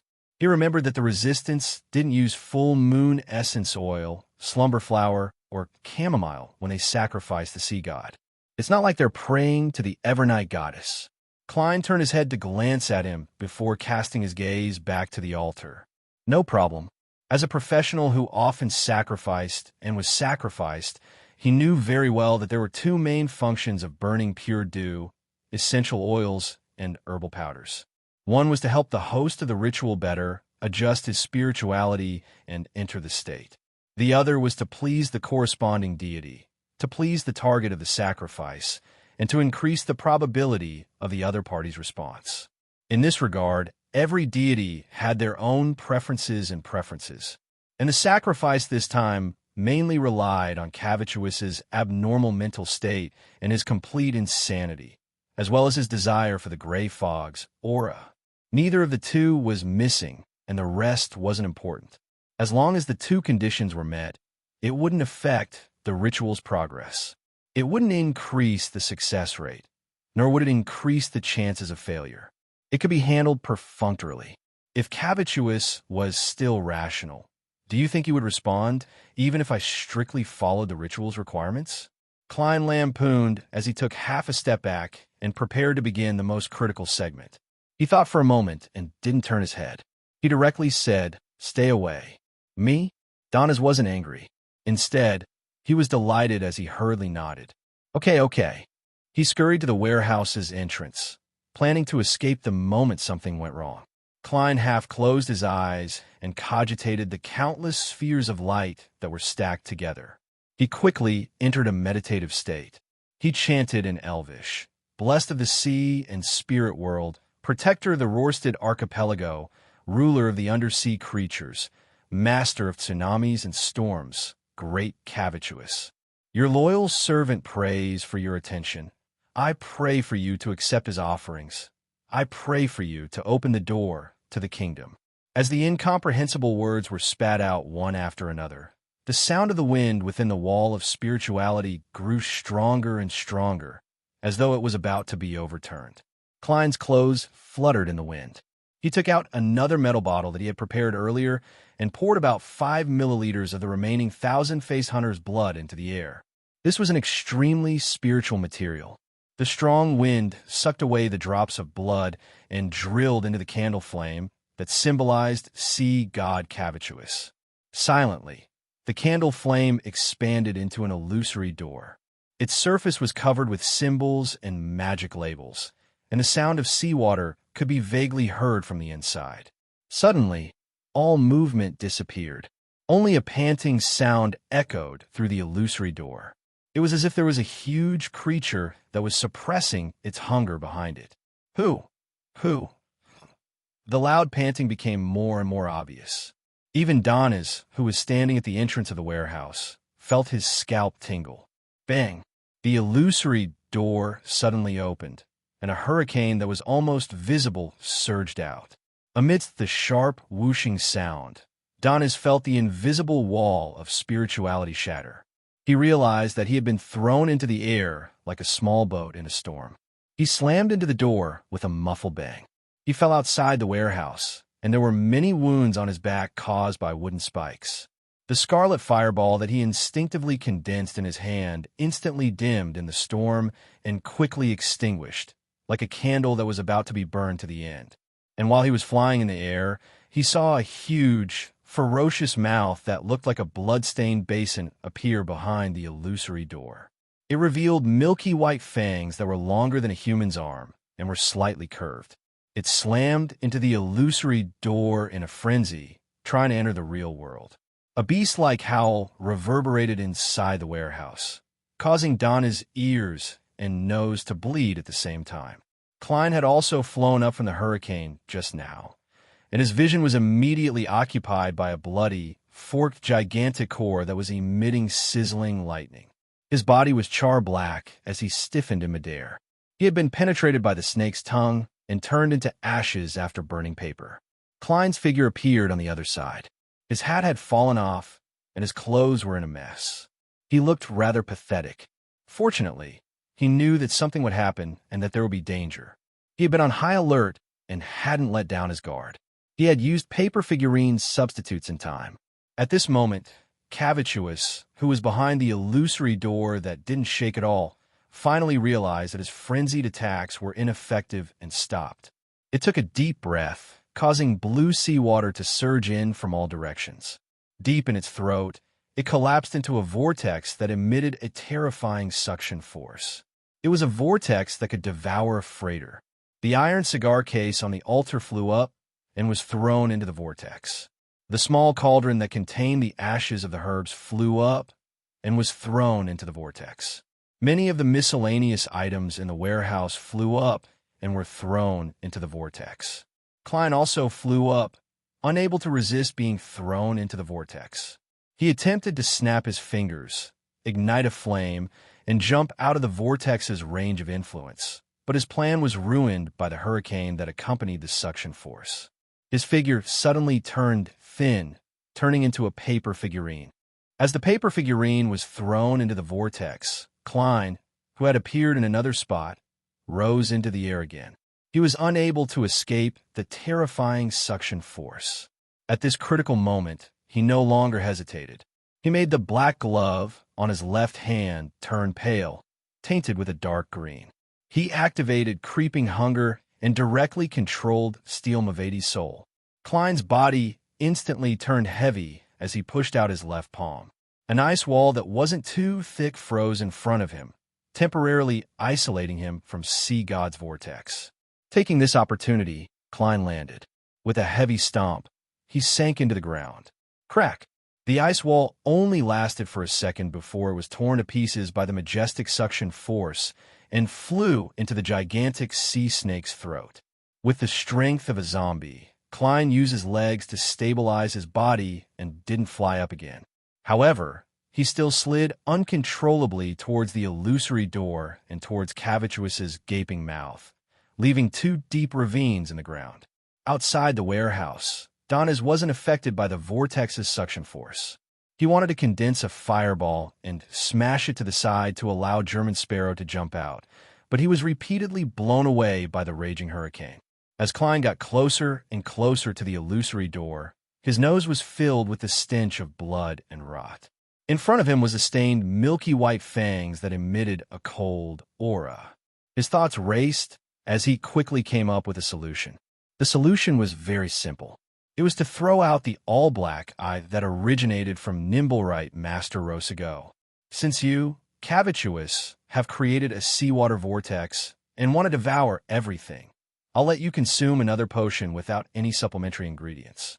I'll also give you the mental corruption of the true creator. This way, I don't believe that you, who are already on the verge of collapse, can withstand it. Klein gritted his teeth and reached into his pocket. Perhaps it had instinctively sensed his sinister intentions, or perhaps it was because the crazy Cavituous lacked patience. But at that moment, it suddenly raised its head and let out a long roar, causing the seawater vortex at its throat to collapse and disintegrate, turning into countless water droplets that sprayed outside the illusory door. Whoosh! A torrential rain poured down from the warehouse, and at Cavituous's throat, a silvery white, dazzling ball of lightning that was intertwined with countless bolts of lightning condensed. With a boom, it spat out the ball of lightning.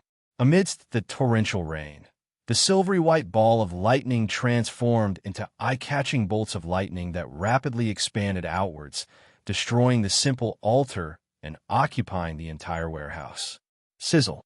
In the sea of lightning, Klein's figure constantly appeared before being charred black and reduced to paper shreds. Outside the warehouse, Donnes was similarly affected. His hair stood on end as his body convulsed. After using several paper figurine substitutes, Klein, who was almost at his limit, finally waited until the lightning subsided, and the illusory door was affected by the complete destruction of the ritual, and it quickly closed in an unstoppable manner. Creak! Sea God Cavituous's indignant roar was isolated outside the door. In the blink of an eye, the illusory door completely disappeared. The surroundings were in a mess, and there was only a candle left on the altar, weakly flickering with flame. Bang! Donnes leaned forward against the warehouse wall and barely managed to stand at the door. He wanted to speak, but he couldn't help but convulse. All he could do was use his eyes to express his grievance. German Sparrow is really a lunatic. Back in Bancy Harbor, I can still recall the horror I experienced. I still have nightmares because of it. Previously, when I was choosing the items produced by the Resistance, I incurred the curse of Sea God. Along the way, I was so frightened that I nearly ran away. This time, what kind of sacrifice is this? I nearly summoned Calvetua. It was really dangerous just now. Why does he love adventures so much? Why does he love doing things so much? Again and again, he seeks thrills at the edge of death. Is this a manifestation of his madness? Or is there a reason behind it? This sea god of Cavituous is still very strong. Even though he's on the verge of death, even though he's separated by the door of sacrifice and can only use a portion of his strength, he nearly finished me off easily. As expected of a demigod who can fight against Sea King, Klein pulled his feet out of the ground and saw that his leather boots were in tatters. At the same time, he discovered that regardless of whether it was luck or necessity, in any sense, Cavituous had accepted his sacrifice. This was because when the gigantic sea serpent created the vortex, it had devoured the iron cigar case and many other items that were tainted with the gray fog's aura. This also means that I can attempt to locate its hiding spot in the spirit world, but I have to wait for it to die. It will no longer interfere with or resist my divination. This kind of search requires entering the spirit world. I can't keep using the gray fog. Just as Klein secretly exhaled, he felt an indescribable madness and hunger emanate from the glove on his left hand. It was as though it would devour the wearer if it couldn't wait for food. There aren't any sinful fellows nearby. Klein turned his head to look at Donna's at the door. Donna's mind suddenly tightened as he felt that he had been targeted by a monster and was about to become its food. The hunger at the level of spirituality made him tremble slightly, wishing that he could immediately turn around and flee. Then, he heard German Sparrow's indifferent voice. "Close the door from the outside." "All right." Danitz endured the residual pain from the electric shock and pulled back the door that had been sent flying, barely blocking the hole. Klein seized the opportunity to hold a sacrificial ritual. He prayed to himself and responded to himself. He threw the creeping hunger, which was on the verge of losing control, above the gray fog. This mystical item, which had frightened Donis to the point of not daring to resist, immediately became obedient, gentle, and tame. Please remember this book's original domain name, Nine Heavens Divine Emperor Mobile Version. Chapter 552. After returning to the real world, Klein extinguished the candles, put away the remaining items, and carefully checked the situation in the warehouse. To his relief, the seawater whirlpool created by Cavituous had completely cleaned up the place, leaving behind only the rain that spewed out later, the charred parts of the lightning, the sparse amount of ash, and the ravine that Klein plowed with his feet. The traces are easy to deal with. I'll get Donis to wash this place with fireballs later and disguise it as an internal conflict between pirates. Klein nodded indiscernibly, pulled out one of the few remaining paper figurines, and shook his forearm and wrist. The paper figurine flew out and burned on its own, turning into black ash.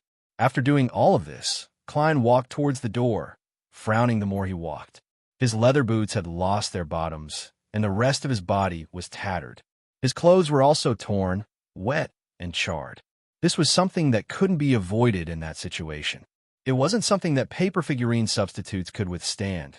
The tearing came from the massive suction force of the seawater whirlpool. The wet feeling came from the torrential rain spewed out by Calvetua, and the charred blackness was a result of being struck by a small amount of lightning while he was using paper figurine substitutes.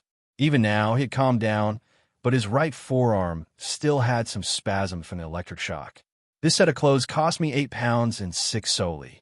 I have to get a new set. I divined the danger and made preparations, but I never expected Cavituous to be stronger and crazier than I expected.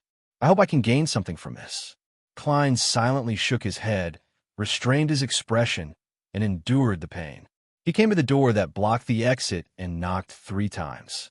Donis, who had been feeling uneasy, hesitated for 2 seconds before moving the door. Realizing that German Sparrow had returned to his cold and reserved state, no longer emitting the hunger and madness that made one's spirituality tremble, Donis heaved a sigh of relief. He looked inside and casually asked, "Is it over?" "No." The corners of Klein's mouth curled up as he revealed a gentle smile.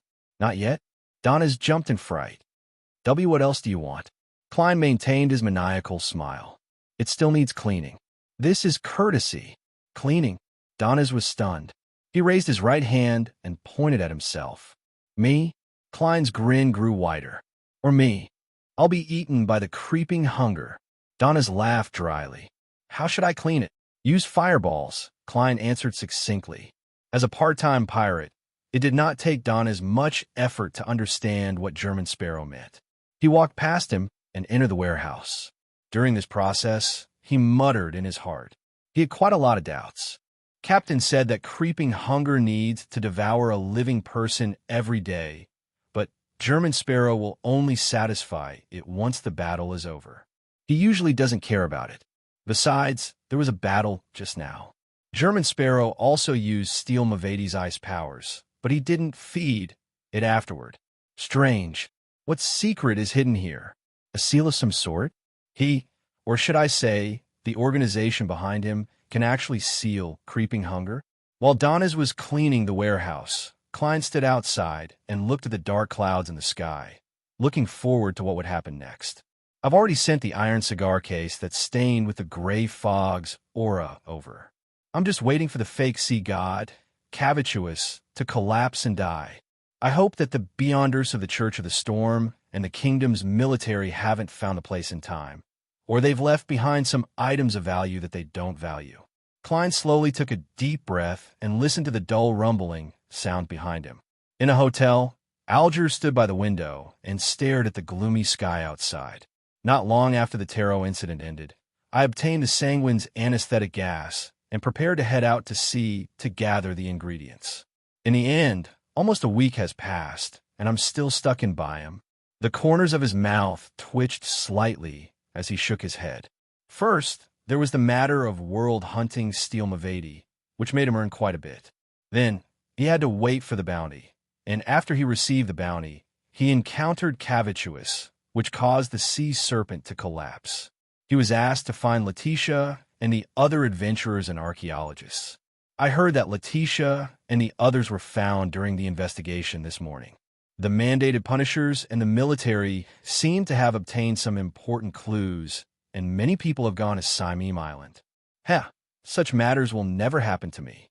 Alger retracted his gaze, pulled at his short robe that didn't reach his knees, and muttered to himself, "Let's end this as soon as possible." Once Cavituous was completely dead and the tsunami was no longer hidden, he could leave the harbor and leave the city of generosity, Byam.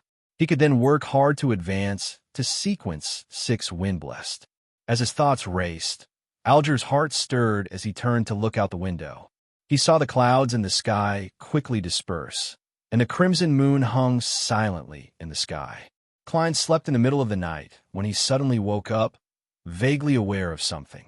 He got out of bed, went to the window, and pulled open the curtains.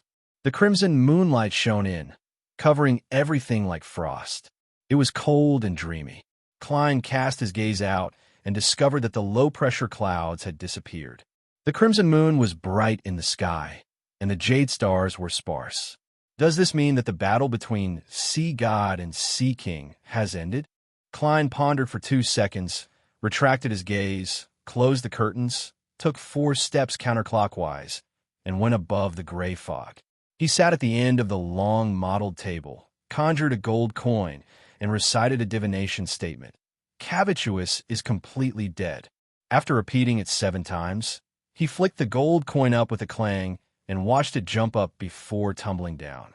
Pa! The gold coin landed in Klein's palm with the king's portrait facing up. This meant that it was certain. It meant that sea god Cavituous was completely dead.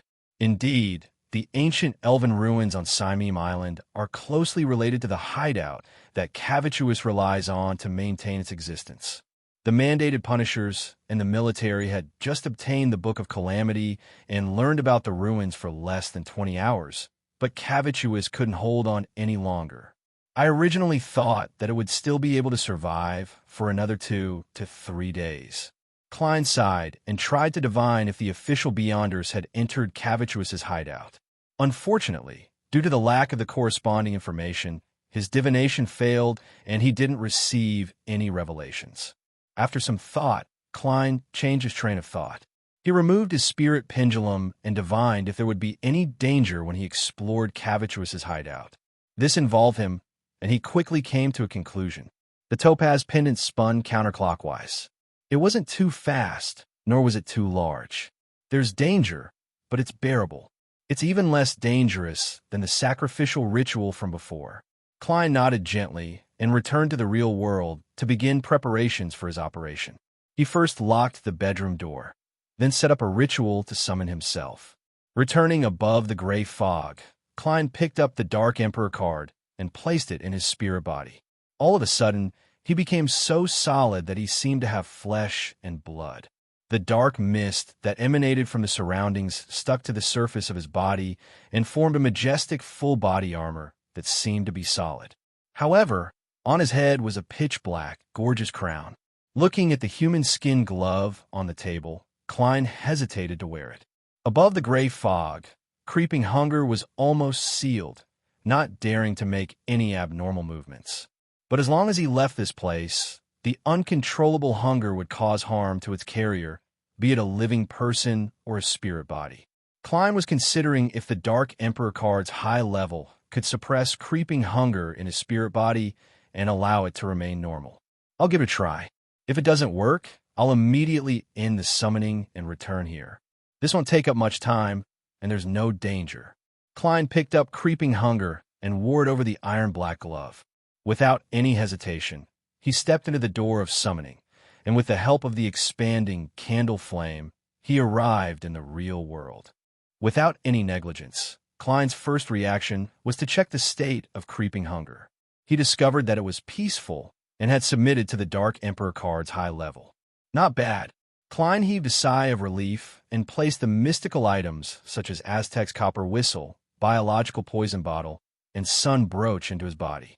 Finally, he picked up the black hardwood cane and prepared to use it to search for the lost iron cigar case that had been tainted with the gray fog's aura. Of course, to find Cavituous's hiding place, he had to first enter the spirit world and locate it from within. Otherwise, it would only result in failure. As for the problem of entering the spirit world, Klein didn't consider the three methods provided by Mr. Aztec. As a spirit body with intelligence and the ability to think, how could he not be able to find a spirit world and enter it? He calmed down a little and visualized the scene of countless spheres of light gathering. His body and mind quickly calmed down, and his thoughts gradually emptied. Bit by bit, his spirituality extended and unfurled. Soon, he discovered that his surroundings were filled with indescribable illusory and transparent objects. All the colors had become bright and distinct, but they overlapped with each other. The gray fog was so faint that it was like nothingness enveloped everything. In the depths, high up in the sky, there were 7 lustrous lights of different colors slowly swimming about. They seemed to be alive and contained endless knowledge. This was the spirit world. It completely overlapped with reality and was everywhere. If I happen to encounter the mandated punishers or military personnel, I'll end the summoning and return above the gray fog. Klein took a step forward and entered the spirit world in a simple manner. He felt his body turn illusory. The black cloak behind him gently fluttered as the hardwood cane in his hand stood upright. He spoke in a deep and dignified voice. "The location of my exclusive iron cigar case." As he muttered, Klein inexplicably tensed up. This was because in the rich and distinct colors around him, pairs of indifferent and strange eyes looked over. After repeating it 7 times, Klein released his palm and waited for the revelation. The black hardwood cane floated up and floated forward at an unhurried pace. Klein followed it and flew through the real and illusory, strange and mysterious spirit world. Here, as long as one didn't have a fixed position, it was very easy to get completely lost and never get out. Of course, this wasn't a problem for Klein. If he really got lost, he could end the summoning and directly return above the gray fog. Klein chased after the black cane that was thrown up and down from time to time. He shuttled through the distinct and overlapping colors, passing by half-hidden spirit world creatures that couldn't be accurately described. It was difficult to know how far he was from his destination. Suddenly, he saw an eye. It was a round eye with distinct black and white. The eye looked at him without blinking. It didn't have a head, nor did it have a corresponding body. P.S. There will be an early update at midnight. Please remember this book's original domain name. 9 Heavens Divine Emperor Mobile Version website. Chapter 553. The huge black and white eye appeared translucent as it quietly floated behind the rich, bright, overlapping colors. There was no sign of hostility or friendliness. At that instant, Klein recalled a passage in sights in the spirit world. The ancestor of the house of Abraham had said, "Try not to look into the eyes of any spirit world creature for more than 3 seconds. Try not to stare at any spirit world creature for more than 3 seconds. This is considered a provocation, unless they have already expressed a message that they want to communicate. Also, don't make yourself appear panicked and nervous, which will increase the desire of certain predators to attack." The corresponding words flowed through his heart as Klein retracted his gaze and continued to chase, the hardwood cane flying in front of him at a moderate speed. He was wearing black full-body armor, a pitch-black crown, and a cloak of the same color. His figure entered the round eye and quickly flashed past, disappearing without triggering any changes. In essence, the spirit world is a very dangerous place. If I'm not careful, I might encounter a terrifying existence at the demigod level. As Klein continued traversing, he realized that it was rather chaotic. Although the 7 lustrous lights, which could have marked his location, were always located high up, covering the sky, he could often see them beneath his feet, left and right. If it weren't for the black cane's positioning, Klein wouldn't have been able to tell the direction at all. Suddenly, through the thin fog of nothingness, he saw a floating castle on his lower left. It was completely black, with a towering spire and covered in vines. It had a gothic feel to it. At the top of the castle stood a translucent woman. She was almost as tall as the castle, and she wore a complicated, gorgeous, and gloomy black dress. She didn't have a head, and there was a neat cut on her neck. Her drooping hands held 4 blonde, red-eyed, and bright-looking heads. If one looked carefully, they would discover that these heads were identical. When Klein, who was dressed as the Black Emperor, passed by, the 4 heads that the woman was holding blinked at the same time. Klein didn't respond as he continued flying forward as though he didn't see anything. The woman slowly turned around and let the heads in her hands watch him leave. What kind of monsters are these? Just as this thought flashed through Klein's mind, he saw the black cane rapidly fall. He hurriedly chased after it and once again tasted free fall. 7 or 8 seconds later, a faintly discernible collapsed building appeared in front of him. Outside the building floated a spirit world creature that resembled a giant jellyfish. It extended transparent tentacles covered in mucus and made the surrounding area its territory. At the tip of each tentacle was a white skull with deep eyes. As the tentacles swayed slowly and gently, they swayed continuously. The black cane passed through the strange spirit world creatures and hovered in front of the nearly illusory, collapsed building. Found it? Klein was delighted at first, but then he looked at the giant jellyfish that was waving its skull. He was prepared for battle, but he didn't immediately take action. Instead, he attempted to emit the deep and dignified aura brought about by the Dark Emperor card's high-level characteristics. His gaze was indifferent as he looked into the dark and deep eye sockets. After 3 frozen seconds, Klein said in a deep voice in ancient Hermes, "That's right, it's not a problem. Leave." The tentacle on top of the skull twitched twice, and the giant jellyfish slowly floated up and disappeared into the depths of the spirit world. This Dark Emperor card is still quite useful. I'm even considering if I should throw Mr. Aztec's copper whistle. A descendant of death should still have some reputation in the spirit world. Klein heaved a sigh of relief, descended, and held the black, hardwood cane. Then, he fell into the ruins of the collapsed building with a hint of anticipation. To him, even if the Church of the Storm and the Royal Army had already found this place ahead of time and taken away the most valuable items, he would still be satisfied as long as there were some leftovers. Even if there's nothing left, it's enough to study the elven ruins and see what information they left behind. Klein passed through the curtain-like barrier of nothingness and suddenly felt the surrounding air turn viscous and heavy. Waves of light appeared around him. It came from the dark blue seawater that filled the area. At the bottom of the seawater was an ancient and gloomy ruin.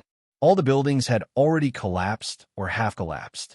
A huge pillar engraved with strange patterns and symbols extended out from the middle. It seemed to go straight to the top, as though it had supported this place in the past. But now, it had snapped and was leaning against the top of a nearby building. Klein recognized this place and this pillar. This was where sea god Cavituous was hiding, a hidden place where reality and the spirit world fused. At this moment, an indignant, painful, angry, and crazy roar echoed for a long time without weakening. It was the resentful roar that Cavituous had let out before his death. It's indeed dead. Klein held the black cane and landed on the bluish-gray stone path in front of the ancient ruin. On both sides of the path were pillars that weren't considered thick or tall.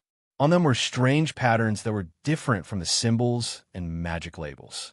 And at the bottom of each stone pillar sat a figure.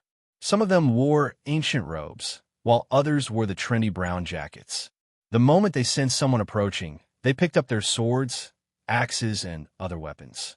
With stiff but agile movements, they got up and turned towards Klein, revealing their grayish-black faces that had been weathered for a long time and their shriveled bodies that were devoid of any flesh or blood.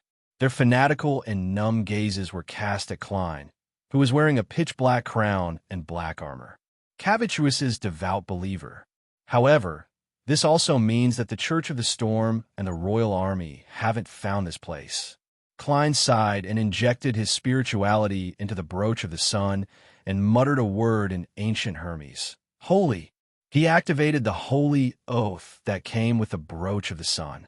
Through the corresponding ancient Hermes word, he temporarily increased his attack's holy damage. Klein shook his wrist and swung his cane. He crouched down slightly and charged at the first sea god guard that ran over. While running at high speeds, Klein suddenly turned his left side and dodged the enemy's cleaving axe. He then swung his forearm and used his cane to leave a clear, grayish-white mark on the enemy's body. Clear, golden flames silently soared up from the mark, instantly enveloping the sea god guard, burning it until it was on the verge of collapse. Thud! Klein exerted force with his feet and leaped past the enemy. Behind him, the completely dried sea god guard finally collapsed, turning to ashes in the golden flames. Thud! Thud! Thud! Thud! Klein kept his back low as he quickly moved forward. From time to time, he would turn his body sideways, and at other times he would pass by the sea god guards. At the same time, he brandished his cane, lashing, stabbing, slashing, and leaving different marks on the mummified guards. Thud! Thud! Thud! Klein passed through this path and arrived in front of the half-collapsed ruin.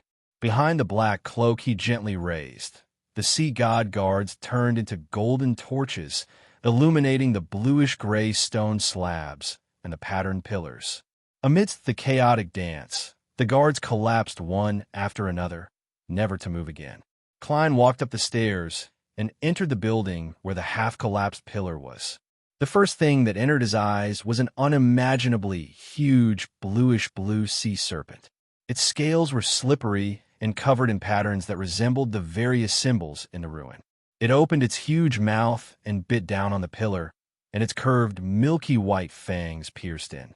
Below its head, its body hung to the ground, coiling around a third of the vast hall like an undulating blue hill. However, it was covered with all kinds of wounds, some of which were badly mutilated, and some of which even revealed its bones. Its body had already produced specks of mysterious bluish-blue light.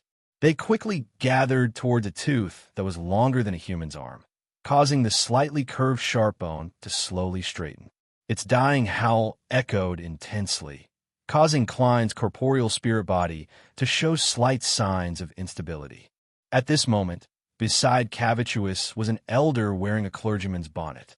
His hair was white, and his body was like gray rock. His face was close to the snake's body, and his throat produced an indiscernible sound. It was unknown what he was doing. Around the gigantic snake body were dried corpses that seemed to have been eroded by the wind. They were the same as the sea god's guards outside, but they were even more bizarre. Their abdomens were swollen and even ruptured. In addition, their mouths were stained with dark red blood, and there were greenish-blue strips of flesh hanging from them. Similarly, bluish-blue light seeped out from their bodies and surged towards the white fong that was gradually straightening. Before Klein could think about what such a scene meant, the elder who was sprawled on Cavituous's body and wearing a clergyman's bonnet shakily straightened his body and turned around. His eyes shimmered with a bluish-blue glow, and the corners of his mouth were blood-red as his teeth tore at a piece of meat. Where his face had been, Cavituous's snake body was in a mess. It was missing a lot of flesh and blood, and his bones could almost be seen. He was eating sea god Cavituous's corpse raw. Klein frowned as he roughly understood what had happened. After Cavituous died, the priests and guard in the hall lost control and began to crazily devour its flesh. At this moment, the Beyonder characteristic had yet to completely seep out. Cavituous's body contained a rather large portion of it, and as a result, Many guards suffered from excessive potions or conflicting characteristics of different pathways. They collapsed on the spot and died completely. However, there were always lucky ones who survived the sudden death stage. They would either lose control and become a disgusting monster, or they would directly skip several sequences and become a powerhouse. Or, due to the mixing of different pathways characteristics, they would become lunatics with twisted and evil powers. And no matter which one it was a rather dangerous thing. Klein's gaze moved down from the surviving priest's face to his belly that was bulging like a pregnant woman's. It was bulging and contracting forcefully, as though there was a huge heart there. P.S. Seeking recommendation votes on Monday, Genius 1 Second Remember website. Mobile version. Chapter 554. In the ruins filled with seawater and half-fused with the spirit world, the black-armored Klein stood by the door of the central hall. Inside was the blue snake that had been gnawed on, and the old priest whose abdomen was bulging. The latter's skin was grayish-black, as though he had been air-dried for a long time. His eyes shimmered with a blue glow as he stared intently at the guest, wearing a pitch-black crown, as though he was considering where to start. Without any hesitation, Klein reached into his body with his right hand and took out a brown, translucent bottle.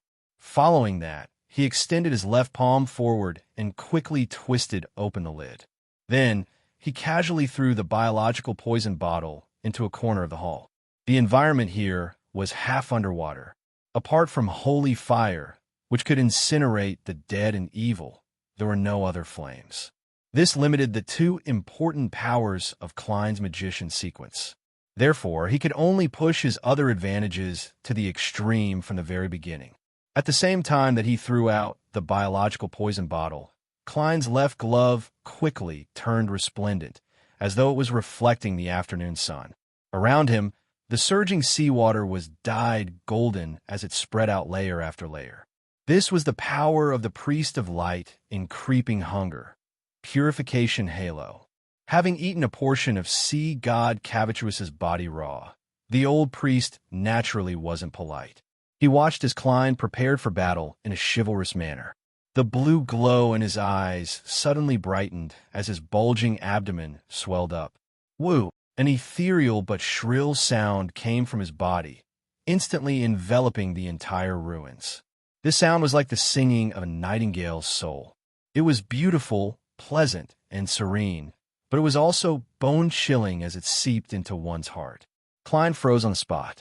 All his thoughts instantly froze in his mind, as though they had encountered an extremely cold wave.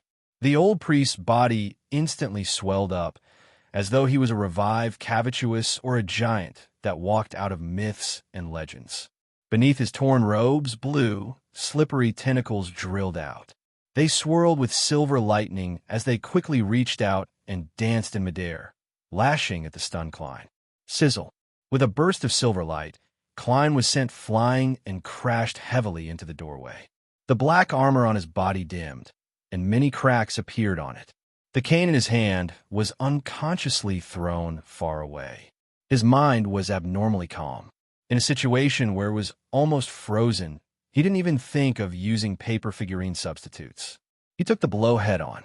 If it wasn't for the Dark Emperor card and Aztec's copper whistle reinforcing his spirit body, he would have definitely been severely injured or even killed instantly with his Sequence 6 essence. The tentacles surged over again, slapping downwards. Klein, who was electrocuted awake, rolled nimbly and barely dodged the attack. He glanced at the other party's physique, then immediately turned around and ran out of the door. He ran without hesitation, resolute and resolute.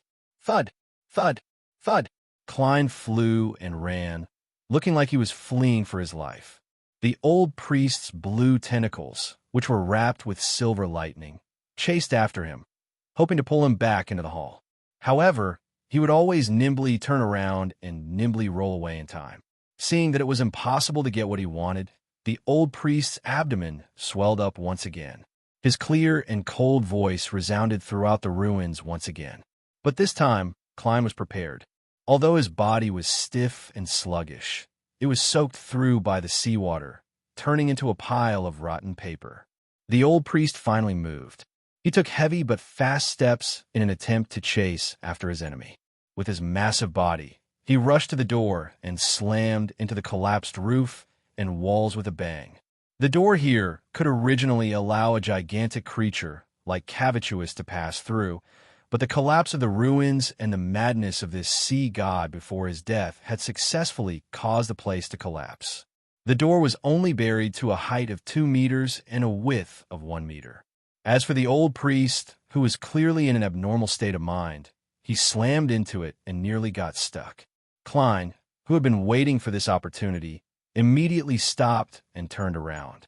He half closed his eyes, straightened his back, and opened his arms. A dazzling beam of light, surrounded by some golden flames, descended from the sky and hit the old priest's body. The pieces of his robe that were hanging on the surface of his body were immediately set ablaze.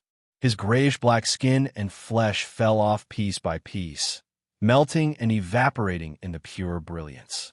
It was only then that Klein clearly saw what was wrong with the old priest's abdomen.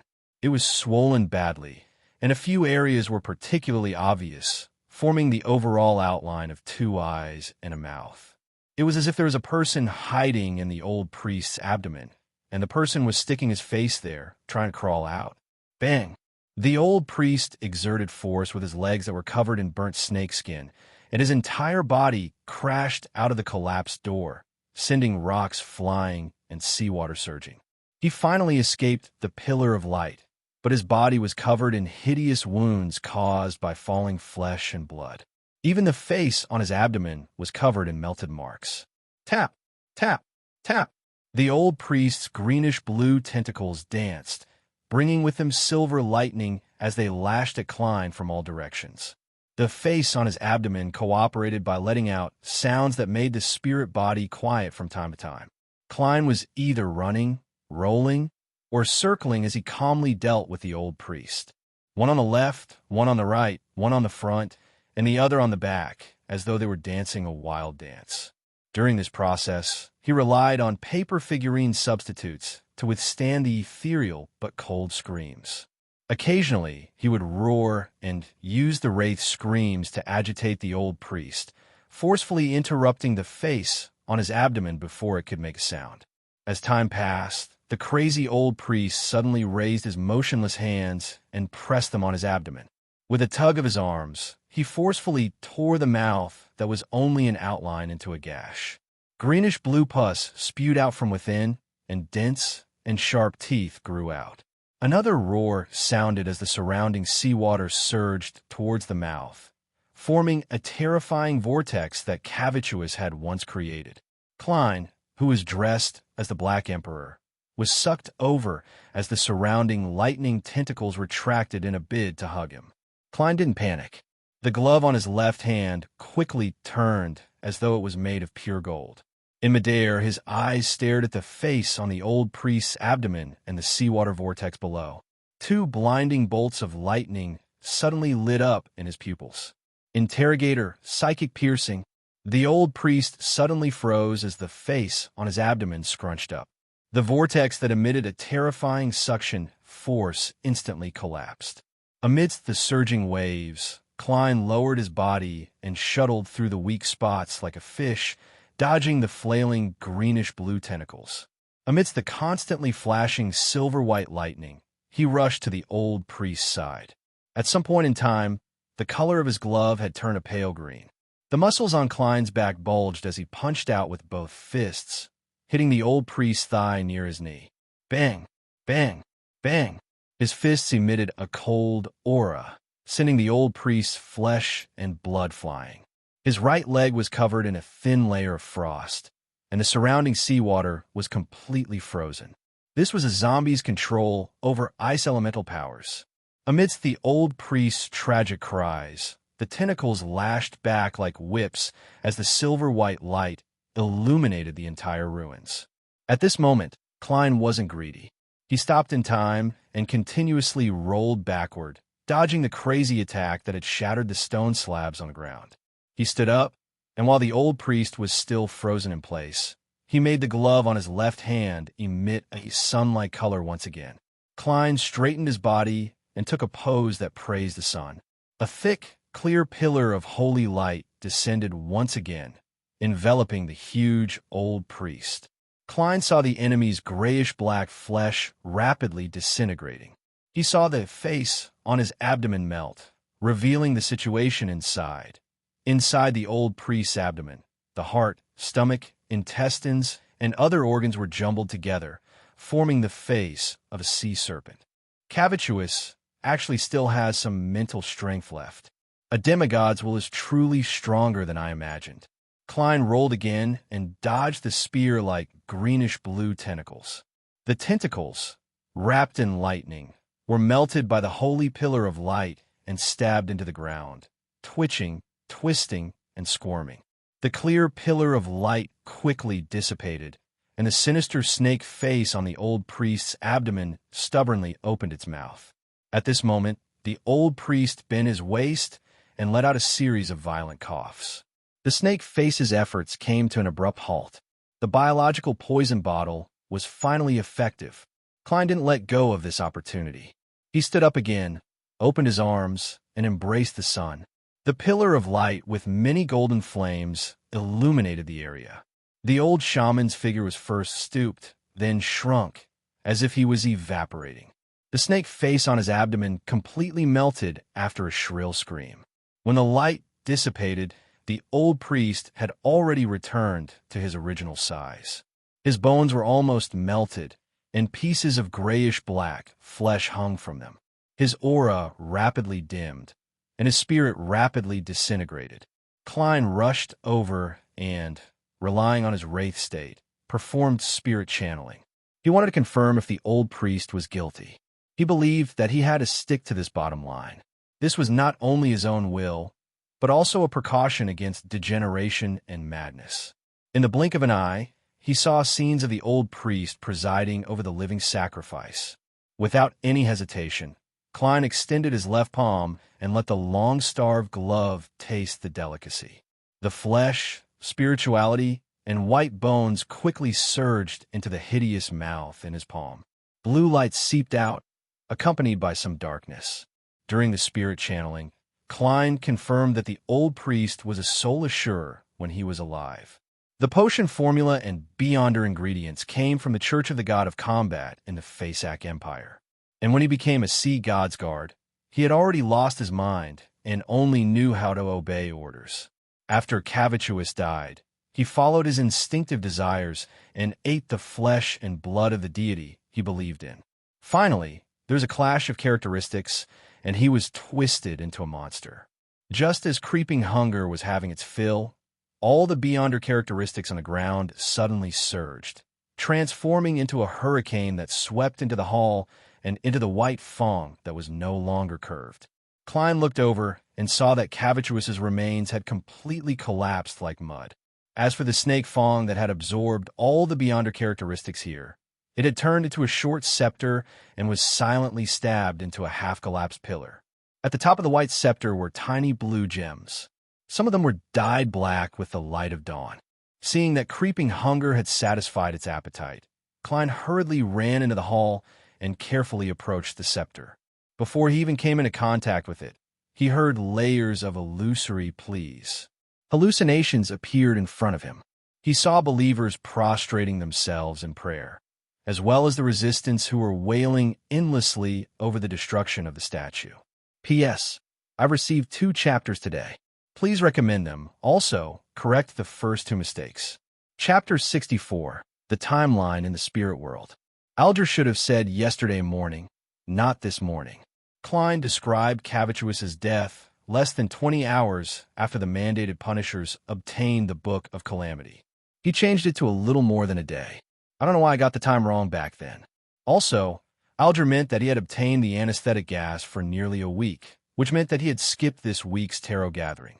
In order not to disrupt Sea God's rhythm, and since he had already explained the change in perspective, there was no need to repeat it. Please remember this book's domain name. 9 Heavens Divine Emperor Mobile Version. Chapter 555. As the layers of illusory prayers entered his ears, Klein felt as though he had a physical body. Deep in his head, he felt a throbbing pain. He wished he could slam his head against the wall to stop the pain. The scenes of different people praying made him feel an uncontrollable and abnormally terrifying dizziness. It was as though he was walking on the edge of an abyss and would fall at any moment. It was only because he had the Dark Emperor card and Aztec's copper whistle that he was used to being prayed to. If it were any other non-demigod sequence beyonder, they would have lost control and collapsed in pain, transforming into a monster or collapsing into a pile of flesh and blood. All the Beyonder characteristics here have been combined into a sealed artifact with the help of the snake tooth. Furthermore, the danger level and negative effects far exceed that of a Grade 2 sealed artifact. Klein didn't blindly move forward. Instead, he took a few steps back and left the area where the prayers were concentrated to alleviate the pain and dizziness that could cause his spirit body to collapse. He stood beside Cavituous's mud-like body and stared at the white scepter that was stuck in the half-collapsed pillar, thinking about how to take it away. At the same time, he had already naturally given the sealed artifact a name. See God's Scepter. Yes, from the feeling and reaction just now, I can barely get close to it and pull out, but I can only last for a few seconds. I can't carry it or use it. However, it doesn't matter. Once I get it, I'll end the summoning and return above the gray fog. That place can effectively shield me from the thousands of prayers and the temporarily unknown negative effects, allowing me to study it without worry. Klein quickly came up with an idea. There was no need to flip a coin. In his wraith state, he could instinctively communicate with the spirit world and receive a revelation. His spiritual intuition told him that there wasn't much danger. With his decision made, Klein began to clean up the mess and see what he could discover in the ancient elven ruins. He first walked to a corner, picked up the translucent biological poison bottle, screwed the lid back on, and stuffed it into his body. Then, when he turned his head, he realized that there was an iron cigar case half hidden under Cavituous's mud-like body. I thought it had been swallowed by Cavituous and corroded into dregs. Klein clicked his tongue in wonder as he quickly walked over. As he was a little numb from the electric currents dissipating from the seawater, he raised his right hand and let the iron cigar case slowly float up and land in his palm. With a sweep of his gaze, Klein saw that the surface of the iron cigar case was covered with signs of corrosion, but it was barely usable. As for the other items that had been sucked away by the whirlpool, there was nothing left. Did the aura of the gray fog make Calvetua uncomfortable, causing it to vomit on the spot? Or did the iron cigar case undergo a certain mutation, slowing down the corrosion and allowing it to last until Calvetua died? While he was puzzled, Klein had already put the cigar case back into his body. In such a situation, he had to make every second count without any delay. This was because he didn't know when the Church of Storms and the Kingdom's military would find him. As if he could. There should have been a lot of murals here, but they had disappeared with the destruction of the wall. Klein flew all the way to the end and saw an exquisite throne that was buried by stones and pillars. Only about a third of it was exposed. On the left side of the throne, there was half of a mural. It was a confrontation between two figures. Looking down at the enemy from above was a man who was stepping on the waves with dark clouds above his head. He had a softer contour that resembled the oriental charm of Klein's previous life. In his hand was a spear made of pure electric light, and in the background was the ocean that drowned everything. Below the man was a man in a simple white robe. His face was blurry, and it was hard to tell his age. He could barely tell that he was a man. There was a halo behind the head of the white-robed man with a classical aura. It quietly radiated brilliance like a sun. Under his feet, there was an illusory circle divided into 12 squares. Each square had a symbol that symbolized a different time. Behind him was a shadow that looked like a curtain, and there seemed to be an eye peeping outside in the shadow. With his solid foundation in mysticism and rich knowledge from various sources, Klein quickly made an interpretation. Waves, storms, dark clouds, lightning. This should be the ancient god, Elf King Sanaithrim. Indeed, just like the legends, the elves' facial features are rather soft. This ancient lord of storms doesn't give off a violent vibe, and he looks surprisingly good. Heh. This is a mural from an elf ruin. It's very normal to beautify one's own deity. A halo that resembles the sun, 12 circles that symbolize time.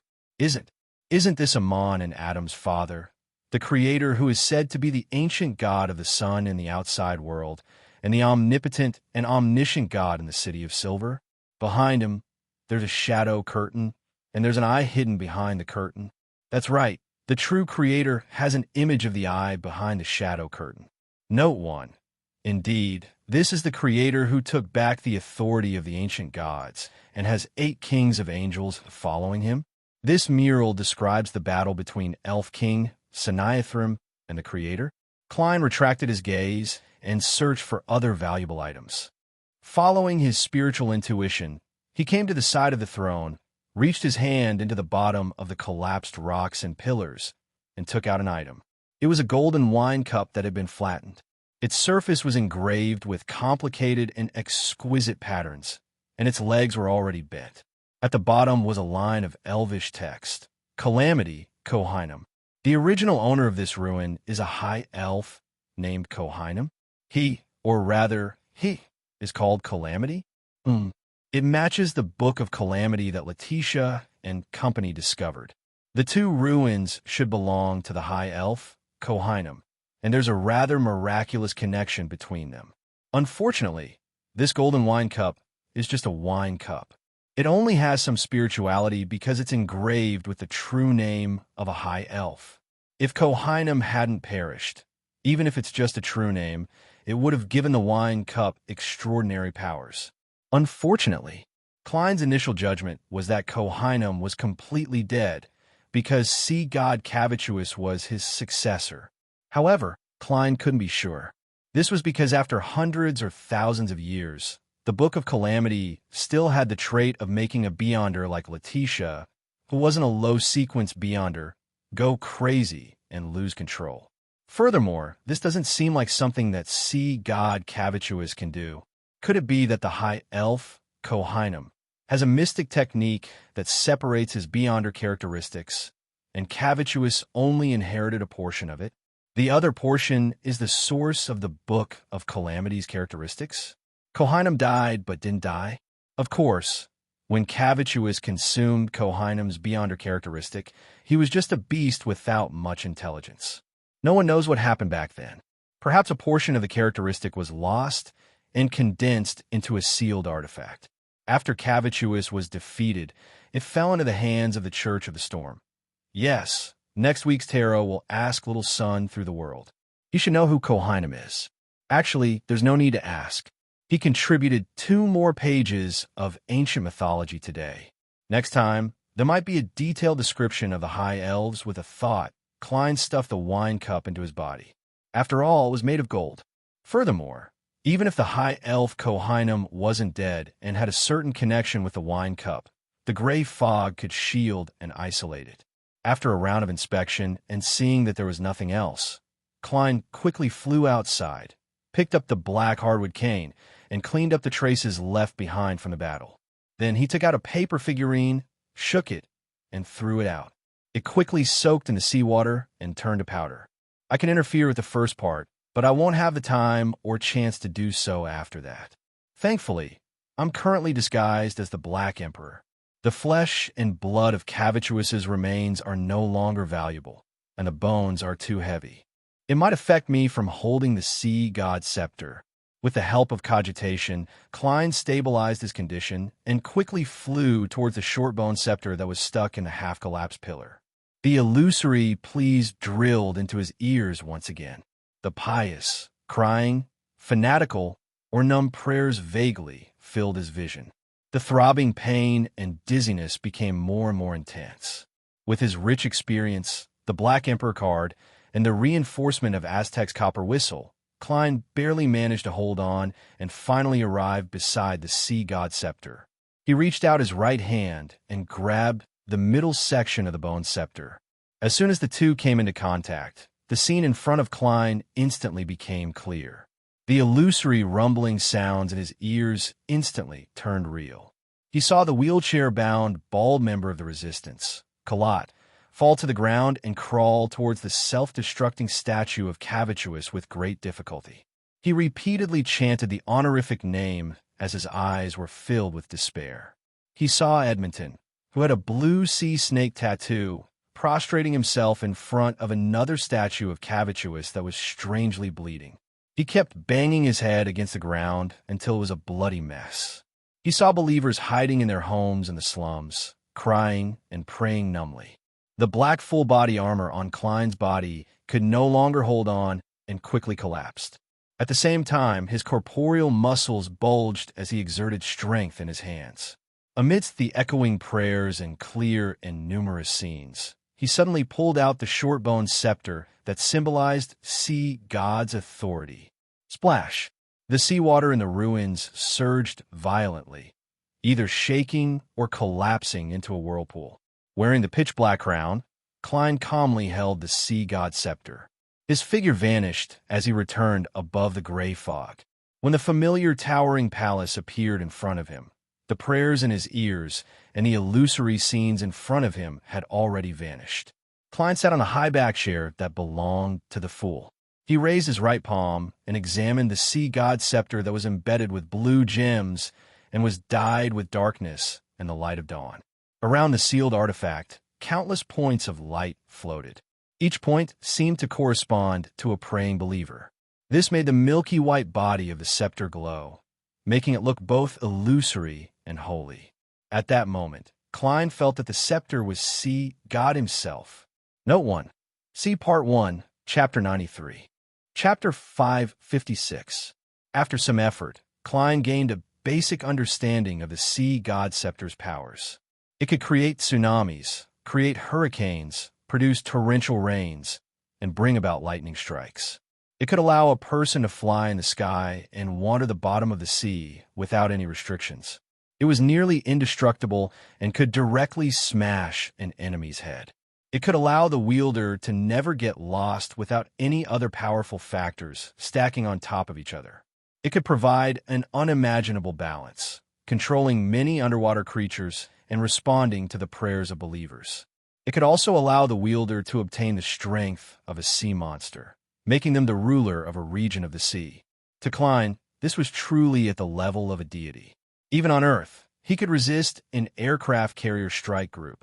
Although he was a Sequence 6 and had quite a number of practical Beyonder powers, making him a true powerhouse in the eyes of ordinary people, a figure that only existed in legends, he was essentially still weak.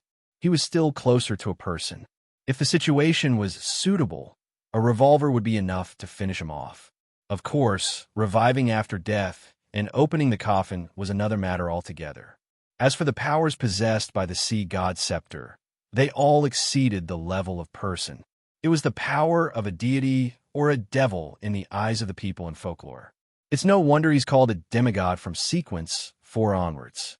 He's really more like a god than a person. Klein sighed silently before giving a self-deprecating laugh. If I could use the sea god scepter normally, I could already be a high-ranking deacon of the Nighthawks, becoming one of the 20 or so people with the most authority in the church.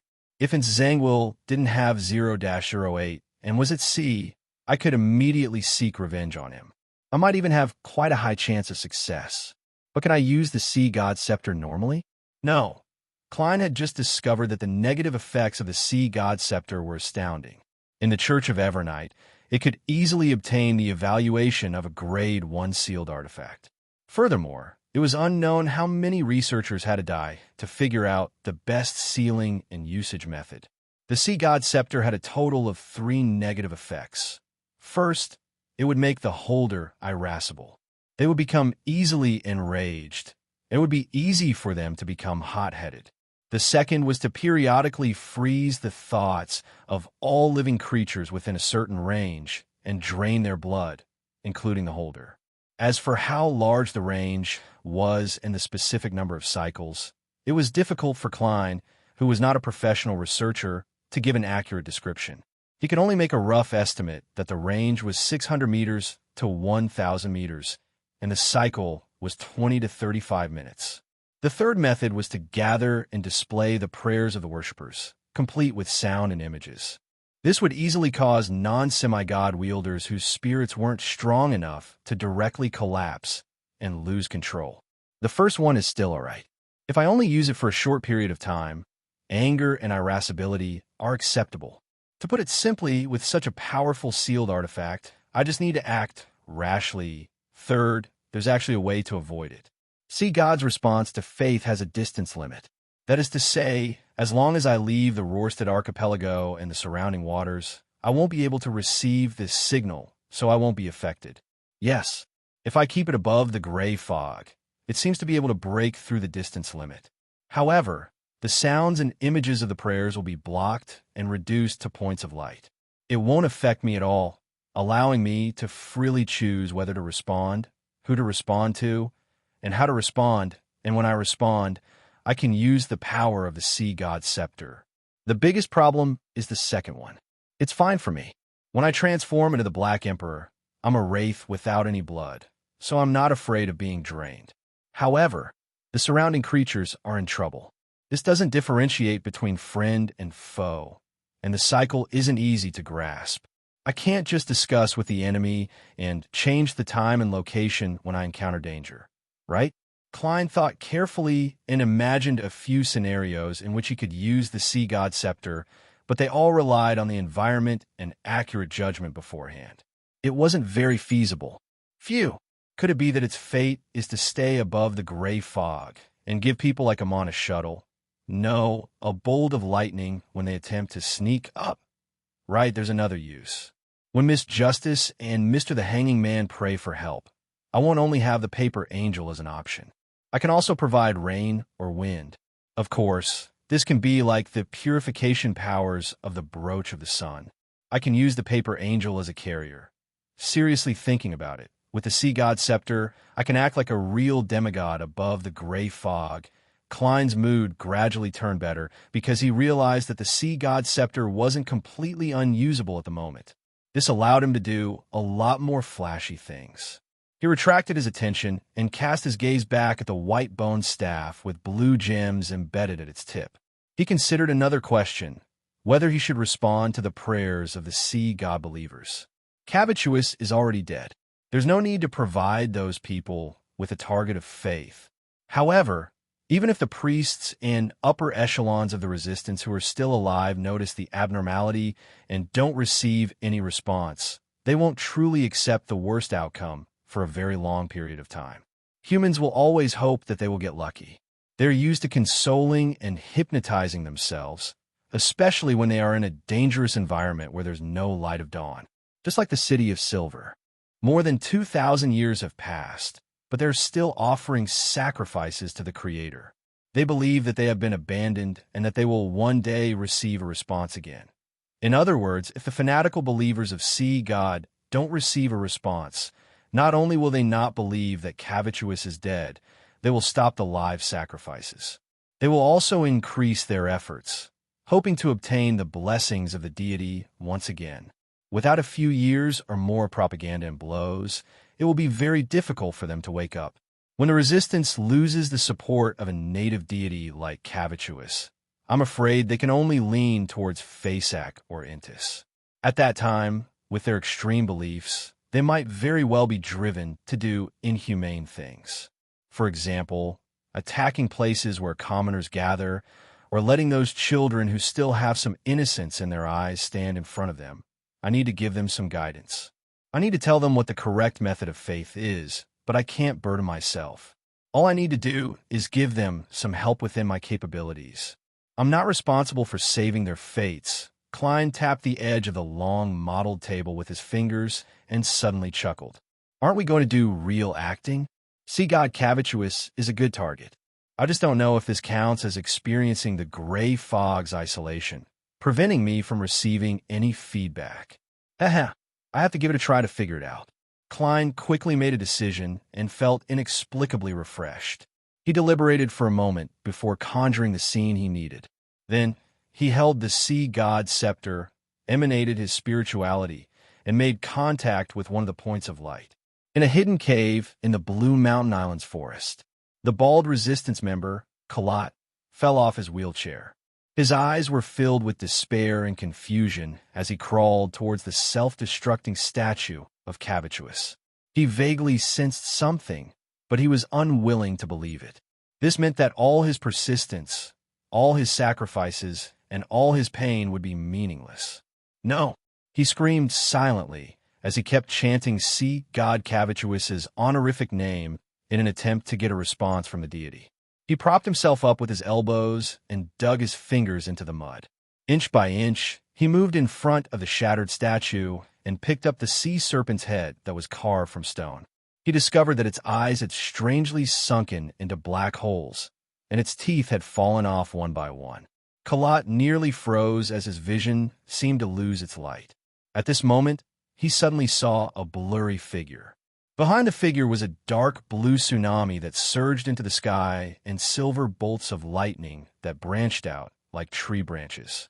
In his shock, Kalat instinctively lowered his head as an unbelievable joy surged in his heart.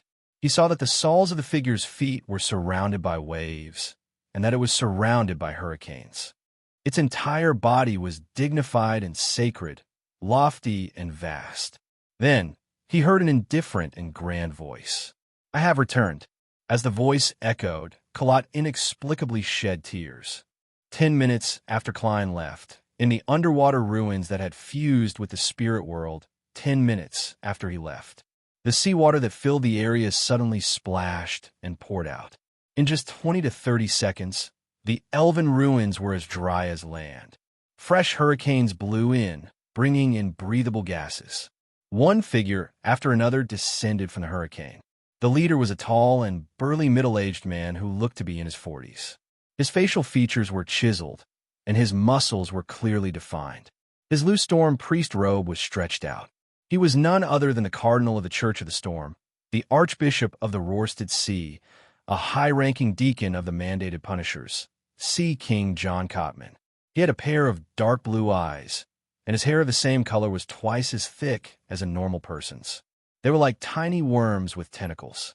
Behind John Cotman were quite a number of Mandated Punishers and military members. They were looking at their surroundings with anticipation and caution, not relaxing their requirements just because there was a demigod protecting them. At that moment, they heard a grunt before they were swept up by the hurricanes and arrived at the entrance of the ruins hall in one go. They saw a gigantic sea serpent lying inside with its bones exposed. Apart from that, there was nothing else. "Who is it?" John Cotman suppressed his anger and growled. As he shouted these words, a wave crashed down from above.